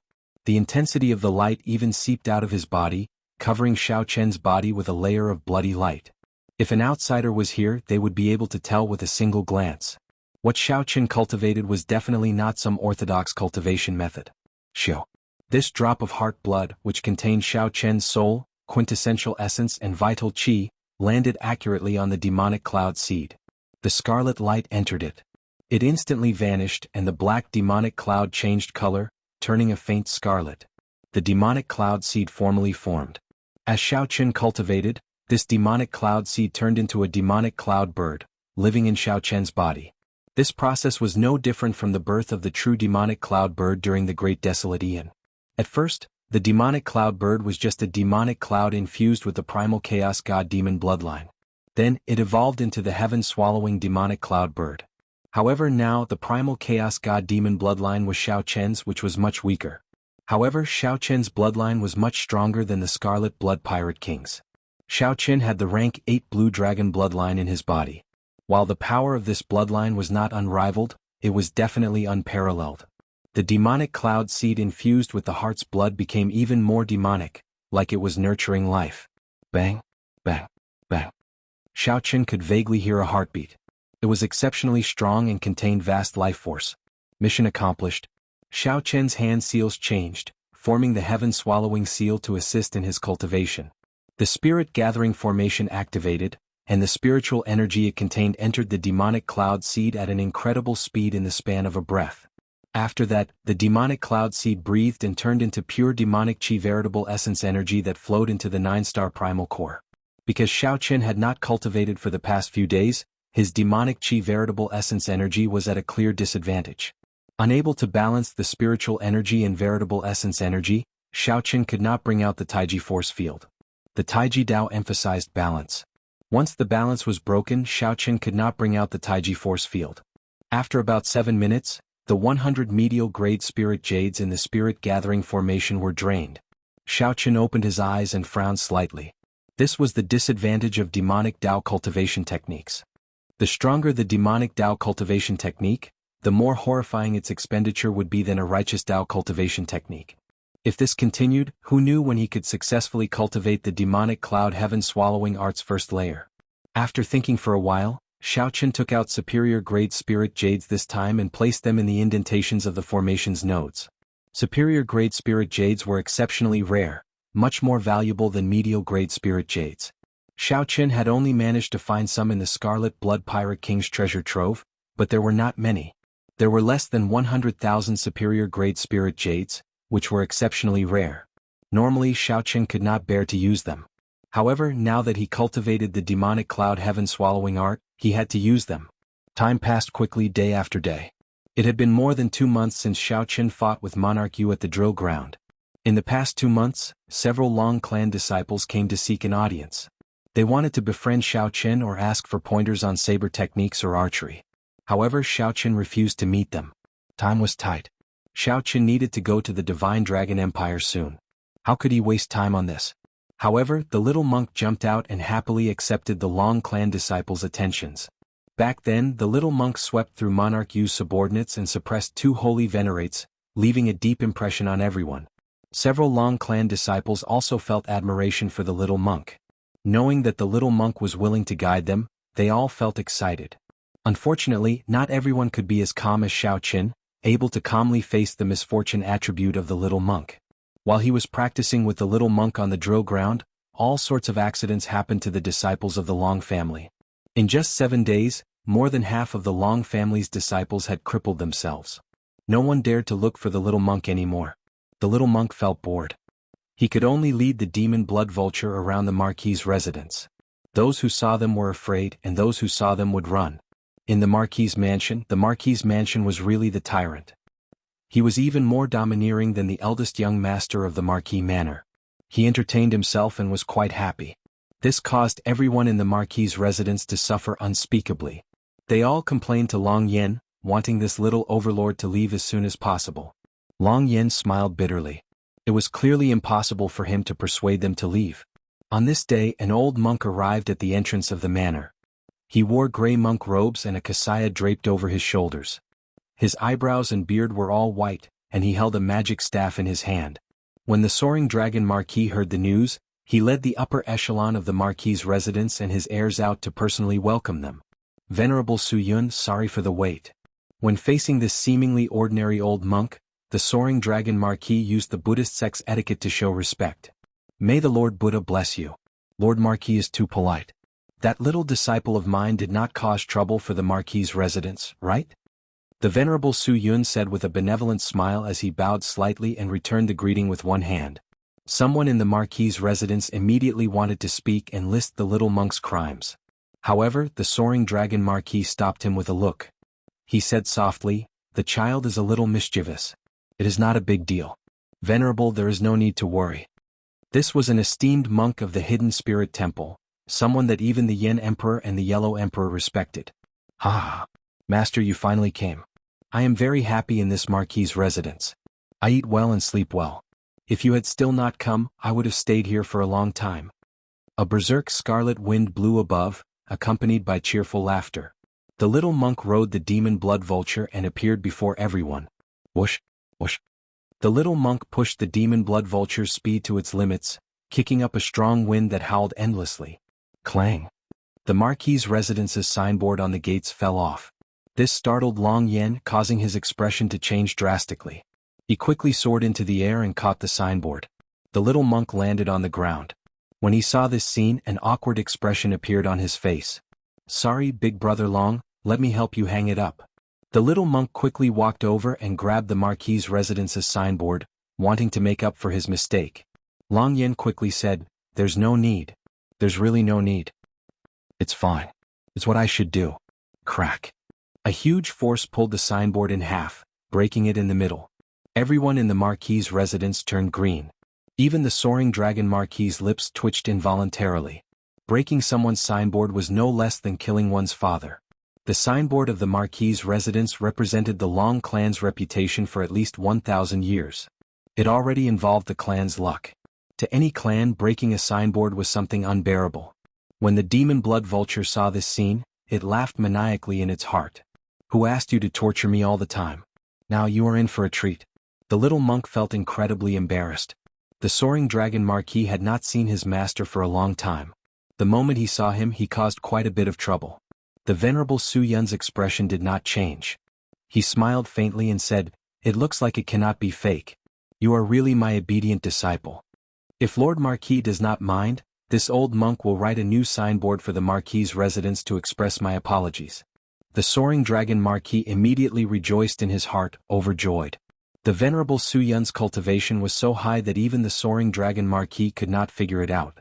If the Venerable Su Yun put some effort into the words he left, they would rival a soul tool. What was even rarer was that the Venerable Su Yun was an esteemed monk of the Buddhist sect. His cultivation of the Buddhist Dharma was unparalleled in the world. Naturally, the Venerable Su Yun would receive the protection of the Buddhist sect's wishes. This in itself was a kind of blessing. According to rumor, there were several signboards in the royal palace's courtyard. The royal clan had personally asked the esteemed monks of the Hidden Spirit Temple to write them. This was equivalent to receiving the royal treatment. "Venerable, this way please." The soaring dragon Marquis led the Venerable Su Yun into the Marquis's residence. The little monk felt very depressed as he followed on the demon blood vulture. Occasionally, the demon blood vulture would smack the demon blood vulture's head. However, when the Venerable Su Yun thought about the consequences of doing so, he helplessly endured. The Venerable Su Yun was an esteemed monk of the Buddhist sect. When he chatted happily with the soaring dragon Marquis, he immediately left behind a calligraphy treasure. The disciples of the Long family who were fortunate enough to be present to observe were all extremely shocked. It was said that every word that Master Su Yun wrote, it was said that with every word the Venerable Su Yun wrote, Buddhist chanting rang out, and a 5-colored treasure light poured out, shocking everyone. After leaving behind the calligraphy treasure, the little monk led the Venerable Su Yun to Xiao Chen's cultivation room. Chapter 1865. In the cultivation room, Xiao Chen had been in seclusion for 2 months. Time was of the essence, and he wanted to make the best use of his time to master the first layer of the demonic cloud heaven swallowing art. In just 2 short months, Xiao Chen had already spent 10,000 of the 100,000 superior grade spirit jades. If it were medial grade spirit jades, the number of medial-grade spirit jades would probably reach 10 million. Furthermore, it didn't have such an effect and the time it took was much longer. Unfortunately, Xiaoqin had already failed to cultivate the first layer of the demonic cloud heaven-swallowing art. According to the book, the demon cloud bird tattoo would appear on one's back after successfully cultivating the first stage. Demonic path true essence could transform one's body, physique, soul, and will. However, 2 months of bitter cultivation was not without gains. The demonic cloud above his dantian had already begun to unfurl, and the embryonic form of a cloud had appeared. It was no longer just a black dot. The life force of the scarlet demonic cloud had become even stronger. Over the past 2 months, Xiaoqin could feel his soul being constantly devoured by the demonic clouds. This demonic cloud seed was probably not as simple as what was recorded in the secret manual. There would be many mysteries beyond his imagination. At this time, the demonic nature within Xiaoqin's body suddenly erupted, and the demonic true essence within his body flooded his entire body. Black demonic light flowed out of his body as he opened his eyes. His eyes were filled with demonic nature. Although Xiaoqin's physical body had been modified by the Mahasvara Buddha's Sarira, he could cultivate a demonic Tao cultivation technique and merge it with the immemorial demon soul formation. The demonic nature in his body had already penetrated deep into his bones and blood vessels. It was inevitable. This was the instinctive reaction of the devil after encountering its natural enemy. At this moment he was cultivating demonic arts to begin with, so the demonic nature of his body took over at this moment. However, a moment later, the Buddha nature contained in the deepest parts of his organs, limbs, and bones. It turned into a gentle breeze and spread out from his body, dispelling the dominance of the demonic nature over his physical body. All of this happened without Xiaoqin's control. It was all an automatic reaction of his body. Looking at it from this angle, it also proved that Xiaoqin's dual cultivation of magic and martial arts had yet to reach the point where he could control them as he pleased. It was like walking on a tightrope above a cliff. It was extremely dangerous. Closing his eyes again, Xiaoqin released his soul power to see what was going on. Within Xiaoqin's perception, everyone in the Marquis's residence was instantly detected by Xiaoqin. Everyone was a flickering dot of light. The flow of quintessence in the bodies of the weaker ones could be clearly seen, clearly imprinted in their minds. As for holy venerables, they were like a ball of burning flames. Unless one used their soul power to sense them, they would not be able to sense them. Otherwise, he would only be able to see this blurry ball of flame. As his soul power swept across, there were 3 flames that were particularly eye-catching. A ball of blazing flames gave off a terrifying aura that rushed into the sky. There was also a faint king's might within it, and a mysterious dragon fate covered it. Xiaoqin could not detect this person at all. Without a doubt, it was the soaring dragon Marquis himself. There was also a clump of flame that was about the same size as the soaring dragon Marquis. However, it seemed lethargic. This should be a hidden sovereign personage expert of the Marquis's residence. As for the third cluster, it was the karma that caused the demonic aura in Xiaoqin's body to erupt. That was a clump of flame that gave off pure Buddhist might. It was like a lamp, not dazzling or eye-catching. It only slowly burned and the flames drifted about. Only the flame's heart remained fixed, unchanging since ancient times. It was like the flame in this flame's heart had existed since the world was created, never extinguishing. Beside this flame was a clump of mixed black flames. It looked very mighty and overwhelming with demonic might. However, when one looked carefully, one could see the core of this black flame, the pure flame's heart without any impurities. This was the little monk Yenqin, who had committed overwhelming sins but had a Buddhist heart and wielded the Buddhist sect's commandment saber. Xiaoqin opened his eyes and roughly understood what was going on. The little monk's master came with him. Not daring to delay, Xiaoqin stopped circulating his energy and walked out of his room. Then he went to the courtyard to personally welcome the little monk. "Big brother, my master is here." The little monk rode on the demon blood vulture and happily led the way, introducing Xiaoqin to him. The venerable Su Yun smiled faintly and said softly, "I have long heard of Benefactor Zhao's name. Today I finally get to see it for myself." Xiaoqin rubbed his nose and smiled. "Venerable, you must be joking. Long heard of it? I just arrived in the Central Great Realm not long ago. It has only been 2 months since I arrived in this soaring dragon Marquiate. Although I caused a commotion, my fame only spread within the soaring dragon Marquiate, far from spreading in the Jianghu dynasty. I am not joking. A monk does not lie. I met Benefactor Xiao 17 years ago." The venerable Su Yun smiled mysteriously but did not elaborate. Xiaoqin's expression changed slightly. 17 years ago was when he first met the Mahasvara Buddha. Could it be that when the Mahasvara Buddha turned around, some mysterious phenomenon happened, allowing this venerable to see me? Yenshin, you already told me about your situation. Can this old monk take a look at you? The venerable Su Yun asked softly to Xiao Chen after he was let in. Xiao Chen glanced at the little monk. When he saw the little monk's innocent expression, he knew that the little monk was worried about him. Something happened to his dual cultivation of righteous and demonic. Hence, Xiao Chen got his master to check on Xiao Chen for him. That's fine. If I can get some pointers or find some hidden dangers, it will be a gain. Xiao Chen nodded and lowered his guard. Then he said softly, as you wish. The venerable Su Yun put down his staff, and a vertical eye suddenly opened on his forehead. This was an extremely strong magic skill of the Buddhist sects, the heavenly eye. According to rumor, when the heavenly eye was cultivated to its limits, one could see not only space and time but also the river of fate, becoming the heavenly Tao.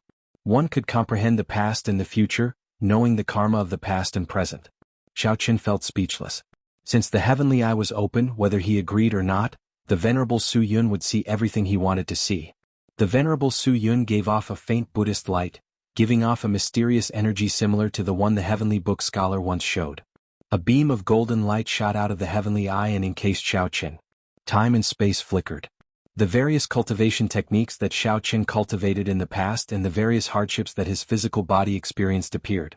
However, the venerable Su Yun's heavenly eye did not check Xiao Chen's soul pool. He only wanted to check if Xiao Chen's body had any hidden dangers and give pointers.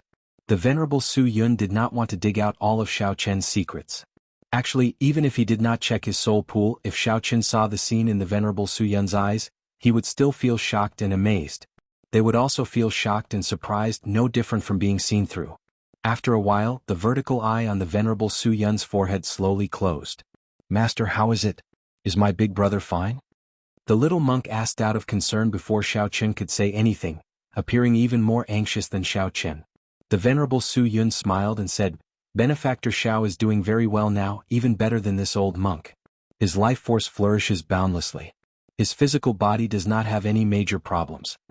All sorts of fortuitous encounters and karma are truly startling. His fate with Buddhism is enviable. The little monk said happily, That's good. Otherwise, if I leave and we meet again in the future, Big Brother will look completely different. I will not be able to accept that. Xiao Chen found this strange. He asked, Venerable, I once heard that dual cultivating righteous and demonic Tao is a great taboo in the righteous Tao. This is especially so in the Buddhist sect. It is also a taboo in the demonic Tao. Why is Senior so calm about it? The venerable Su Yun smiled faintly and asked, Let me ask you, what epoch is it now? Naturally, it is the martial epoch. The demonic Tao cultivation techniques and the righteous Tao cultivation techniques look very different, even intensely conflicting. In reality, they are inseparable from the word martial. They come from the same source. Why can't we cultivate them at the same time? This was the first time someone asked Xiao Chen this question, so he did not know how to answer. The venerable Su Yun said sullenly, Actually, you already know the answer in your heart. There is no need to hesitate. Be it Buddhist, demonic, or righteous Tao, it does not matter. If you can distinguish your heart, it does not matter. Xiao Chen's heart skipped a beat. The venerable Su Yun's words swept away the final doubts and lack of confidence in his heart. This would allow him to be even more determined on this path. Many thanks for Senior's pointers. The venerable Su Yun looked into the distance as he looked at Xiao Chen. Then he said, The reason why the righteous Tao and demonic Tao oppose it is easy to explain. The conflict between the two factions is intense. They do not get along like fire and water. After several battles between the righteous Tao and demonic Tao, the two factions became mortal enemies. How can they accept people who dual cultivate righteous and demonic Tao? Since you chose this path, the future will be difficult. Please be mentally prepared. Xiao Chen nodded to indicate that he understood. Actually, there is another reason. Why can't the two factions accept people who dual cultivate righteous and demonic Tao? Why? Because they are too strong, they are feared by others. There have been many people who dual cultivate righteous and demonic Tao in history. However, they did not walk to the end. In the end, they all made a choice. Otherwise, it would be hard to distinguish their heart, and they could only choose one side. The venerable Su Yun's tone was calm, but he revealed a startling secret to Xiao Chen. I know of a total of 3 people. One is the Kasayapa Buddha. Actually, he dual cultivated Buddhism and demonic Tao. However, the moment he became a Buddha, he abandoned his demonic Tao and started the age of Buddhism.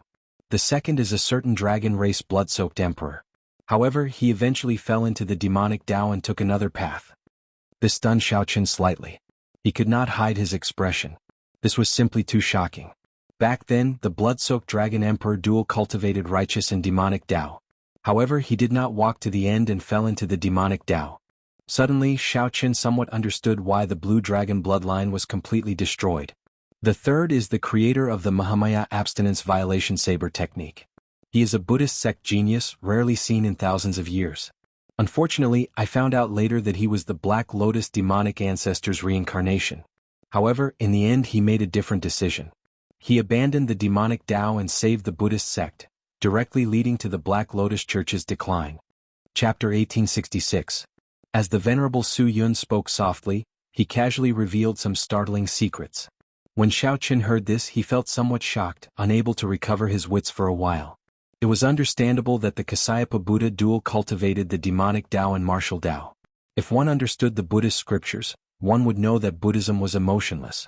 If not for the Kasyapa Buddha cultivating demonic Tao cultivation techniques, he would not have left behind Buddhist Tao martial techniques that countered demonic Tao cultivation techniques. It was impossible for the Kasyapa Buddha to appear out of thin air. One had to know its origin and understand its principles. However, this Kasyapa Buddha was too far away from Xiaoqun. Even if he knew, he would not feel anything. The main reason was the blood-soaked martial emperor. Right now, a strand of the blood-soaked martial emperor's remnant soul was in Xiaoqun's body. No wonder the blood-soaked dragon emperor quickly fell asleep after waking up. It must have had something to do with Xiaoqun entering the demonic Tao. Xiaoqun felt somewhat confused now. The blood-soaked dragon emperor entered the demonic Tao. The Qing emperor entered the demonic Tao. Eventually, Xiaoqun also entered the demonic Tao. Was there really fate in the unseen world? This was too much of a coincidence. The reviver of the blue dragon race was destined to enter the demonic Tao? When Xiaoqun suddenly thought of this, he felt a chill run down his spine. If not for the enlightenment he gained when he faced the Scarlet Blood Pirate King's foe god Flame, he would not have been able to escape. If not for the enlightenment he gained when facing the Scarlet Blood Pirate King's foe god Flame, he might have ended up on the same path as the Qing Emperor, sinking into the demonic Tao. Unknowingly, he would have taken the same path as the Qing Emperor. Fortunately, Xiaoqun managed to walk out in the end and figure out his own heart. What was even more unexpected was that the last person was related to Xiaoqun. The creator of the Mahamaya abstinence violation saber technique actually dual cultivated Buddhism and the demonic Tao. Furthermore, he caused the Black Lotus Church's decline. What was more terrifying was that this person was actually the Black Lotus demonic ancestor's reincarnation. What I told you are secrets and taboos. Little friend, do not spread them, the Venerable Su Yun instructed softly, his tone grave. Xiaoqun recovered his wits and nodded. I understand. However, the first two people already told me their identities. This third person is Patriarch Black Lotus's reincarnation. Why didn't he tell me his identity? Venerable Su Yun smiled faintly and said, Benefactor, you really listen carefully. This third person's identity is very complicated. His descendant now has a powerful faction. It's better not to know about it, lest we get into some unnecessary trouble. Moreover, this person can be considered to have realized his mistake and turned back. It's really rare. So mysterious? The more this was so, the more Xiaoqun felt curious about the creator of the Mahamaya abstinence violation saber technique. However, since Great Master Su Yun did not say, Xiaoqun naturally would not ask. Venerable Su Yun smiled and said, My obedient disciple, you have taken care of me during this period. You obtained a great fortuitous encounter. As your master, I do not have any gift to thank you. I can only bestow you a finger as a token of my sincerity. Xiao. Right after Venerable Su Yun spoke, he tapped Xiaoqun's forehead with his finger. An extremely vast energy poured into Xiaoqun's body. Kacha kacha. Xiaoqun's bones crackled like soybeans being fried, crackling non-stop. After a while, when Venerable Su Yun released his finger, Xiaoqun immediately felt refreshed, and his body became much lighter. What was more pleasant was that he felt his physical body break through some kind of shackle. With a thought, dragon roars came from Xiaoqun's body. Vital qi surged like a surging river or the sea. Xiaoqun easily gathered 25 cauldron force. This. Xiaoqun revealed joy on his face. Venerable Su Yun's finger helped him break through the bottleneck of 20 cauldron force. The rest was flat, saving Xiaoqin a lot of effort. Whoosh! Xiaoqin spat out a mouthful of turbid qi. He felt that some of the hidden ailments in his body vanished with this finger. What was even rarer was that Venerable Su Yun's finger contained a Buddhist might that was extremely compatible with the Mahasvara Buddha Sarira's Buddhist nature in Xiaoqian's physical body. This invisibly raised Xiaoqian's Buddha nature. This gentle finger was truly wondrous, benefiting Xiaoqian greatly. Thank you, senior. Xiaoqian performed a cupped fist salute. Venerable Su Yun shook his head and said, "It's just a small matter. It is far inferior to what you gave Yanqin. I'll give you another page of the Hidden Spirit Temple's golden letter. In the future, if someone from the Buddhist sect makes things difficult for you, you can take it out." When Xiaoqian received it, he discovered that it was not much different from the one that the Venerable Shen Bei gave. However, the inscription was changed to the Hidden Spirit Temple, which immediately changed its value. Its rarity was no longer the same. It's time to go our separate ways. You still have some secrets on you. Although I didn't look at them, I still have some secrets. Although this old monk did not look at them, I can sense that they are an untouchable and unexplored power. They are very precious. Venerable Su Yun bowed with one hand as a form of farewell. Xiaoqian entered deep thought. There are still secrets? Is it because of the Sky Dome Immortal Lord's reincarnation? Xiaoqian could not be bothered to think too much about it. He kept feeling that the secrets of immortals were too distant from him, so he did not want to touch them. Big brother, I'm so sad. I wonder when we will meet again. The little monk appeared somewhat sorrowful. Such an expression on his tender face was simply too cute. However, when the little monk thought of something, he gently rubbed the demon blood vulture's head. Then he smiled and said, "Silly bird, I see that your comprehension ability is pretty good. Come back to the temple with me and enter the Buddhist sect. In the future you can be a protector holy beast." It was rare for the little monk to pet it like this, scaring the demon blood vulture significantly. Its body immediately shrank and turned into a flash of scarlet light. Then it took the initiative to turn into a ring on Xiaoqian's finger. "How can this great me become a monk? Even if you beat me to death, I will not do it. Master, please don't give me away. I will even be a cow or a horse by your side." The little monk nearly caused the demon blood vulture to crumble. When it heard that Xiaoqian wanted to go to the Hidden Spirit Temple with him, it immediately became frightened. Xiaoqian smiled faintly and said, "Little monk, stop scaring it." Yanqian's lips curled up as he said, "I am giving it an opportunity. Forget it if it doesn't want to." Xiaoqian looked at the Venerable Su Yun and said, "Honestly speaking, the little monk has karma with me. I also thank Venerable for taking care of the little monk for the past 10-odd years." The Venerable Su Yun narrowed his eyes and smiled. This old monk understands what benefactor is saying. He is the blessing of my Buddhist sect. How can I not take good care of him? Benefactor, if you have time in the future, you can come to the Hidden Spirit Temple as a guest. Not long after Xiaoqian parted reluctantly, another honored guest arrived at the courtyard that had been deserted for a long time. It was the Soaring Dragon Marquis accompanied by Long Yen. However, Lan Luo was nowhere to be seen. Seeing the other party's expression, Xiaoqian knew that it was time for him to leave. The Soaring Dragon Marquis was here to send off the guest. "Young Master Xiao, it is time to send you to the Divine Dragon Empire," the Soaring Dragon Marquis said in a respectful tone. Xiaoqian said politely, "Thank you, Lord Marquis. Please." There were some things that the two already knew. Monarch Yu's matter was already settled. Along the way, the Soaring Dragon Marquis was very polite to Xiaoqian. If word of the Soaring Dragon Marquis personally giving it to a junior got out, the entire Soaring Dragon Marquisate would be shocked.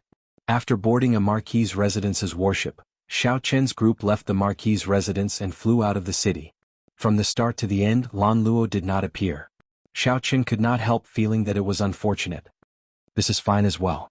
Xiaoqian sighed in his heart. There were some feelings where rejection would hurt, but acceptance would hurt even more. The Marquis' residence's warship flew increasingly higher. The Soaring Dragon Marquisate grew increasingly smaller in Xiaoqian's eyes. This parting would not last long. Xiaoqian believed that he would definitely return to the Jianghu dynasty. This short stay was like a dragonfly skimming the water. He did not get to experience the vast Jianghu dynasty at all. The dynasty's outstanding talents and the sect elites. Xiaoqian did not get to see any of the legendary monarch experts. This was very unfortunate. However, he would definitely return to the Jianghu dynasty sooner or later and meet the true elites and outstanding talents of the Central Great Realm. Xiaoqian wanted to experience the resplendent and dazzling outstanding talents of this age of the martial Dao. The Soaring Dragon Marquis stood beside Xiaoqian. After thinking for a long time, he suddenly said, "I was the one who watched you perform your saber that night." Xiaochen was not surprised. Only a few people in the Marquis's residence had the strength to approach him without him noticing. "I did not mean to injure Lord Marquis. Please forgive me." The soaring dragon Marquis's lips curled up in a smile as he said, "However, it has been many years since anyone managed to injure me. Although I was careless, I cannot deny your strength. If possible, I would really like to keep you in the army and make you my general." After gaining the soaring dragon Marquis's recognition and high regard, Xiaochen felt rather happy. "Many thanks for Lord Marquis's praise. It is just the truth. It is not really a praise." As Xiaochen watched the city get further away, the land before him grew increasingly desolate. Feeling it strange, he asked, "Where are we going?" "The military camp." Chapter 1867. A military camp? Xiaochen revealed a doubtful expression. Could it be that the transportation formation to the Divine Dragon Empire is in a military camp? Seeing the doubt in Xiaochen's eyes, the soaring dragon Marquis explained, "The dynasty's transrealm transportation formation is controlled by the Yen Emperor Palace. They allow entry but not exit. The access requirements are very high, and the number of times it can be opened is limited. Although I can use it, it will be somewhat problematic if I bring you along. After thinking about it, I brought you to the military camp, using the transportation formation of my Scarlet Blood Army." Xiaochen asked out of curiosity, "There are transportation formations in the military camp as well?" The soaring dragon Marquis replied calmly, "That is natural. The formation masters that the dynasty's Tai institution raised were not raised for nothing. They weren't raised for nothing. They had invented a portable teleportation formation a long time ago. All they needed to do was prepare a few specially made war chariots. When you want to use it, you just need to insert the formation flags and activate it with spirit jades. When the battle starts, we can retreat, and it's also convenient to deploy troops." The Soaring Dragon Province was the northernmost province of the Yanwu dynasty's 108 provinces. The Soaring Dragon Marquis's clan had been generals guarding the borders for many generations.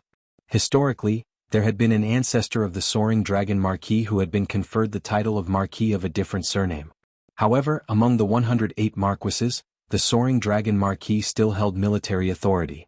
They held high authority and were rather special. This was why Duke Yun favored the Soaring Dragon Marquis and wanted to marry him. Upon hearing the Soaring Dragon Marquis make it sound so serious, Xiaochen felt somewhat surprised. To think that there was still a need for war. Xiaochen asked casually, "The Yanwu dynasty is so strong. Are there still enemies who dare to offend it?" The Soaring Dragon Marquis showed a grave expression as he replied softly, "The Central Great Realm is not as peaceful as you imagine. The age of fiendish demon chaos was long ago, only recorded in ancient books. However, the last war between the righteous factions and the demonic factions was not that long ago, just 10,000 years ago. Furthermore, although the Yanwu dynasty is strong, it is vast and boundless. There are always places beyond our reach. Take the north for example. The greatest enemy is the innately warlike and uncivilized barbarians. They frequently harass the borders. The place where the barbarians are established is a dangerous environment. Poisonous gas pervades the air and spiritual energy is thin.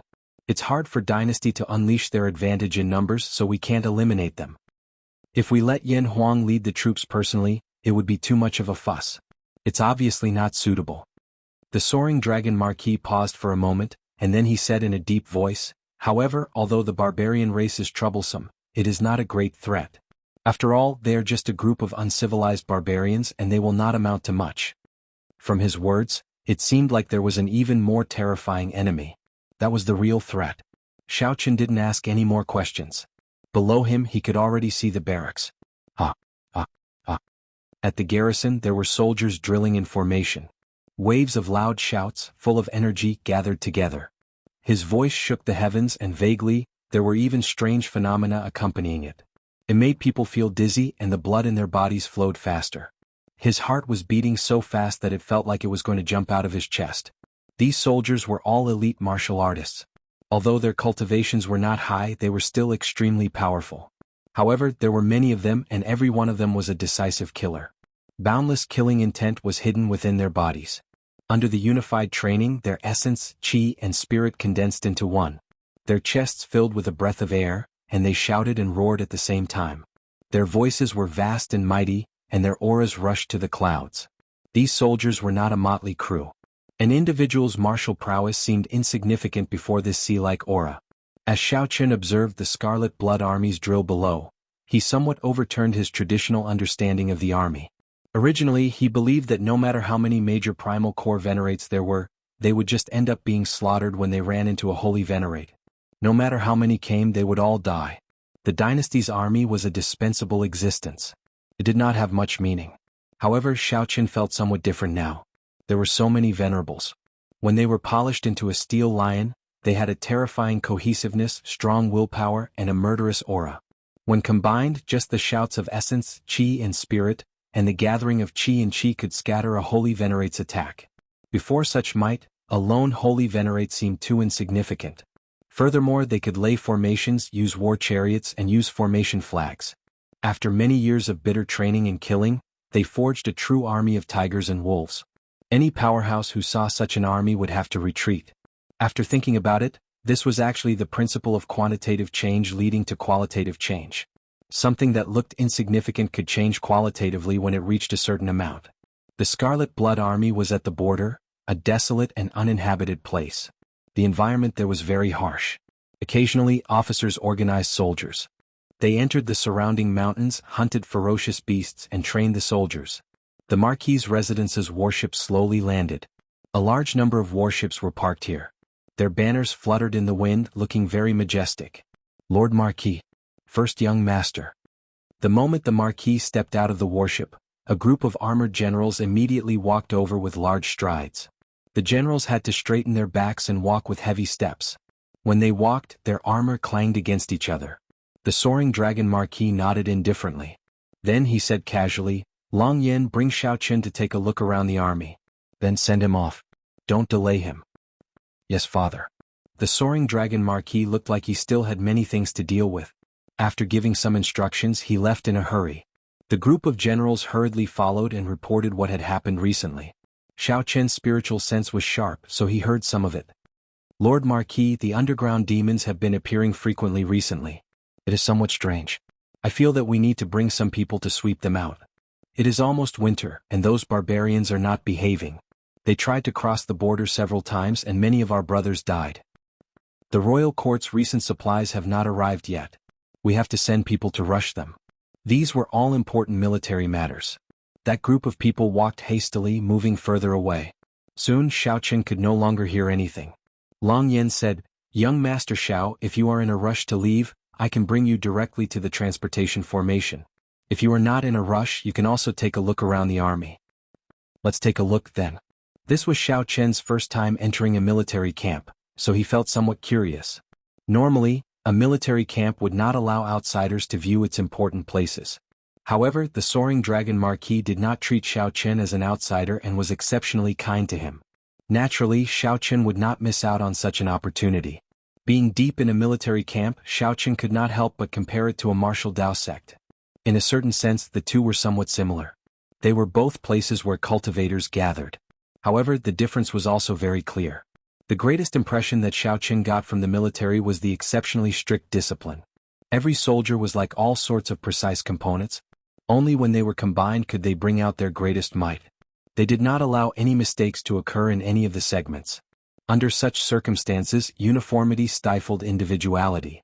Clearly, it was not suitable for the inheritance of the martial Dao. However, an individual's strength and willpower would improve rapidly in the midst of killing. However, one's comprehension ability and spirituality might be slowly erased in the army. In comparison, sects had a lot of freedom and emphasized individual martial prowess. Regardless of the rank of the various large sects, their structure was very similar. Through the selection of outer sect disciples, inner sect disciples, core disciples, and true inheritors, the most outstanding ones would be picked out. This ensured that the people with outstanding talent and comprehension ability could stand out and bring out their potential to the greatest extent. Just in terms of the martial Dao, sects were clearly more suitable for inheritances and could produce powerful experts more easily. This was also the reason why many nobles would send their children to sections. Comparing the two, each had its advantages and disadvantages. Both had their reasons for existing. 10 odd war chariots formed a procession on the main road, attracting Xiao Chen's attention. The war chariots carried corpses, the trophies of the soldiers. Unlike the ferocious beasts from before, The corpses on these war chariots were all humanoid corpses. More accurately, many of them were the scaled monsters that Xiaoqin met in the thunderclouds that day. Xiaoqin pointed to the corpses on the war chariots and asked, "What are these?" Long Yin looked in the direction that Xiaoqin pointed and explained, "These are a type of underground demon, flood dragon humans." Underground demon? That's right.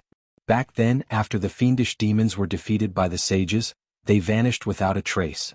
However, the descendants of the fiendish demons survived and occupied the abyssal underworld. This is also commonly known as the underground world. These descendants of the fiendish demons are collectively known as earth demons. Long Yin nodded and continued, "The abyssal underworld has a total of 9 layers, inhabited by 9 underworld monarchs. The lower you go, the more horrifying the strength of the earth demons. They possess the blood of fiendish demons and startling comprehension abilities. They cultivate demonic Tao cultivation techniques and have many advantages. As they slowly lay dormant, they actually developed. By the time the righteous Tao awakened, they had already become a faction that could not be easily destroyed. Speaking of which, they are a much greater threat than the barbarian race. Fortunately, the 9 great underworld monarchs have their own conflicts, and the underground world is not peaceful in the first place." Xiaoqin entered deep thought. The central great realm was indeed much larger than he imagined. Just this soaring dragon Marquiate was just the tip of the iceberg. The things that Xiaoqin saw already dazzled him. However, why do I feel that aside from the blood of the fiendish demons, these flood dragon humans also have the aura of the dragon race? The topic returned to the flood dragon humans. This was what Xiaoqin was more concerned about. Upon hearing that, Long Yin looked at Xiaoqin, feeling it strange. He asked, "You don't know?" Xiaoqin felt bewildered. What's with that expression? It's like I have to know. Is it strange that I don't know? Long Yin smiled embarrassedly and said, "Sorry, I saw that you also have the dragon race bloodline, so I thought you would know about this." Back then, the dragon race's Black Dragon King led his subordinates and defeated the 9 great underworld monarchs. He became known as the Supreme Underworld Monarch and unified the abyssal underworld for the first time in history. This should be something that everyone in the dragon race knows about. Its influence is very deep. So that's the case. Xiaoqin felt enlightened. A regular dragon race cultivator should know about this. Unfortunately, Xiaoqin was not. No wonder Long Yin revealed such a surprised expression. Back then, the dragon race cultivators that followed the Black Dragon King to the abyssal underworld became the strongest of the earth demons. After the baptism of the underworld river's water, they became flood dragon humans with both the blood of the fiendish demons and the bloodline of the dragon race. When the Black Dragon King was alive, these flood dragon humans naturally enjoyed great fame and prestige. However, now they have become the lowest existences among the earth demons. Long Yin caught his breath and continued, "When the Scarlet Blood Army swept through the underground world, they killed the most flood dragon humans." For some reason, when Xiaoqin heard this, he felt uncomfortable. Perhaps it was because he was also a member of the dragon race, but when he saw how miserable these former members of the dragon race were now, he felt some compassion. The Black Dragon King was a mixed blood dragon in the first place. Many of his followers were mixed blood dragons as well. Even in the Divine Dragon Empire, they were at the bottom. At the same time, Xiaoqin thought of the seal in the underground dragon city in the soaring dragon great realm. He thought of that senior's words. The Black Dragon King would appear within 100 years. Chapter 1868. What happened? Long Yin asked in confusion when he saw that Xiaoqin was deep in thought. Xiaoqin said softly, "I thought of something and I've seen enough. Let's go." "I still haven't asked, where can the army's transportation formation send me?" The two chatted as they walked. Long Yin said, "The furthest it can go is to the borders of the Divine Dragon Empire. After that, you can cross a desert and enter the Divine Dragon Empire." Xiaoqin frowned slightly. Then he said sullenly, "There's no other way. Directly teleport into the Divine Dragon Empire?" Long Yin shook his head and said, "No. Only a transrealm transportation formation can do that. The transrealm transportation formation is controlled by the Yen Imperial Hall. Hence it will be somewhat difficult. However, it will be more convenient for you to go to the Divine Dragon Empire." Xiaoqin thought about it and felt that it was okay. Even if Xiaoqin could teleport to the Divine Dragon Empire, he did not know which city he would end up in. Xiaoqin knew too little about the dragon race. After slowly familiarizing himself with it, he had to properly plan how he was going to walk the path of the dragon clan. Boom. At this moment, the ground trembled slightly. A war chariot was carrying a mountain-sized rock beast.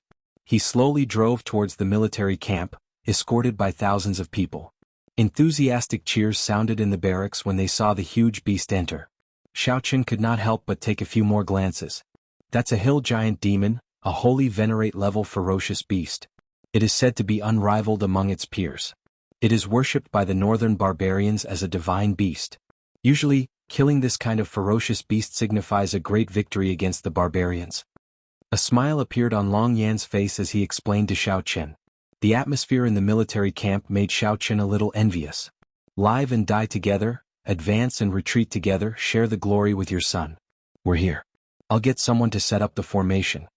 A moment later the two came to an open space in the army. Long Yan called out. Wah! 38 war chariots came from different directions at an extremely fast speed, like flowing lights and phantoms. After a few breaths, the chariot was pieced together to form a Dao platform with complicated runes. So. Many martial artists flew out from the war chariots, holding war flags that shone with radiance, and inserted them into the Dao platform. Immediately, flowing light overflowed in all directions. 38 white rainbows descended from the sky. Auspicious energy swirled in the air, and a rain of flowers bloomed. A Taoist gate rose up from the center of the garden and stood erect amidst the rain of flowers. The teleportation array, which should have been incomparably complicated, was constructed so easily and quickly. It was indeed an eye-opener.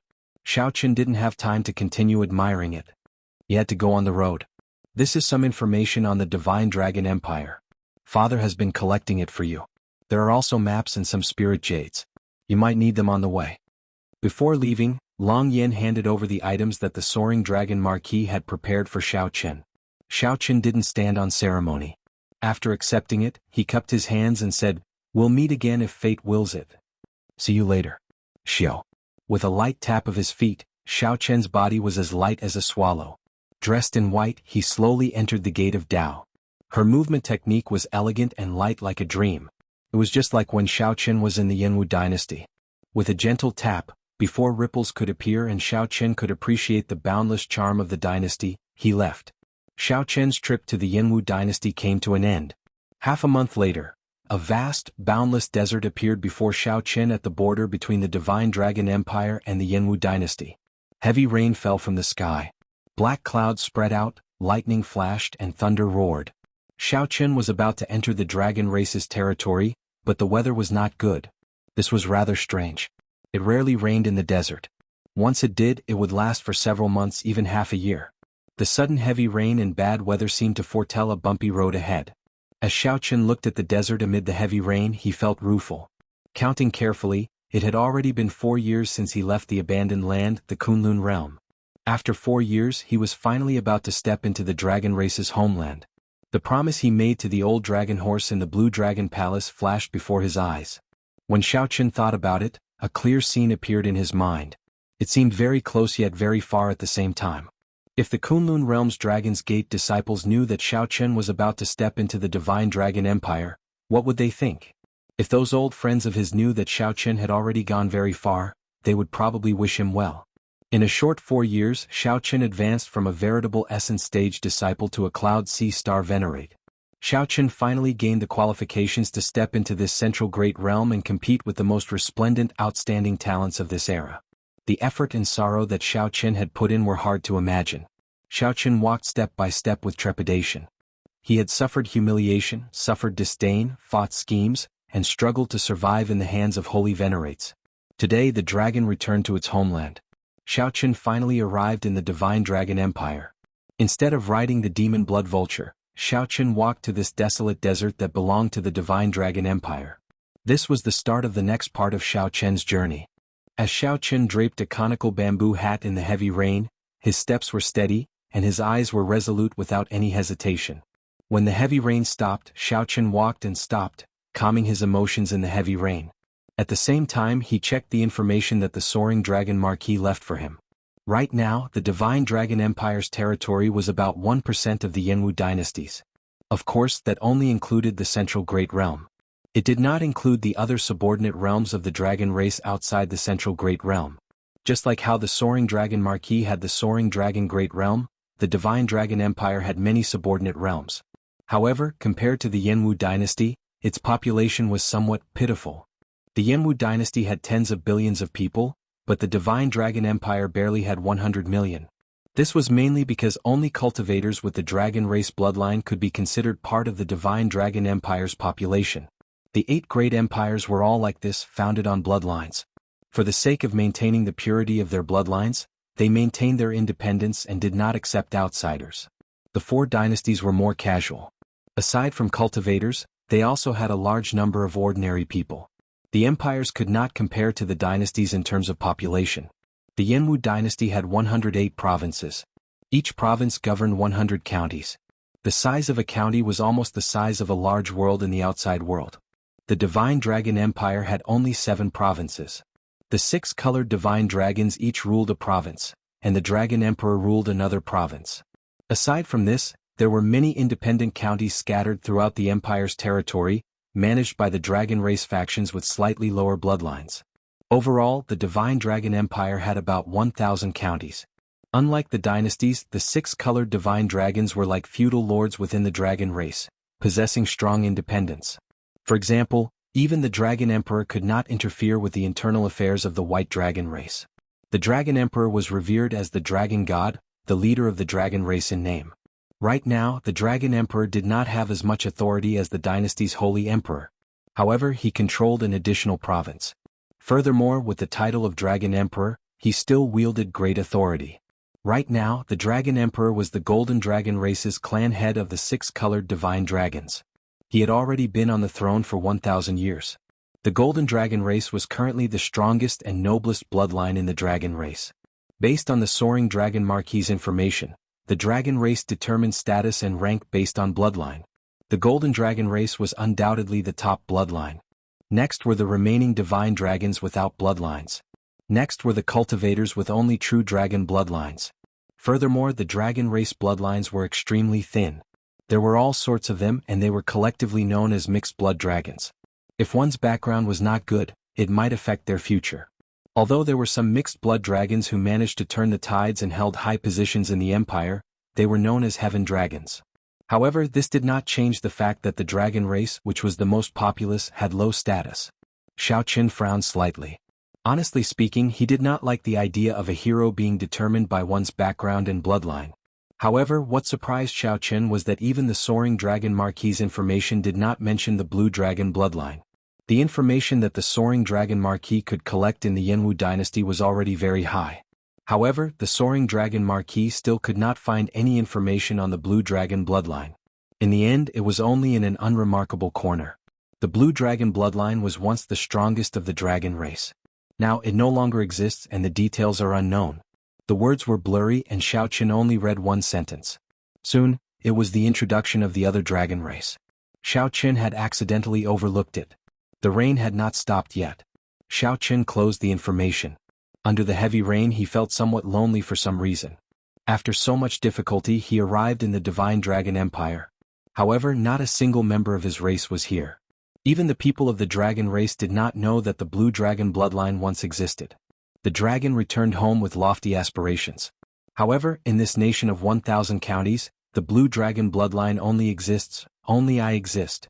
Chapter 1869. Heavy rain fell in the desert for a long time.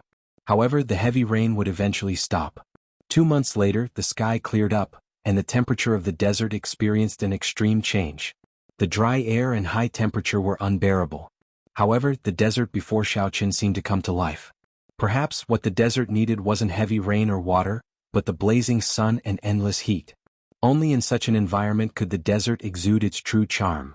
Xiao Qin took off his conical bamboo hat and put on his white robes, walking in the desert like an ascetic monk. When the desert truly came to life, its ferocious and scary side appeared before Xiao Qin. Huge cactuses covered in sharp needles suddenly came to life and attacked him. Venomous lizards came out of the desert or scorpions that Xiao Qin could not shatter even after infusing great Tao energy into their bodies.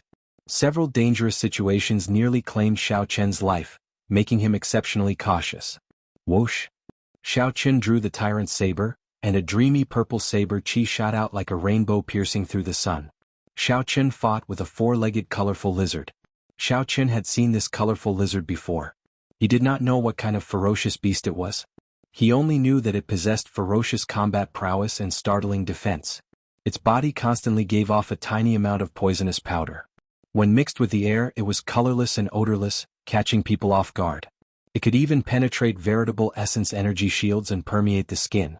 The first time Xiao Qin entered a dangerous situation was because of this colorful lizard.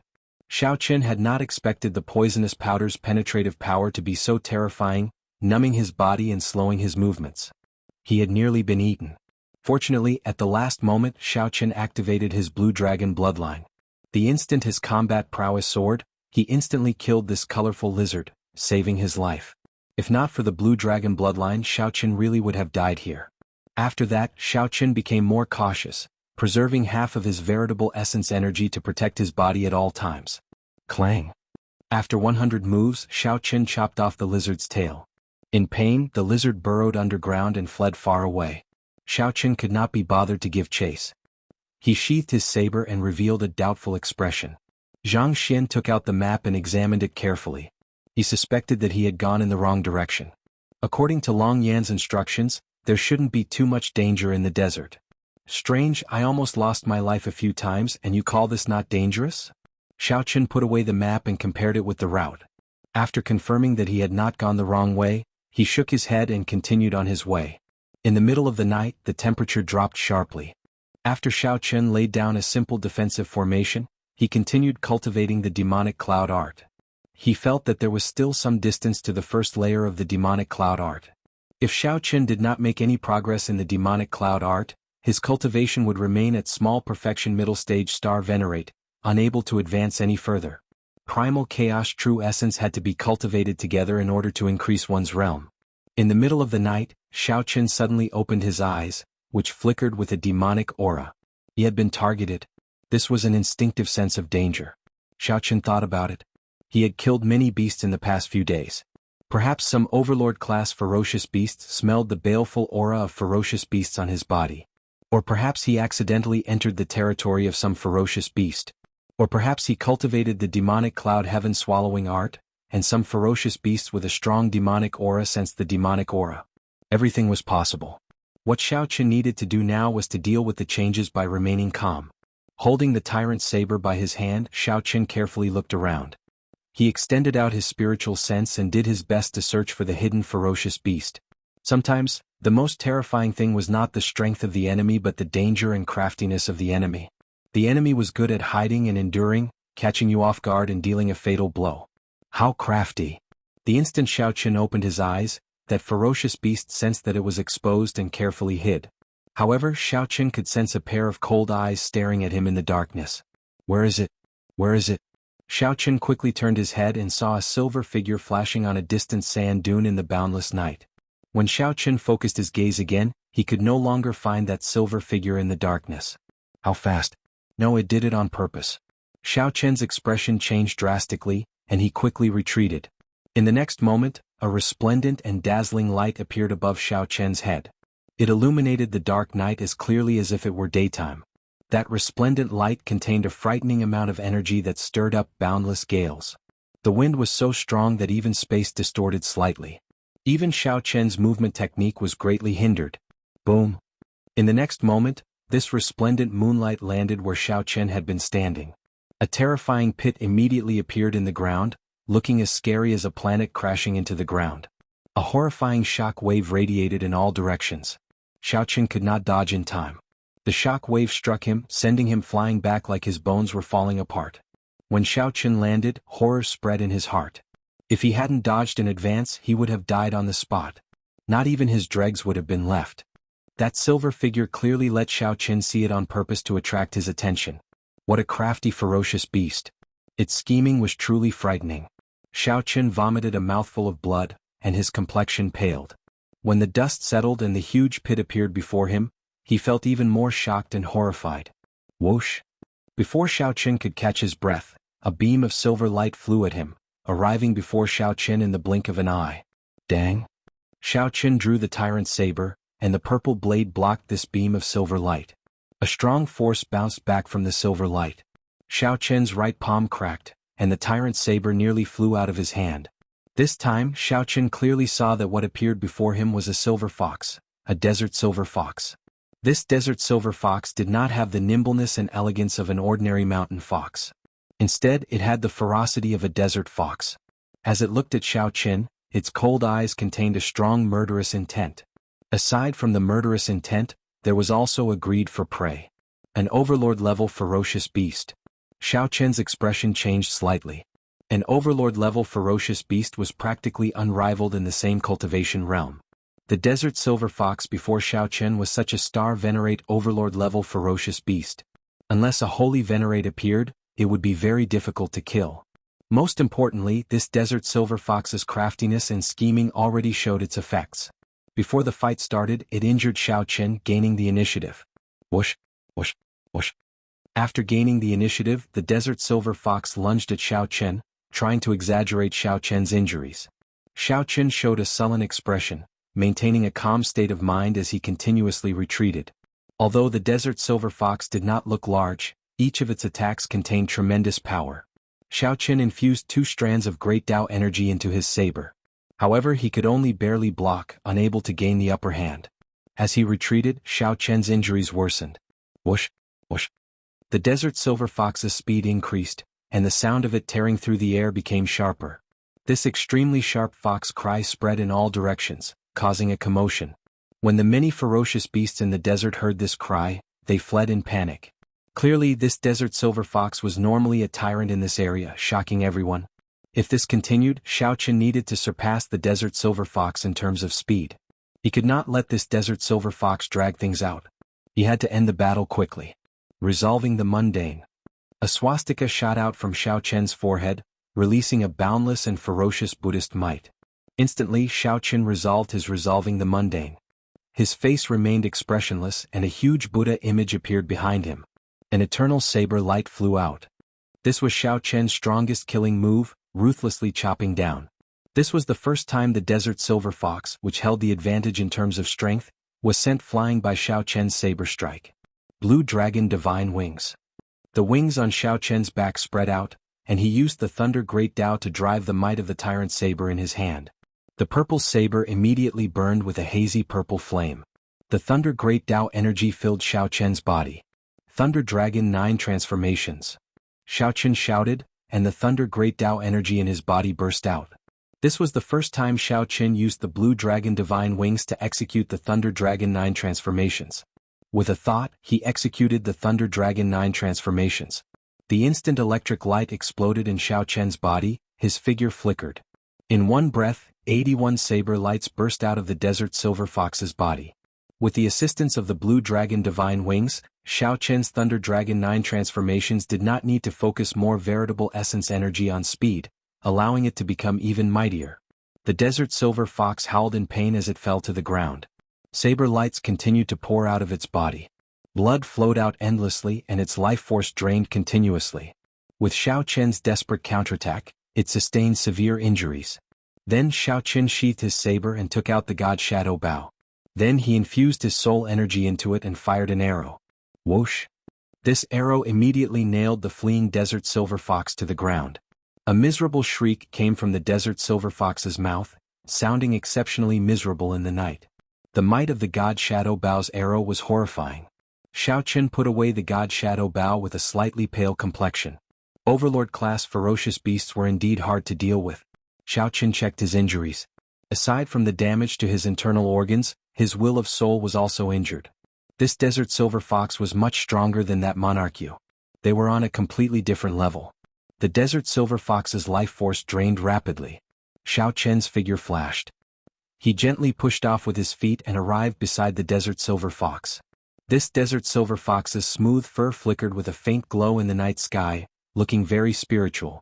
If not for the tyrant saber in Xiao Qin's hand revealing its true form and driving it with the Thunder Great Tao, it would have been very difficult to penetrate the desert silver fox's defense.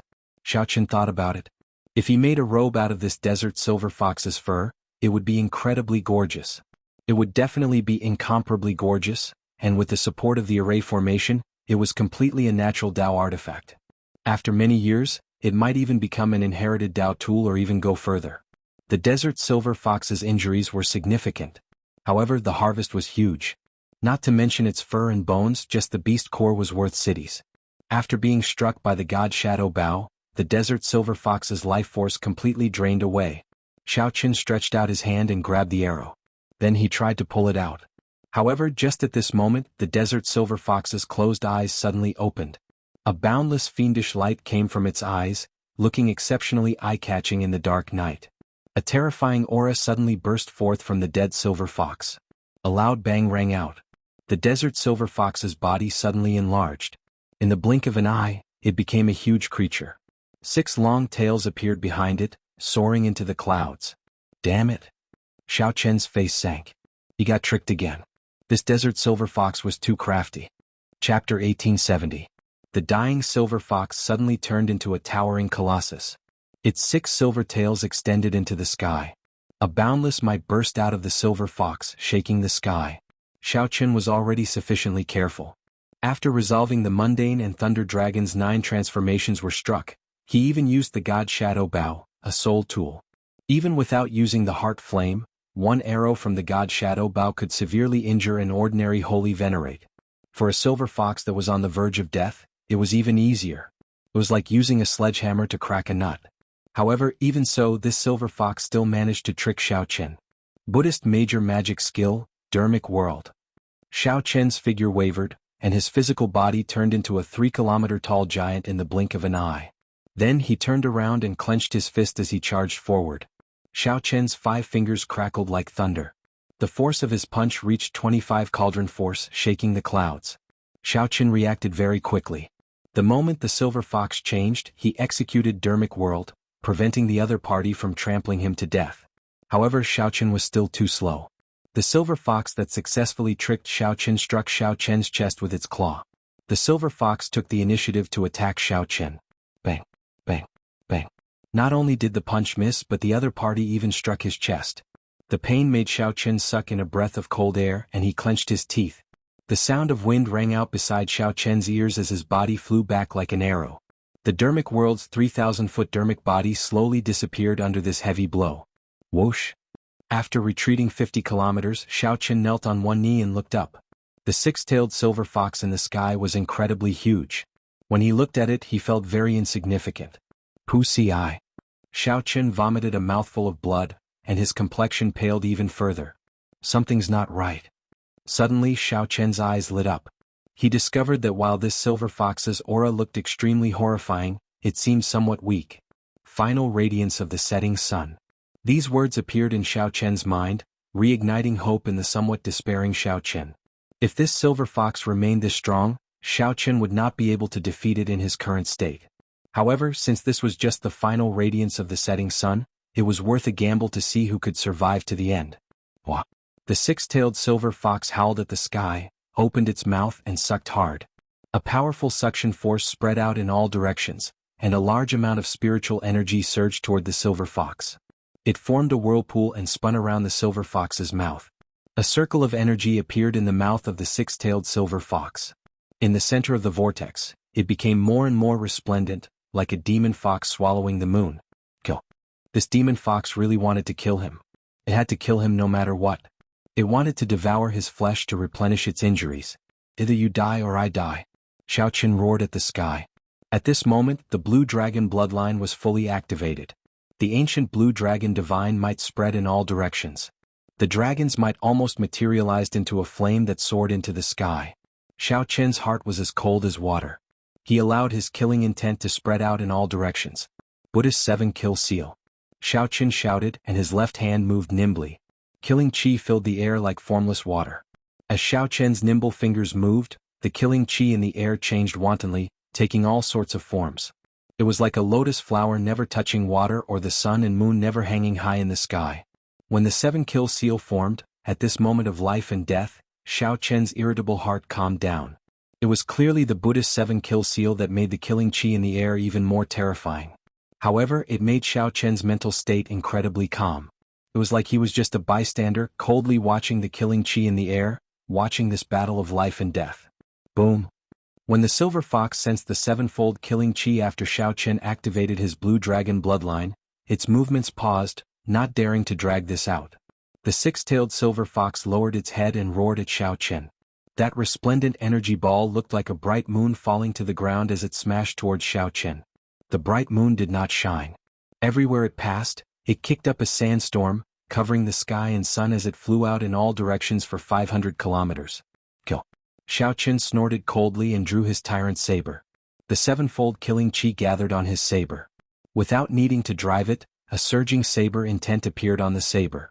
As Xiao Chen soared into the air, a golden light flashed in his eyes. Using his great desolate Ian physique, he gathered the sevenfold killing chi and executed Flying Sky Falling Moon. Flying Sky Falling Moon. A saber light flashed and Xiao Chen chopped that bright moon-like energy ball in half. Moonlight spread out, and when it landed on the ground, it blasted out hundreds of thousands of huge pits in the desert. The boundless desert became a scene of desolation, and the terrain changed drastically. Die. While the blue dragon bloodline still had one breath left, Xiao Chen unfurled his blue dragon divine wings. Then he soared into the sky and landed, turning into a beam of azure light. In the time it took for a spark to fly, blood spurted out and the six-tailed silver fox's head flew off. However, before the six-tailed silver fox could land, its 6 huge tails swept towards Xiao Chen at the same time. Boom! The blue dragon bloodline slowly receded, returning to Xiao Chen's physical body. This strike knocked Xiao Chen into the air. After Xiao Chen landed, he felt the world spin around him. Everywhere he looked, the scene turned upside down and everything turned blurry. Xiao Chen felt a splitting headache. His eyelids felt as heavy as a mountain, and he could not control them. Demon blood vulture, protect me? Xiao Chen instructed in his heart. Then he could no longer hold on. He stumbled and fell to the ground. 3 days later, the blazing sun hung high in the sky. 50,000 kilometers away, a group of men and women appeared on a rather tall sand dune. When this group of people climbed the sand dune and looked down, they were all stupefied. They saw huge pits tens of kilometers wide in the boundless desert before them. The area within 50,000 kilometers was a scene of desolation. Terrifying killing chi and fiend chi still lingered in the desert. The entire terrain had been completely changed. There were deep pits everywhere and the ground was sunken. With one glance, everyone felt deeply shocked. Six-tailed heavenly fox. Someone practiced an eye technique and possessed astonishing vision. When he saw the huge corpse of the six-tailed silver fox, his expression turned incredibly shocked. The corpse of a six-tailed heavenly fox? The moment this person said that, the expressions of this group of cultivators changed somewhat. The six-tailed heavenly fox was an overlord-level star venerate ferocious beast. Regular holy venerates would find it difficult to defeat. It was an absolute tyrant in this area. More importantly, this six-tailed heavenly fox was cunning by nature and very hard to kill. If it encountered an existence that was stronger than it, it wouldn't show itself at all. If it targeted an existence that was weaker than it would never fail. There was a saying in the desert. When you see the six-tailed heavenly fox, you are already dead. Don't get any ideas. Since you discovered the six-tailed heavenly fox, it must have been intentional. However, at this moment, the corpse of a six-tailed heavenly fox appeared before them. Furthermore, this was a scene of desolation. The 50,000-kilometer-long sand pit was shocking. Could it be that someone fought with the six-tailed heavenly fox and killed it? Or was all this an illusion created by the six-tailed heavenly fox? After all, the six-tailed heavenly fox was famous for its cunning. Senior Sister Tang, Senior Brother Deng, there is another corpse over there. At that moment, the cultivator who had mastered the eye technique uttered another shocking statement. The leader, a man and a woman, exchanged glances. Shock flashed in their eyes. This group of people were dragon race cultivators with the dragon race bloodline. They came from the same sect and were here for experiential training. Should we go and take a look? The man with the family name Deng asked softly as he looked at the woman with the family name Tang. A fervent look flashed in his eyes. The corpse of a six-tailed heavenly fox was priceless, inestimable. Unexpectedly, there would be such a harvest when he brought his junior brothers on experiential training. This was truly surprising. The woman with the family name Tang was called Tang Dan. She looked gentle and had a gentle temperament. However, she was very cautious when doing things. She did not lower her guard because of the six-tailed heavenly fox's corpse. Senior Brother Deng, let's go and take a look first. If there is no danger, we can bring our junior brothers over. How about that? Tang Dan suggested softly as she looked at the man with the family name Deng. Sure. Whoosh. The two gently pushed off with their feet and flew close to the desert like roaming dragons. As their bodies rubbed against the air, the two burned their protective veritable essence energy. From a distance they looked like two roaming dragons flying at lightning speed in the air. They were as fast as lightning, like rainbows. After about 7 minutes, the two landed beside the six-tailed heavenly fox with grave expressions. It really is the corpse of a six-tailed heavenly fox. Seeing was believing. At this moment, they could clearly feel the lingering fiendish chi and resentment of the six-tailed heavenly fox. They had no choice but to believe it. Senior Sister Tang, look at the wound on its neck. The man with the family name Deng pointed to the neat wound on the six-tailed heavenly fox's neck, and his expression changed slightly. What a fast saber! Tang Dan could not help exclaiming when she saw it. This saber strike was extremely fast and boundlessly sharp, containing a strong saber intent. A scene appeared in her mind. A bladesman holding a saber flew over in the night sky. A sharp saber intent spread out from the saber in his hand, turning into a saber light that illuminated the entire night sky. The saber light flickered.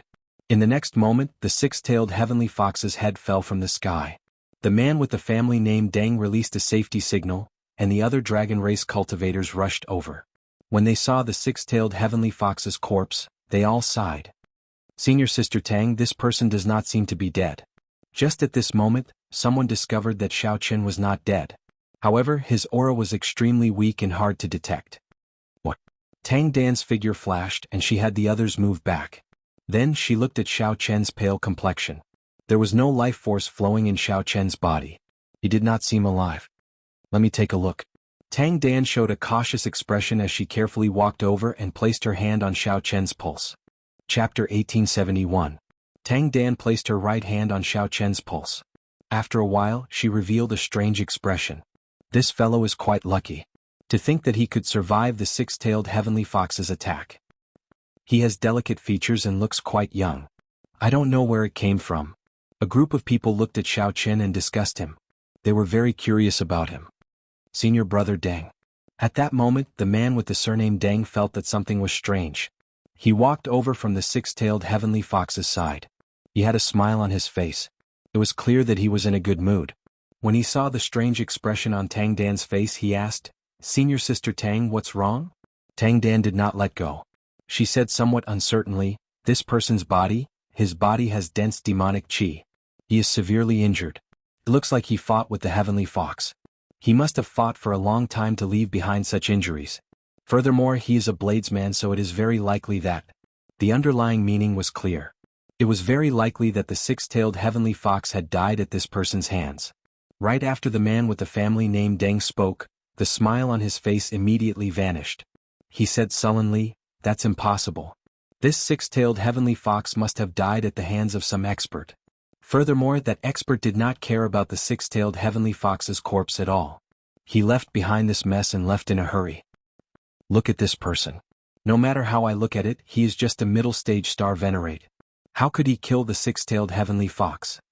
The man with the surname Deng showed a decisive expression, insisting that the six-tailed heavenly fox was definitely not killed by Xiao Qian. The reason for this was simple.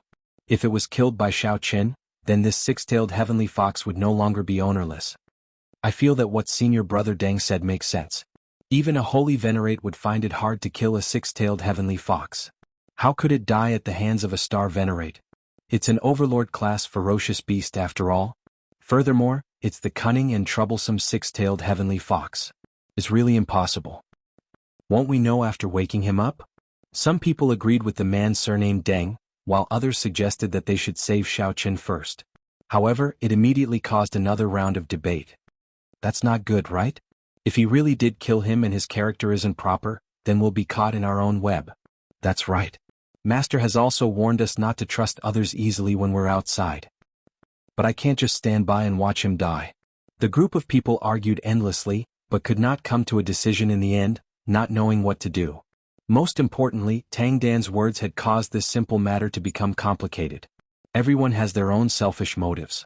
If Xiao Qian was just an ordinary person, saving his life and passing wouldn't be a big deal at all. However, if he really killed the six-tailed heavenly fox, it would affect the distribution of benefits. It would be hard to avoid a grudge. Let's just kill him with one strike and pretend that he's already dead. A trace of killing intent flashed across the eyes of the man surnamed Deng. He placed his right hand on the hilt of his sword and stepped forward, looking like he was about to attack.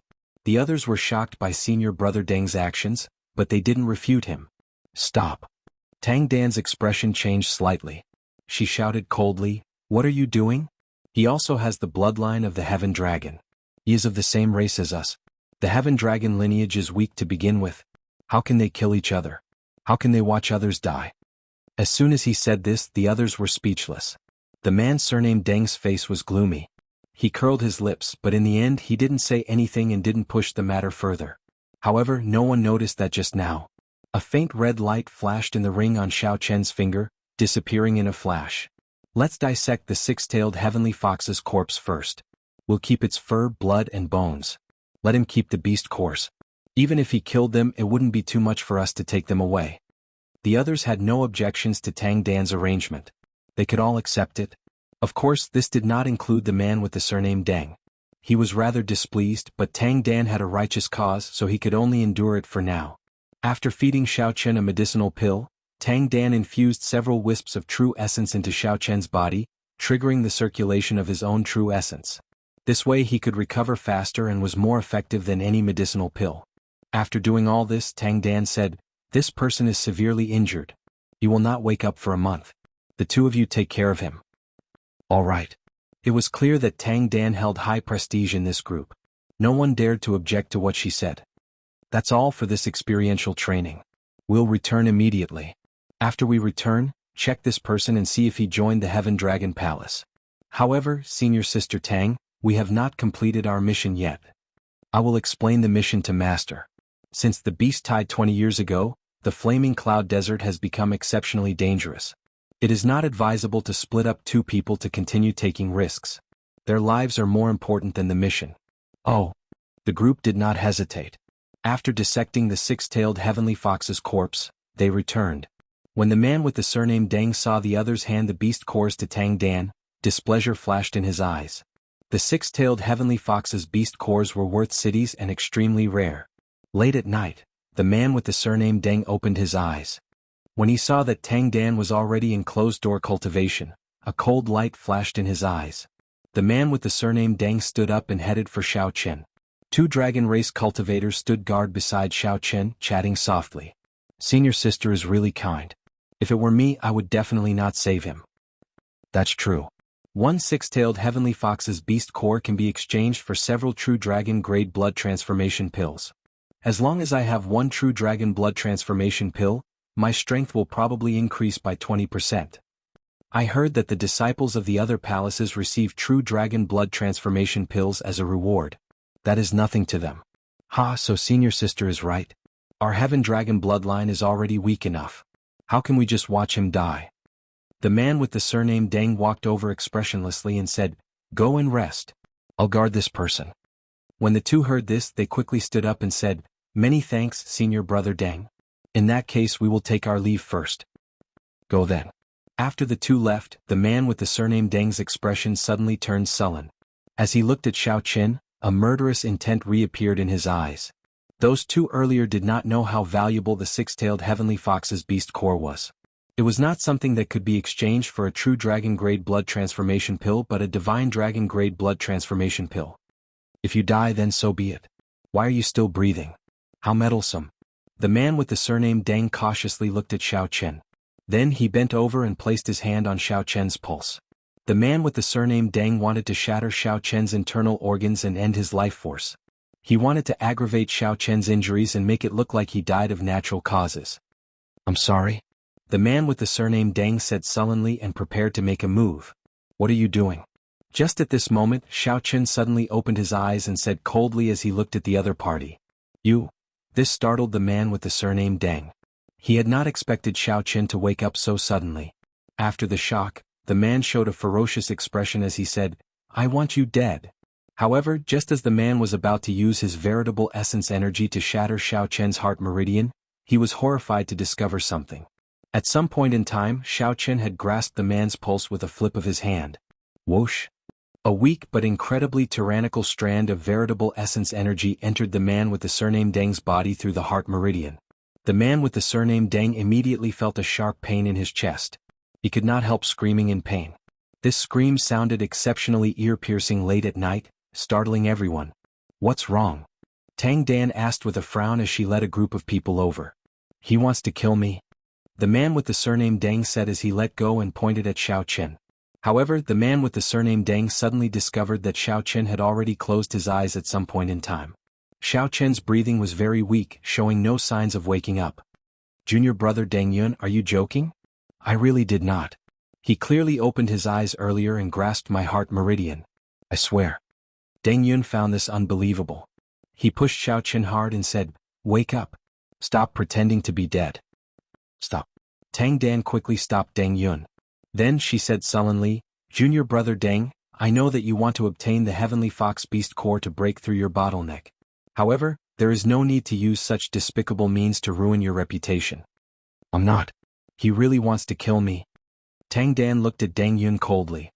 I think you are the one who wants to kill him. You still have not explained to me why you are here. Senior brother Deng took the initiative to help us take care of this person. The other two immediately spoke up when they saw that Tang Dan was angry. Deng Yun immediately became speechless, not knowing what to say. Tang Dan glanced indifferently at Deng Yun and said, there's no need to explain. This will not happen again. If he really did not kill the six-tailed heavenly fox, I will definitely give you a share of the true dragon blood transformation pill that I exchanged for the beast core. From now on, I will personally take care of this person. The commotion came to an end. Deng Yun left with an unsightly expression. Tang Dan ordered people to carry Xiao Chen to her tent. Cassia. After entering the tent, the sword in Tang Dan's hand flashed with azure light. She pressed it against Xiao Chen's chest at an extremely fast speed and said coldly, stop pretending. I know you are awake. Sword intent encased Xiao Chen's entire body. As she circulated her veritable essence energy, a faint murderous intent flashed in Tang Dan's eyes. If Xiao Chen still did not open his eyes, the sword chi would mince his entire body into shreds when she swung her sword. Xiao Chen slowly opened his eyes. He did not say anything, only looking at Tang Dan. Answer whatever I ask. Even though Tang Dan already knew that Xiao Chen had woken up, she still felt somewhat shocked when she saw this scene for herself. During the day she had checked on Xiao Chen's injuries. They were extremely severe. She would need at least a month to wake up. However, she did not expect Xiao Chen to wake up that very night. What do you want to ask? Xiao Chen answered calmly, not showing any panic in his eyes. Did you kill the six-tailed heavenly fox? Yes. Xiao Chen's simple answer startled Tang Dan slightly. After the shock passed, she found it unbelievable. However what? Tang Dan pressed.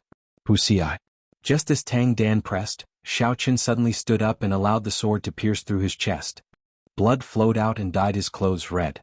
Shock flashed in Tang Dan's eyes. Her mind paused for a moment. By the time she startled to her senses, Xiao Chen had already formed the 7-kill seal and placed a finger on her forehead. Xiao Chen's terrifying killing intent immediately strengthened sevenfold. Like a surging flood, it poured into Tang Dan's body. The killing intent filled every corner of Tang Dan's body, instantly restraining her, preventing her from moving. The terrifying killing intent made breathing difficult for Tang Dan, making her feel extremely uncomfortable. Xiao Chen let go and stood up. Then, he slowly drew his sword and said indifferently, however, I do not like it when others point their swords at me. Chapter 1872. Every time the sword was drawn, Xiao Chen's complexion paled. Tang Dan, who watched this scene from a close distance, appeared even paler than Xiao Chen's, completely stunned. Whoosh! After a while, the sword in Xiao Chen's hand was completely drawn. Then he casually tossed it to the side.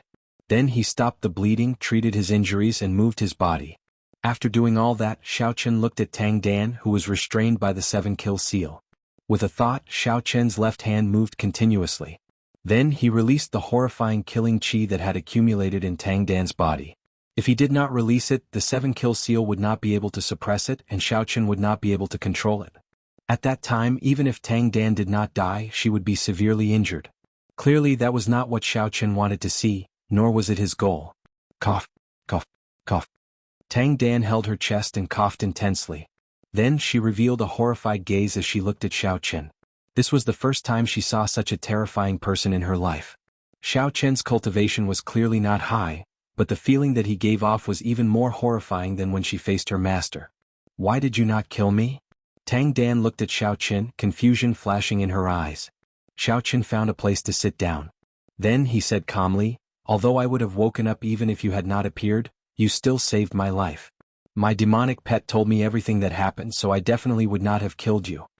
If Tang Dan had not appeared and did not draw in Xiao Chen's veritable essence energy, he would have been unconscious for another 10 days or so. With the help of external forces, waking up became very simple. After sleeping for a few days, Xiao Chen's injuries had already healed significantly with the help of his bloodline power. His injuries were not as severe as Tang Dan imagined.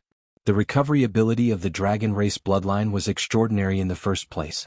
Furthermore, Xiao Chen had a grade 8 blue dragon bloodline, which was even more extraordinary. Second, I have some things to ask you. Let's see if we can make a deal. A wary look flashed in Tang Dan's eyes as she looked at Xiao Chen. Who exactly are you? What is your purpose in coming to the Divine Dragon Empire? Xiao Chen. I came to the Divine Dragon Empire to meet someone. Even if I told you my second purpose, you would not believe me, so I will not say it. Xiao Chen told the other party the truth, not hiding anything. He continued, let's cut to the chase. I bear you no ill will. Although I killed that six-tailed heavenly fox, I can give you its beast core. I don't need it. You. Tang Dan's intuition told her that Xiao Chen was not lying. Most importantly, she felt that Xiao Chen had a powerful aura.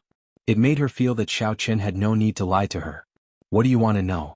After weighing the pros and cons, Tang Dan reluctantly agreed to Xiao Chen's request. As long as it was not a secret, she could tell Xiao Chen everything she knew. In reality, Tang Dan was just a minor character in the vast Divine Dragon Empire. She did not know any secrets. Tell me about the current situation in the Divine Dragon Empire and how to get to Ancestor Dragon City. On hearing that, Tang Dan revealed a surprised expression. This was not a secret. Basically, every dragon race cultivator knew about it. While Tang Dan found it strange, she organized her thoughts and gave a simple explanation. Xiao Chen listened seriously, not missing a single word. When he heard the end, his expression turned somewhat grave. To think that Ancestor Dragon City was not open to the public. There was only one sect in the vast Divine Dragon Empire. Interestingly, this sect was also called the Dragon's Gate. One could enter Ancestor Dragon City only by entering the inner sect. Tang Dan was not clear about the inner sect situation. She only knew that entering the inner sect was a supreme honor. As for the outer sect, it was divided into 7 palaces. They were the Golden Dragon Palace, the White Dragon Palace, the Silver Dragon Palace, the Blue Dragon Palace, the Red Dragon Palace, the Grey Dragon Palace, and the Heaven Dragon Palace. While these 7 outer palaces were called the outer sect, in reality, any one of them equaled the strength of a peak rank 6 sect outside. Only those with the 6-colored divine dragons or extremely high-quality true dragon bloodlines could enter the first 6 palaces, rejecting mixed blood dragons. From top to bottom, all the palaces were controlled by nobles with divine dragon bloodlines. As for the Heaven Dragon Palace, while its name sounded nice, in reality, the disciples it took in were all mixed blood dragon bloodlines. The Heaven Dragon Palace had the most people but the lowest status in the dragon race. The resources they enjoyed were also insufficient. In this nation that valued bloodlines, mixed blood dragon bloodlines were like commoners in a mundane nation. Their statuses were exceptionally awkward. Tang Dan's group was an inner palace disciple of the Heaven Dragon Palace. They had come out for experiential training under orders. I want to join the Heaven Dragon Palace. Is there any way to clear my identity? After thinking for a while, Xiao Chen directly stated his purpose. Tang Dan gave Xiao Chen a strange look and said, "You are overthinking. Just join the Heaven Dragon Palace. Who would go out of their way to investigate a dragon race cultivator with a mixed blood dragon bloodline?" These words were somewhat implicit. In other words, Xiao Chen thought too highly of himself. The mixed blood dragon bloodline had a very low presence in the entire Divine Dragon Empire, practically negligible. No one would go out of their way to investigate. Xiao Chen did not mind. He asked softly, "Is there? If there is, I can give you a treasure that is no less valuable than the Heavenly Fox's beast core." Seeing how persistent Xiao Chen was, Tang Dan's words sounded very tempting. Tang Dan could not help seriously thinking about it. After a while she said, "Naturally there is a way. The Divine Dragon Empire has the most mixed blood dragon cultivators.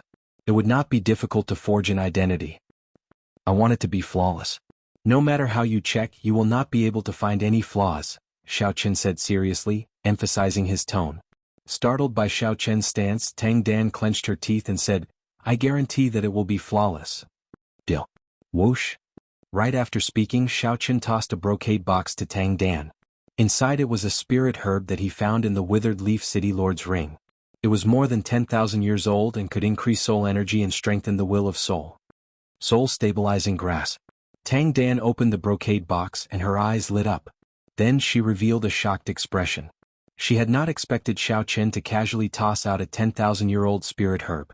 Living in the resource-deprived Heaven Dragon Palace had startled Tang Dan considerably. She could not help feeling even more curious about Xiao Chen's origins. However, since the other party did not say anything, she did not dare to ask.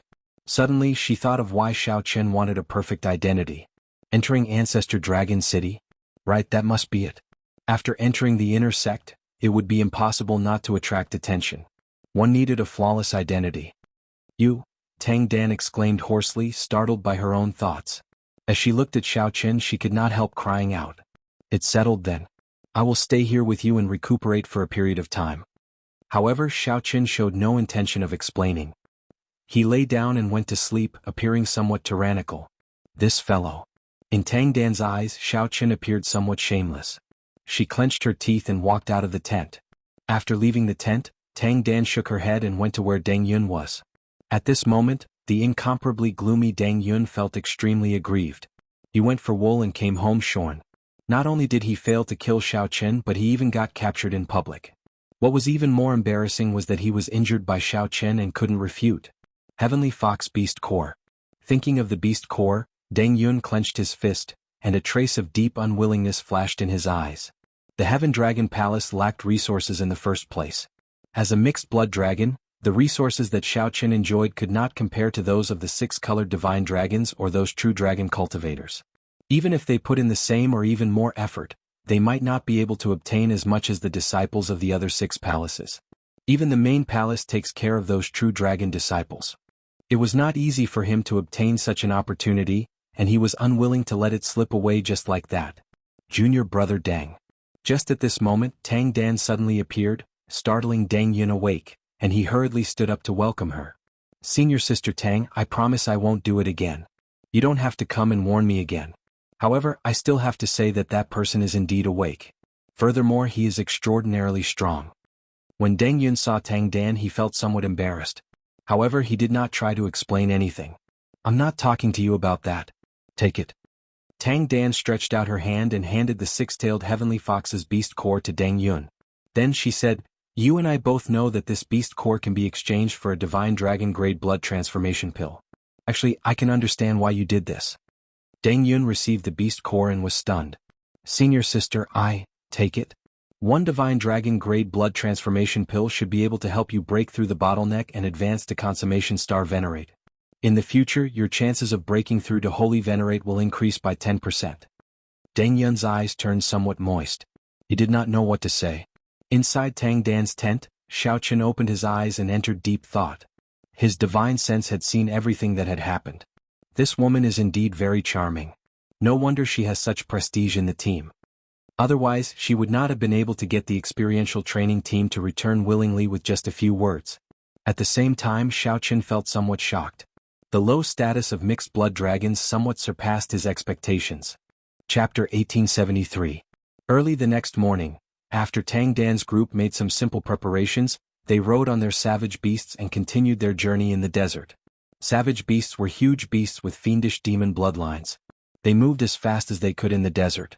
After storing up power, savage beasts could fly for a short period of time, several times faster than fired arrows. Savage beasts were much better than war chariots or spirit boats. The group traveled in silence, not saying much. As for Xiao Chen, he shared a savage beast with Tang Dan. The savage beast had a very wide back. If Xiao Chen did not fear falling, he could even sit cross-legged without any problems. Seeing that Xiao Chen had already woken up, the others occasionally looked at Xiao Chen, feeling exceptionally curious. This white-robed bladesman lying beside the six-tailed heavenly fox was a mystery to them. Tang Dan did not say much about Xiao Chen, which piqued their curiosity. Deng Yun, who was traveling alongside Tang Dan, occasionally glanced at Xiao Chen, feeling somewhat upset. Last night, Deng Yun had learned from Tang Dan that Xiao Chen had killed the six-tailed heavenly fox. He did not believe it at all. However, no matter what, this beast core ended up in his hands. Deng Yun had to properly thank Tang Dan. He had to remember this favor and repay it when he broke through to the holy venerate stage in the future. With this thought, Deng Yun decided to let it go. There was no need to lower himself to Xiao Chen's level. Naturally, Xiao Chen could not be bothered with what others thought. He closed his eyes and rested on the savage beast's back, anxiously treating his injuries. Recovering his combat prowess to its peak was the most important thing.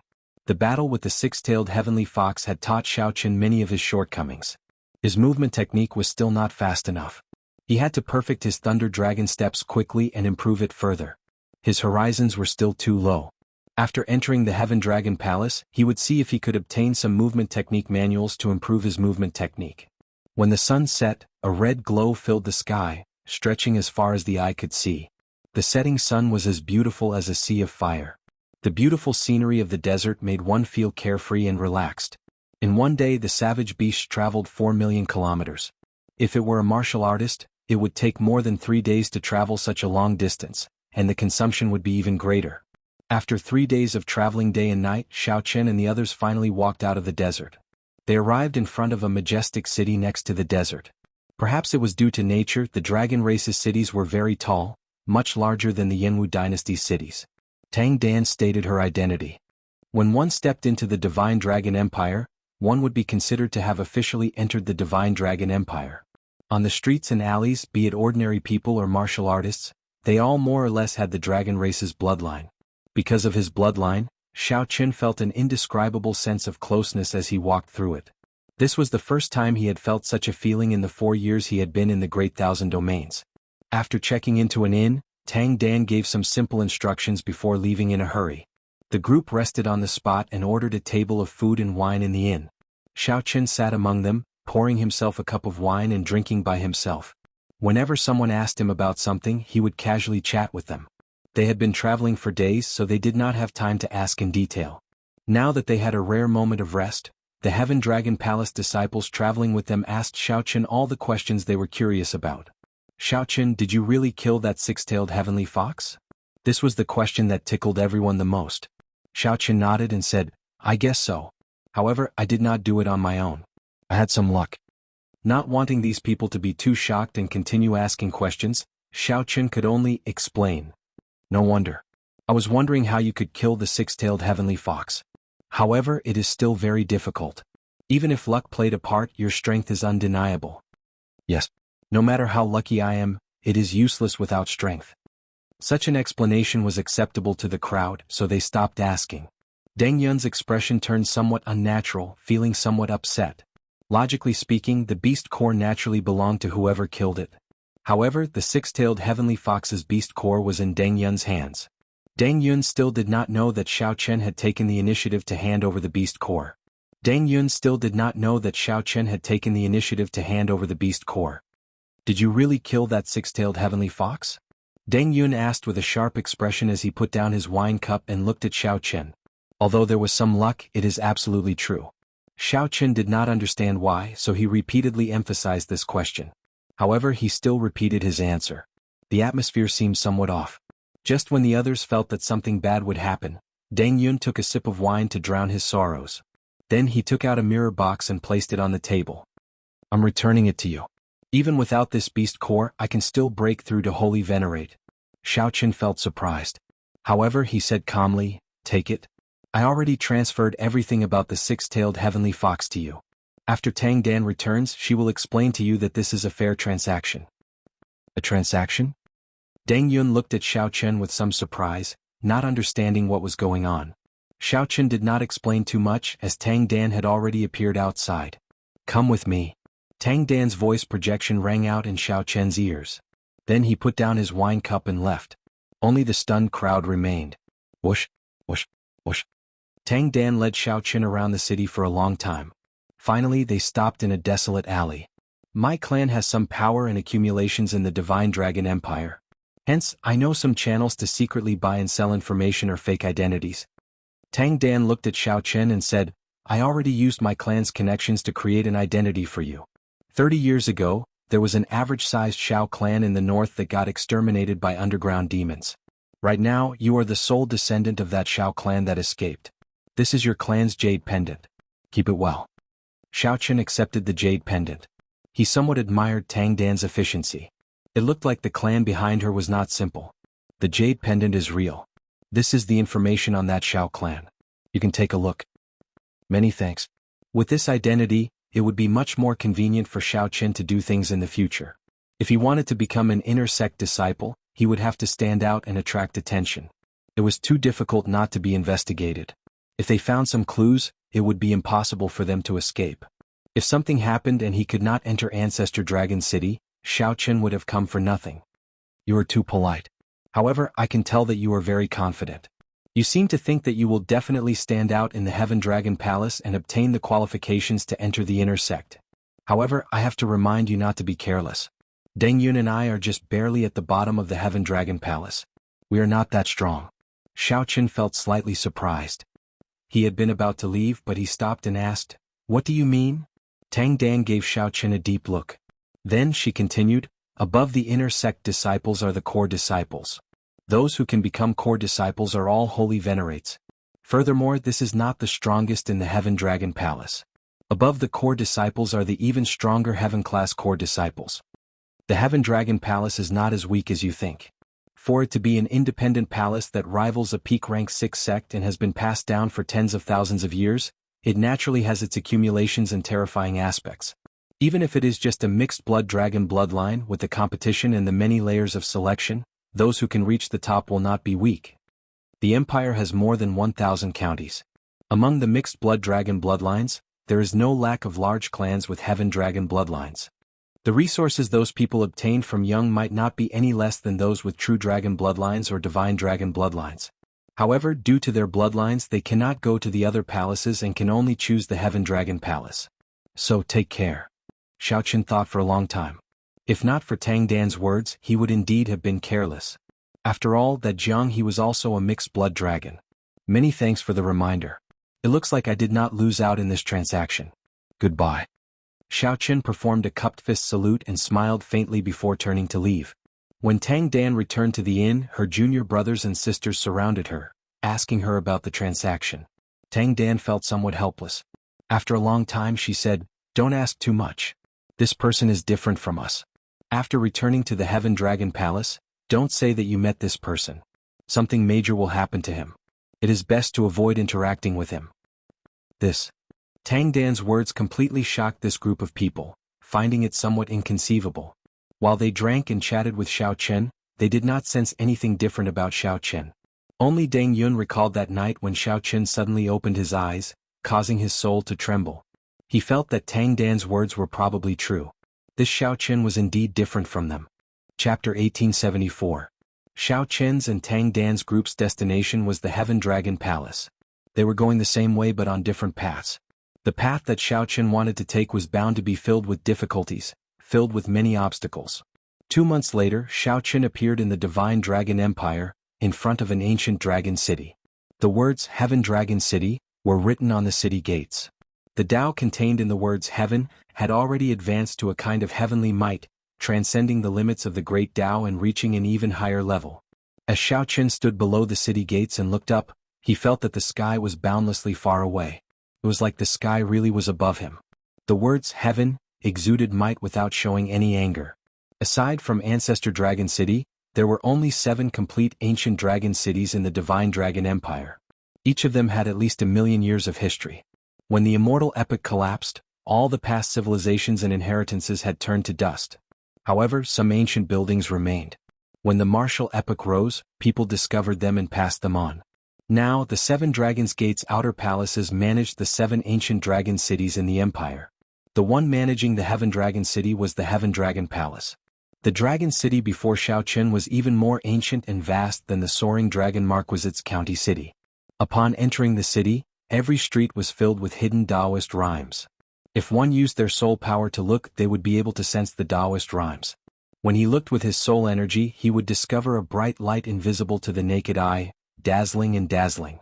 Boundless dragon chi spread in the sky, already turning solid, turning into thick clouds that encased the entire Heaven Dragon City. There seemed to be mysterious buildings in the purple clouds made of dragon chi. They contained supreme dragon might, aloof, giving people immense pressure. Several buildings on both sides of the streets were made of many inherited Tao tools. The complete Taoist rhymes were interconnected, and under the communication of the internal array formation, they formed a stable Taoist rhyme small world. That was to say, these buildings did not look large. After entering, one would discover a completely different world. Perhaps a building that looked only 100 meters tall might hide a mountain range after entering. Clearly, these were the major clans of the empire, using them as a facade. Otherwise, it would be impossible for an ordinary faction to casually use an inherited Dao tool in such a manner. The Heaven Dragon Palace was located at the very center of this ancient dragon city. It was surrounded by mountains that towered into the clouds. Xiao Qin had calculated the time and rushed over. Today was the day when the Heaven Dragon Hall was recruiting disciples. Dragon race cultivators who came to participate in the test crowded outside the gates of the Heaven Dragon Palace. Some were like Xiao Qin middle-stage star venerate experts. Of course, there were even more early-stage star venerate disciples. There were also quite a number of late-stage star venerates. Such a scene indeed made people sigh. A sixth-rank sect was indeed different. In other sects, star venerates were already true inheritors. However, everyone here was a star venerate. If one were not a star venerate, one would not even be qualified to set foot in this mountain, much less enter the Heaven Dragon Palace. However, after thinking about it, this was normal. After all, the Divine Dragon Empire was one of the 8 great empires of the Central Great Realm, a huge faction. As Xiao Qin stood before the gates of the Heaven Dragon Palace, he sighed ruefully. If the Blue Dragon bloodline still existed, he would be joining the Blue Dragon Palace. How unfortunate. How unfortunate. To think that no one recognized the Blue Dragon bloodline. Xiao Qin could only join the Heaven Dragon Palace, which mainly consisted of mixed-blood dragons. One day he would re-establish the Blue Dragon Palace and restore the glory of the Blue Dragon bloodline. Xiao Qin frowned heavily as he swore in his heart. Another year, the Heaven Dragon Palace is recruiting disciples. This time it seems to be even livelier than before. That is natural. I heard that the slots to enter the inner sect will be decided after 1 year. Many of the clan disciples who do not lack resources have to join the Dragon's Gate's outer palace first if they want to enter Ancestor Dragon City. Ancestor Dragon City, the gathering place of many dragons. Only there can one come into contact with the core inheritance of the dragon race. However, we can forget about it. Early-stage star venerates can only become outer palace disciples of the Heaven Dragon Palace. Middle-stage star venerates and late-stage star venerates can try to join the inner palace. Outside the gates, the place was bustling with discussions. Boom. Just at this moment, an incredibly berserk aura came from the distance. The crowd turned their heads to look. They saw 8 horses pulling a war chariot in the north. A youth with a cold expression sat on the war chariot. The youth appeared calm and composed, exuding a terrifying dragon might from his body. That was the aura of a true dragon bloodline. When the true dragon might leaked out slightly, it kicked up a strong wind, deeply shocking the mixed-blood dragon bloodline cultivators. That is Fang Qianni, the Flaming Cloud County's Fang clan's young master. He possesses a grade 5 true dragon bloodline. How terrifying. To think that he is already a holy venerate. With his cultivation, he can probably become a core disciple of the Heaven Dragon Palace. Core disciple. Tang Dan had said that becoming an inner palace disciple of the Heaven Dragon Palace might seem impressive, but in reality, they were not worth mentioning. In reality, he was not even worth mentioning. Before the core disciples, he had no status at all. Only by becoming a core disciple could one be promoted to a heaven-class core disciple and receive the focus of the Heaven Dragon Palace's nurturing. Outer palace disciple, inner palace disciple, core disciple, heaven-class core disciple. Every step was a hurdle like a sieve. Every hurdle would eliminate 99% of the people. Ordinary people might not be able to become a core disciple even after working hard for their entire lives. If one could directly become a core disciple, it would be like reaching the heavens in one step. The moment Fang Qianni appeared, he immediately attracted many envious gazes. True dragon bloodline, rich clan disciple, holy venerate cultivation and strong talent. Everything about him was worthy of envy. Xiao Qin felt shocked in his heart. The scene before him verified Tang Dan's words once again. The Heaven Dragon Palace could not be underestimated. Following the appearance of Fang Qianni, many disciples of the clans also showed up. As expected, all of them were holy venerates. Clearly, these people were aiming for a core disciple spot. These people did not lack resources in the first place. They were not as desperate as the mixed-blood dragon cultivators to join the Heaven Dragon Palace. All they cared about was the right to enter Ancestor Dragon City at the end of the year. Their goal was the same as Xiao Qin's. The slots were limited. Since everyone wanted to enter, it would be hard to avoid competition, becoming rivals. As these rich clan disciples appeared, the atmosphere slowly changed.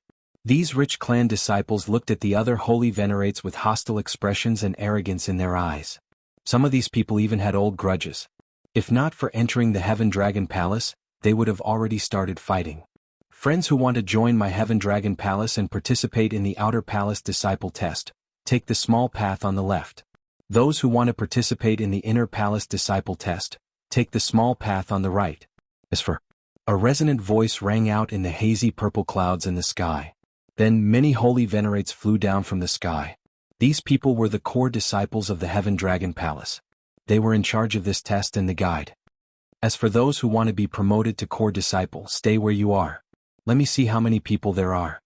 One of the young cultivators swept his gaze around, inspiring fear in everyone. The many cultivators in front of the mountain gates immediately fell silent.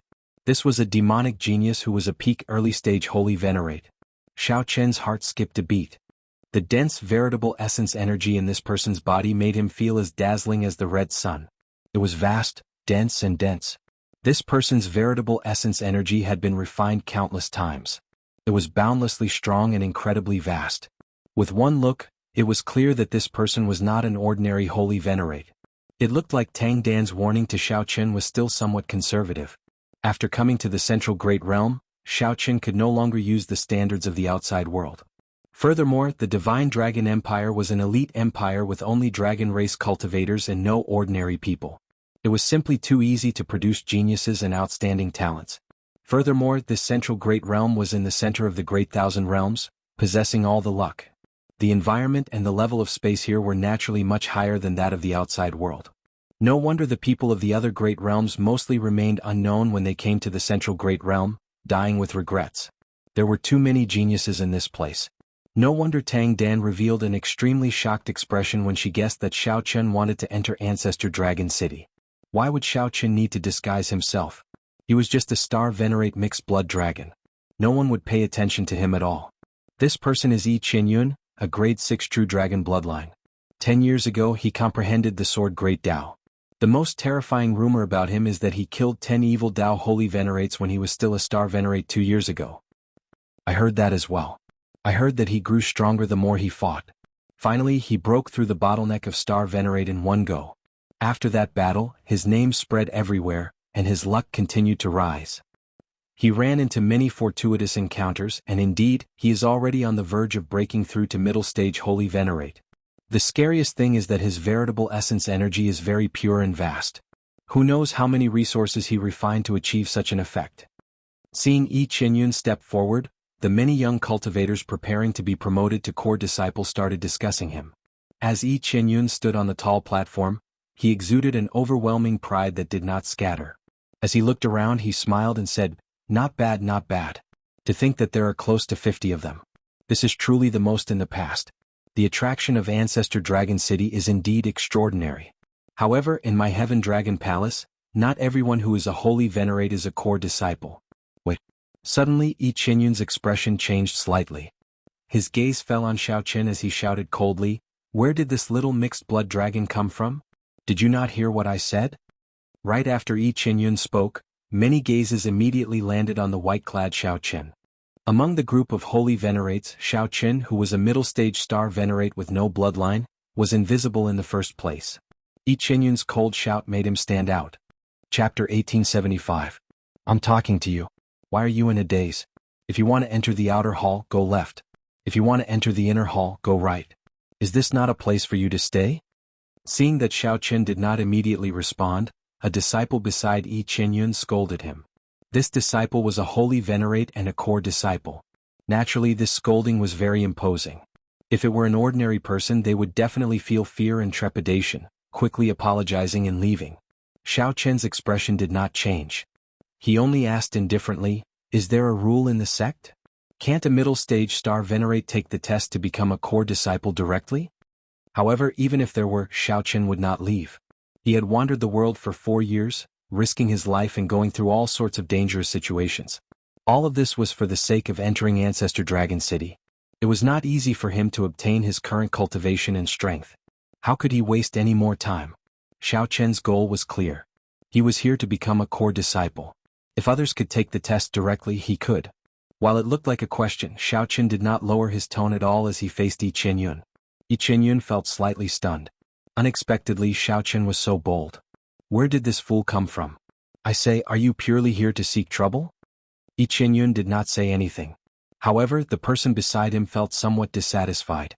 He stepped forward, wanting to chase Xiao Chen away. Whoosh! That person gently took a step forward. It was unknown what movement technique he used, but he seemed to shrink the ground and miraculously appeared before Xiao Chen. That person waved his hand, wanting to lift Xiao Chen up and toss him out. Scram! Xiao Chen felt slightly angry in his heart. Despite moving later, he arrived first, throwing a punch. Vital chi surged in Xiao Chen's body as he instantly brought out the divine dragon war body. The dragon veins and dragon bones in his body crackled. Countless claps of thunder roared, sounding ear-splitting. Xiao Chen's chi and blood surged, and his physical body roared like a dragon. When he punched, he brought out 30 cauldron force. Bang, bang, bang. A loud sound erupted. The force contained in Xiao Chen's fist seemed to pierce through space, landing on that person's chest first. It looked like the moment Xiao Chen extended his fist, that person took the initiative to charge over. Puchi. This person was caught off guard and was struck solidly. Several of the bones in his chest cracked and broke. His entire body was sent flying back. When he landed on the ground, he spat out a mouthful of blood. Wah! The crowd all felt stunned. The might of one punch knocked back a holy venerate. No wonder. It turns out that he also cultivates his physical body. His punch probably has 30 cauldron strength. He hasn't even used his fist technique yet, which is indeed impressive. No wonder he has the confidence to compete for a core disciple. However, that's all there is to it. In the end, my cultivation base is still my weakness. We can still catch everyone off guard, but it's hard to say if we're on guard. That's right. That core disciple was at a disadvantage because he was careless. He didn't even use his quintessence to protect himself. Apart from cultivation, which of the martial artists who came here to participate in the assessment doesn't have a trump card? After the others came to their senses, they commented on Xiao Chen's punch just now. In any case, regardless of whether he was careless or careless, Xiao Chen's punch had indeed proved that he was qualified to participate in the assessment. After that person suffered a disadvantage, he wanted to continue. However, Yi Qianyun stopped him and sent a voice projection to him. What are you doing? Uncle is watching from up there. Do you still want to embarrass yourself? Yi Qianyun gave Xiao Chen a deep look. Then he smiled and said, Not bad. I made an error in judgment. Let me answer your earlier question. Although the sect does not have any hard and fast rules as the gatekeeper, I still have the authority to ask someone to leave if they are clearly not strong enough. Do you still have any questions? Yi Qianyun's aloof attitude elicited disdain from some of the disciples of the large clans who came to take the assessment. Xiao Chen did not answer the other party. He asked indifferently, Do you still have any questions about my strength? Ah, well said. Yi Qianyun, don't flaunt your seniority putting on airs before us. After today we will be competitors, fighting for the heaven-class core disciple spots together. You are not much stronger than us. The one who spoke was a youth with an unrestrained sharpness. He had straight eyebrows, wore azure and held a sword. Xiao Jinyu. Yi Qianyun frowned slightly. This person came from the south. His father managed 3 counties and his clan had deep accumulations. In terms of cultivation resources, Xiao Jinyu's conditions were even better than Yi Qianyun's. He was not inferior to Yi Qianyun at all. There were many people with similar statuses like that Fang Tianyi. These people came here for only one purpose, to use the spots for the Heaven Dragon Palace to enter Ancestor Dragon City. Let's begin. Stop being long-winded. Yi Qianyun, are you a woman? Fang Tianyi said indifferently with a cold expression from the war chariot. Come with me then. Yi Qianyun felt upset in his heart. However, he knew that his cultivation could not suppress this group of rich clan disciples. This small storm ended here. Everyone followed Yi Qianyun to the main road in the middle, a flight of steps that led to the summit. The Heavenly Dragon Palace's main gate was at the highest point of Heavenly Dragon City. With every step Xiao Chen took, he could get a clearer view of the city below. Walking among them, one would naturally have a feeling of being high above others. As for the left and right sides, they were small paths that were level and smooth, nothing special about them. Senior Brother Yi, the people who came to participate in the assessment this time are really arrogant. Forget about those rich and powerful disciples. Never mind those rich clan disciples, but they are just mixed blood loose cultivators. To think that they dare to climb up to the top and consider everyone else beneath them. One of the Heaven Dragon Palace court disciples that Xiao Qin injured in front said angrily. That is just a clown. He is nothing. The ones we really need to pay attention to are that Xiao Jinyu, Fang Tianyi, and the others. These rich clan disciples all have significant backgrounds and extraordinary strength. They are all aiming for the Heaven Class core disciple position. At that time they might become senior brother Yi's competitors. When Yi Qinyun heard that, he snorted coldly and said, They are just a bunch of dancing clowns who have not seen the true world. They are still too inexperienced to compete with me. The Heaven Dragon Palace has stood for so many years. It is not as simple as they think. The so-called rich clans are just frogs in a well in their own territory. I'll just bear with it for now. When I break through to middle stage Holy Venerate, I can trample them to death at any time. Whoever fights with me for the Heaven Class core disciple position will only die. Compared to the other outer palaces, the competition in the Heaven Dragon Palace was even more intense and cruel. If mixed blood dragons and true dragon bloodlines wanted to succeed in the Divine Dragon Empire, they would have to pay a much higher price than Divine Dragon bloodlines. As Xiao Qin walked on the steps, he secretly observed the others. The people who came to take the test this time were all experts. Some of them were exceptionally strong, not even caring about Yi Qinyun. Although Xiao Qin did not feel any pressure in his heart, he felt a sense of urgency. Now that he was in the Heaven Dragon Palace, he could no longer hide his strength. When it was time to fight, he had to fight. When it was time to establish his might, he had to do so. Otherwise, why would the sect give you resources and give you the Heaven Class core disciple position? Without potential or strength, the sect would not do a losing deal. Xiao Qin also felt curious about what method the Heaven Dragon Palace would use to test his group of people. He vaguely sensed that there were too many of them and that there would be very few core disciple positions. Whoosh! Suddenly the thick fog on the tall mountain scattered. Xiao Qin looked around casually and discovered that his group had already arrived at a plaza without him realizing it. The plaza was paved with divine materials and was incredibly tough. Even a full-powered sword strike from a holy venerate might not leave a mark on it. A person sat on a throne carved with dragon motifs on the tall platform in the center of the plaza. This person exuded the aura of a sovereign.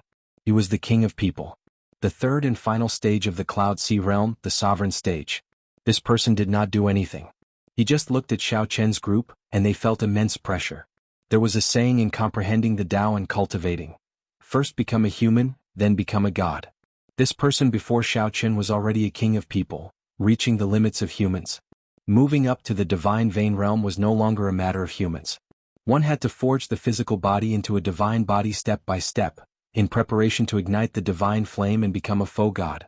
Why could ordinary people inherit the faux god flame but not use it or forcibly absorb it? This was because their bodies were still human bodies, not divine bodies. When the divine flame burned, it would not burn the enemy to death but the body itself.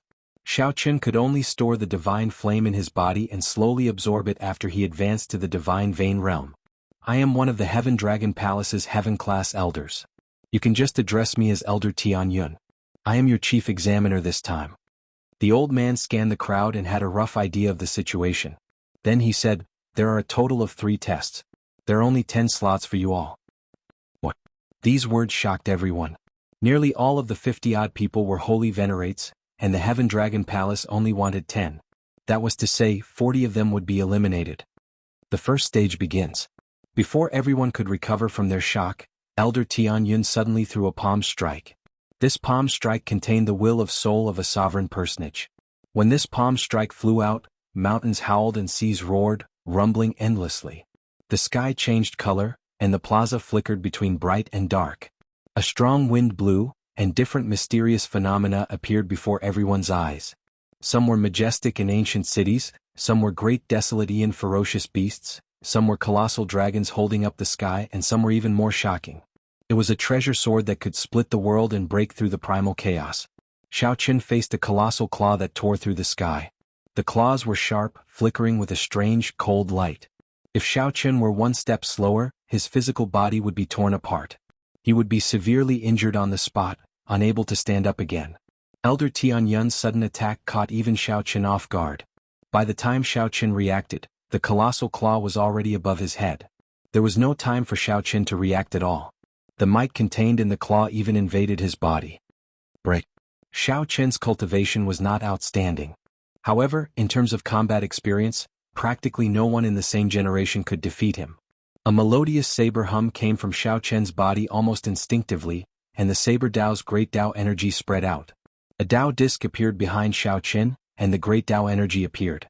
Xiao Chen's aura changed, becoming like a powerful treasure saber that shone with a resplendent light and a sharp light. In the time it took for a spark to fly, Xiao Chen drew the tyrant saber. The tip of the saber struck the weakest spot of the colossal claw, shattering it. A huge force surged through Xiao Chen's body. He nearly could not endure it and got knocked back.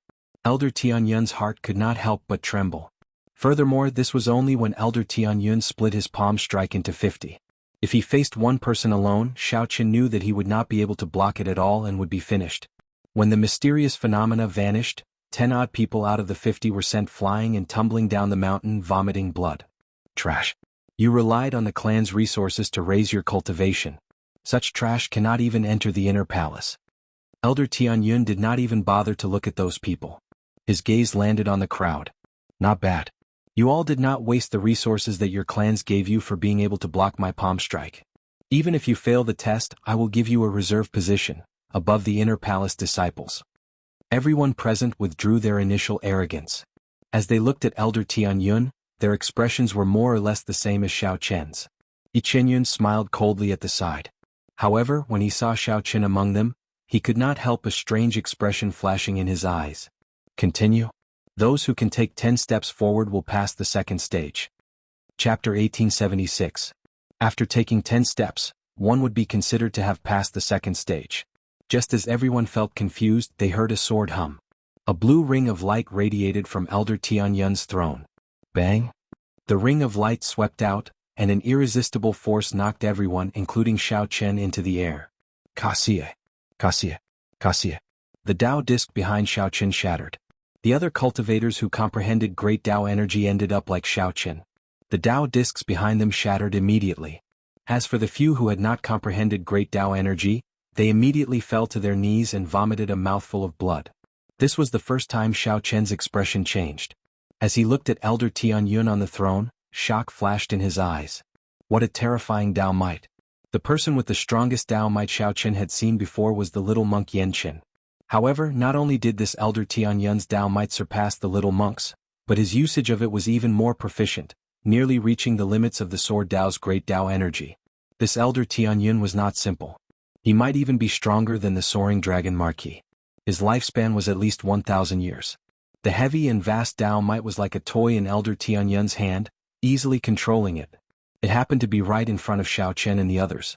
Not one step more, not one step less. This was an even more horrifying method than the Dao might. Let's begin. Stop wasting time, Elder Tianyun said casually as he looked at the crowd. Elder Tianyun said casually as he looked at the crowd. Xiao Chen thought for a while.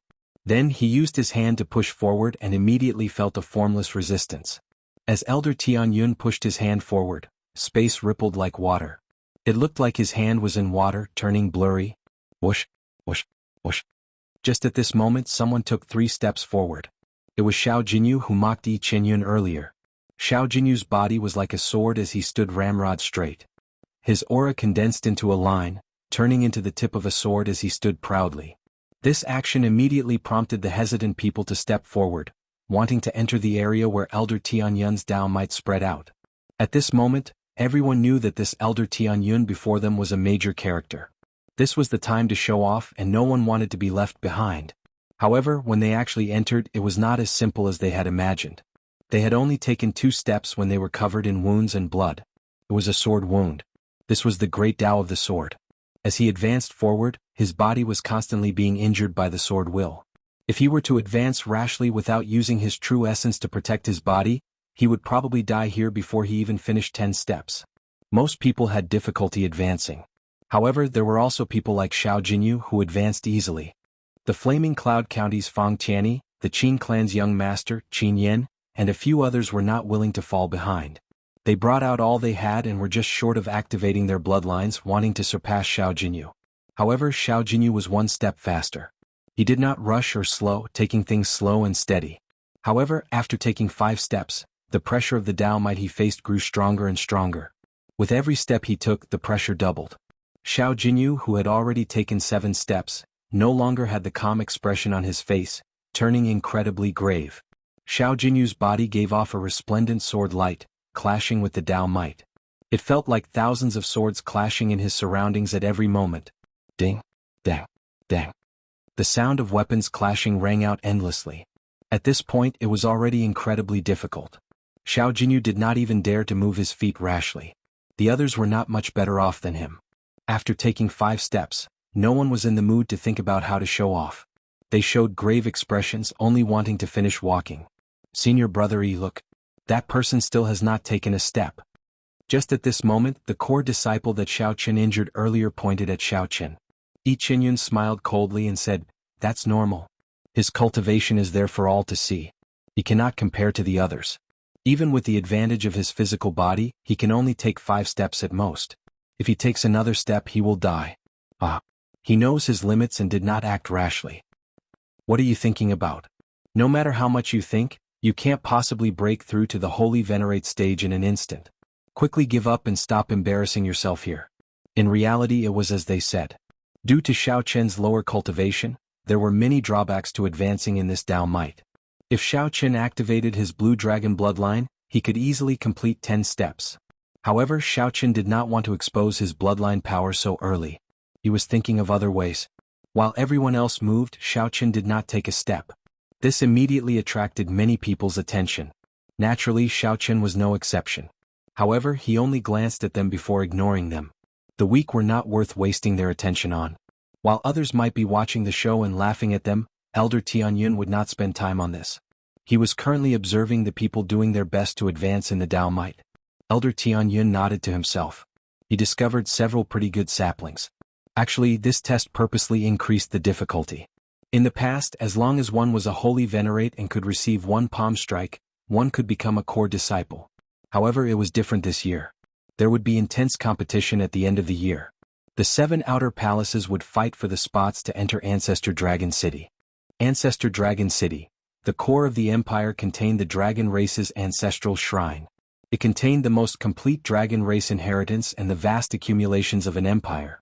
There were also great desolate Aeon remnants and ancient dragon palaces that continued the history of the dragon race, recording the glory of the past. Aside from the peak experts of the dragon race, those who could enter Ancestor Dragon City were the people with outstanding bloodlines of the 6-colored divine dragons. After that was the Dragon's Gate's outer palaces. There would be a chance every 2 years to obtain spots of varying amounts. As long as one person from the Heaven Dragon Palace could enter Ancestor Dragon City, the Heaven-class elders would receive great rewards from the dragon race's upper echelon. As a reward for nurturing talents, it was exceptionally tempting. The entire Heaven Dragon Palace would also receive many benefits. Whoosh!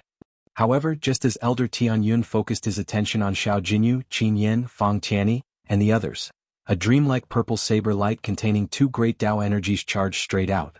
Pu Si. The saber light immediately tore a hole in the dense Tao might, revealing a path. However, this path disappeared as quickly as it appeared. The moment the purple saber chi was scattered by the Tao might, it quickly disappeared. However, this instant was already sufficient for Xiao Qin. Whoosh, whoosh, whoosh. Xiao Qin moved like he was flying, taking 10 steps in a row and surpassing several people. Then he landed in front of Xiao Jinyu, who was about to take his 9th step. Just like that, when the Tao might healed, Xiao Qin easily completed the 10 steps. Xiao Qin brought out his divine dragon war body and merged the dragon might with every inch of his flesh, bones and bones. A heavy dragon might filled his entire body, making him feel as heavy as a mountain. Xiao Qin resisted the pressure from the Tao might. Damn! How can this be?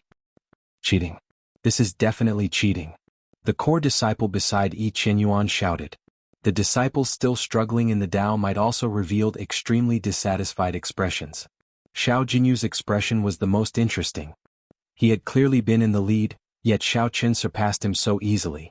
This made Xiao Jinyu's proud heart feel extremely dissatisfied. Boom! Elder Tianyun waved his hand and scattered the Tao might, ending this test prematurely. At the same time he gently tapped the ground. Apart from the 20 people at the front, the disciples at the back were sent flying one by one. The second test ends here. Those who are still standing have passed the test. Elder Tianyun said softly as he gave Xiao Qin a deep look. This immediately caused an uproar. This was because Xiao Qin was also among these 20 people. I can't accept this. How can he pass the test if he cheats like this? A man who had been sent flying to the ground got up and said with extreme dissatisfaction, "Give me another chance. I can also do what he did." Really? Elder Tianyun gently patted the armrest of his throne, and a strand of sharp sword chi shot out. It shot towards the person who spoke. It seemed like a light strand, but it actually contained an astonishing sword intent. That person didn't even have time to draw his sword halfway before he was sent flying. The inherited Dao tool flew out of his hand, leaving him dumbfounded. This strike of mine is comparable to the saber strike that he sent out earlier. You can't even see it clearly, yet you are not embarrassed to say that you can do it. Go back and practice more.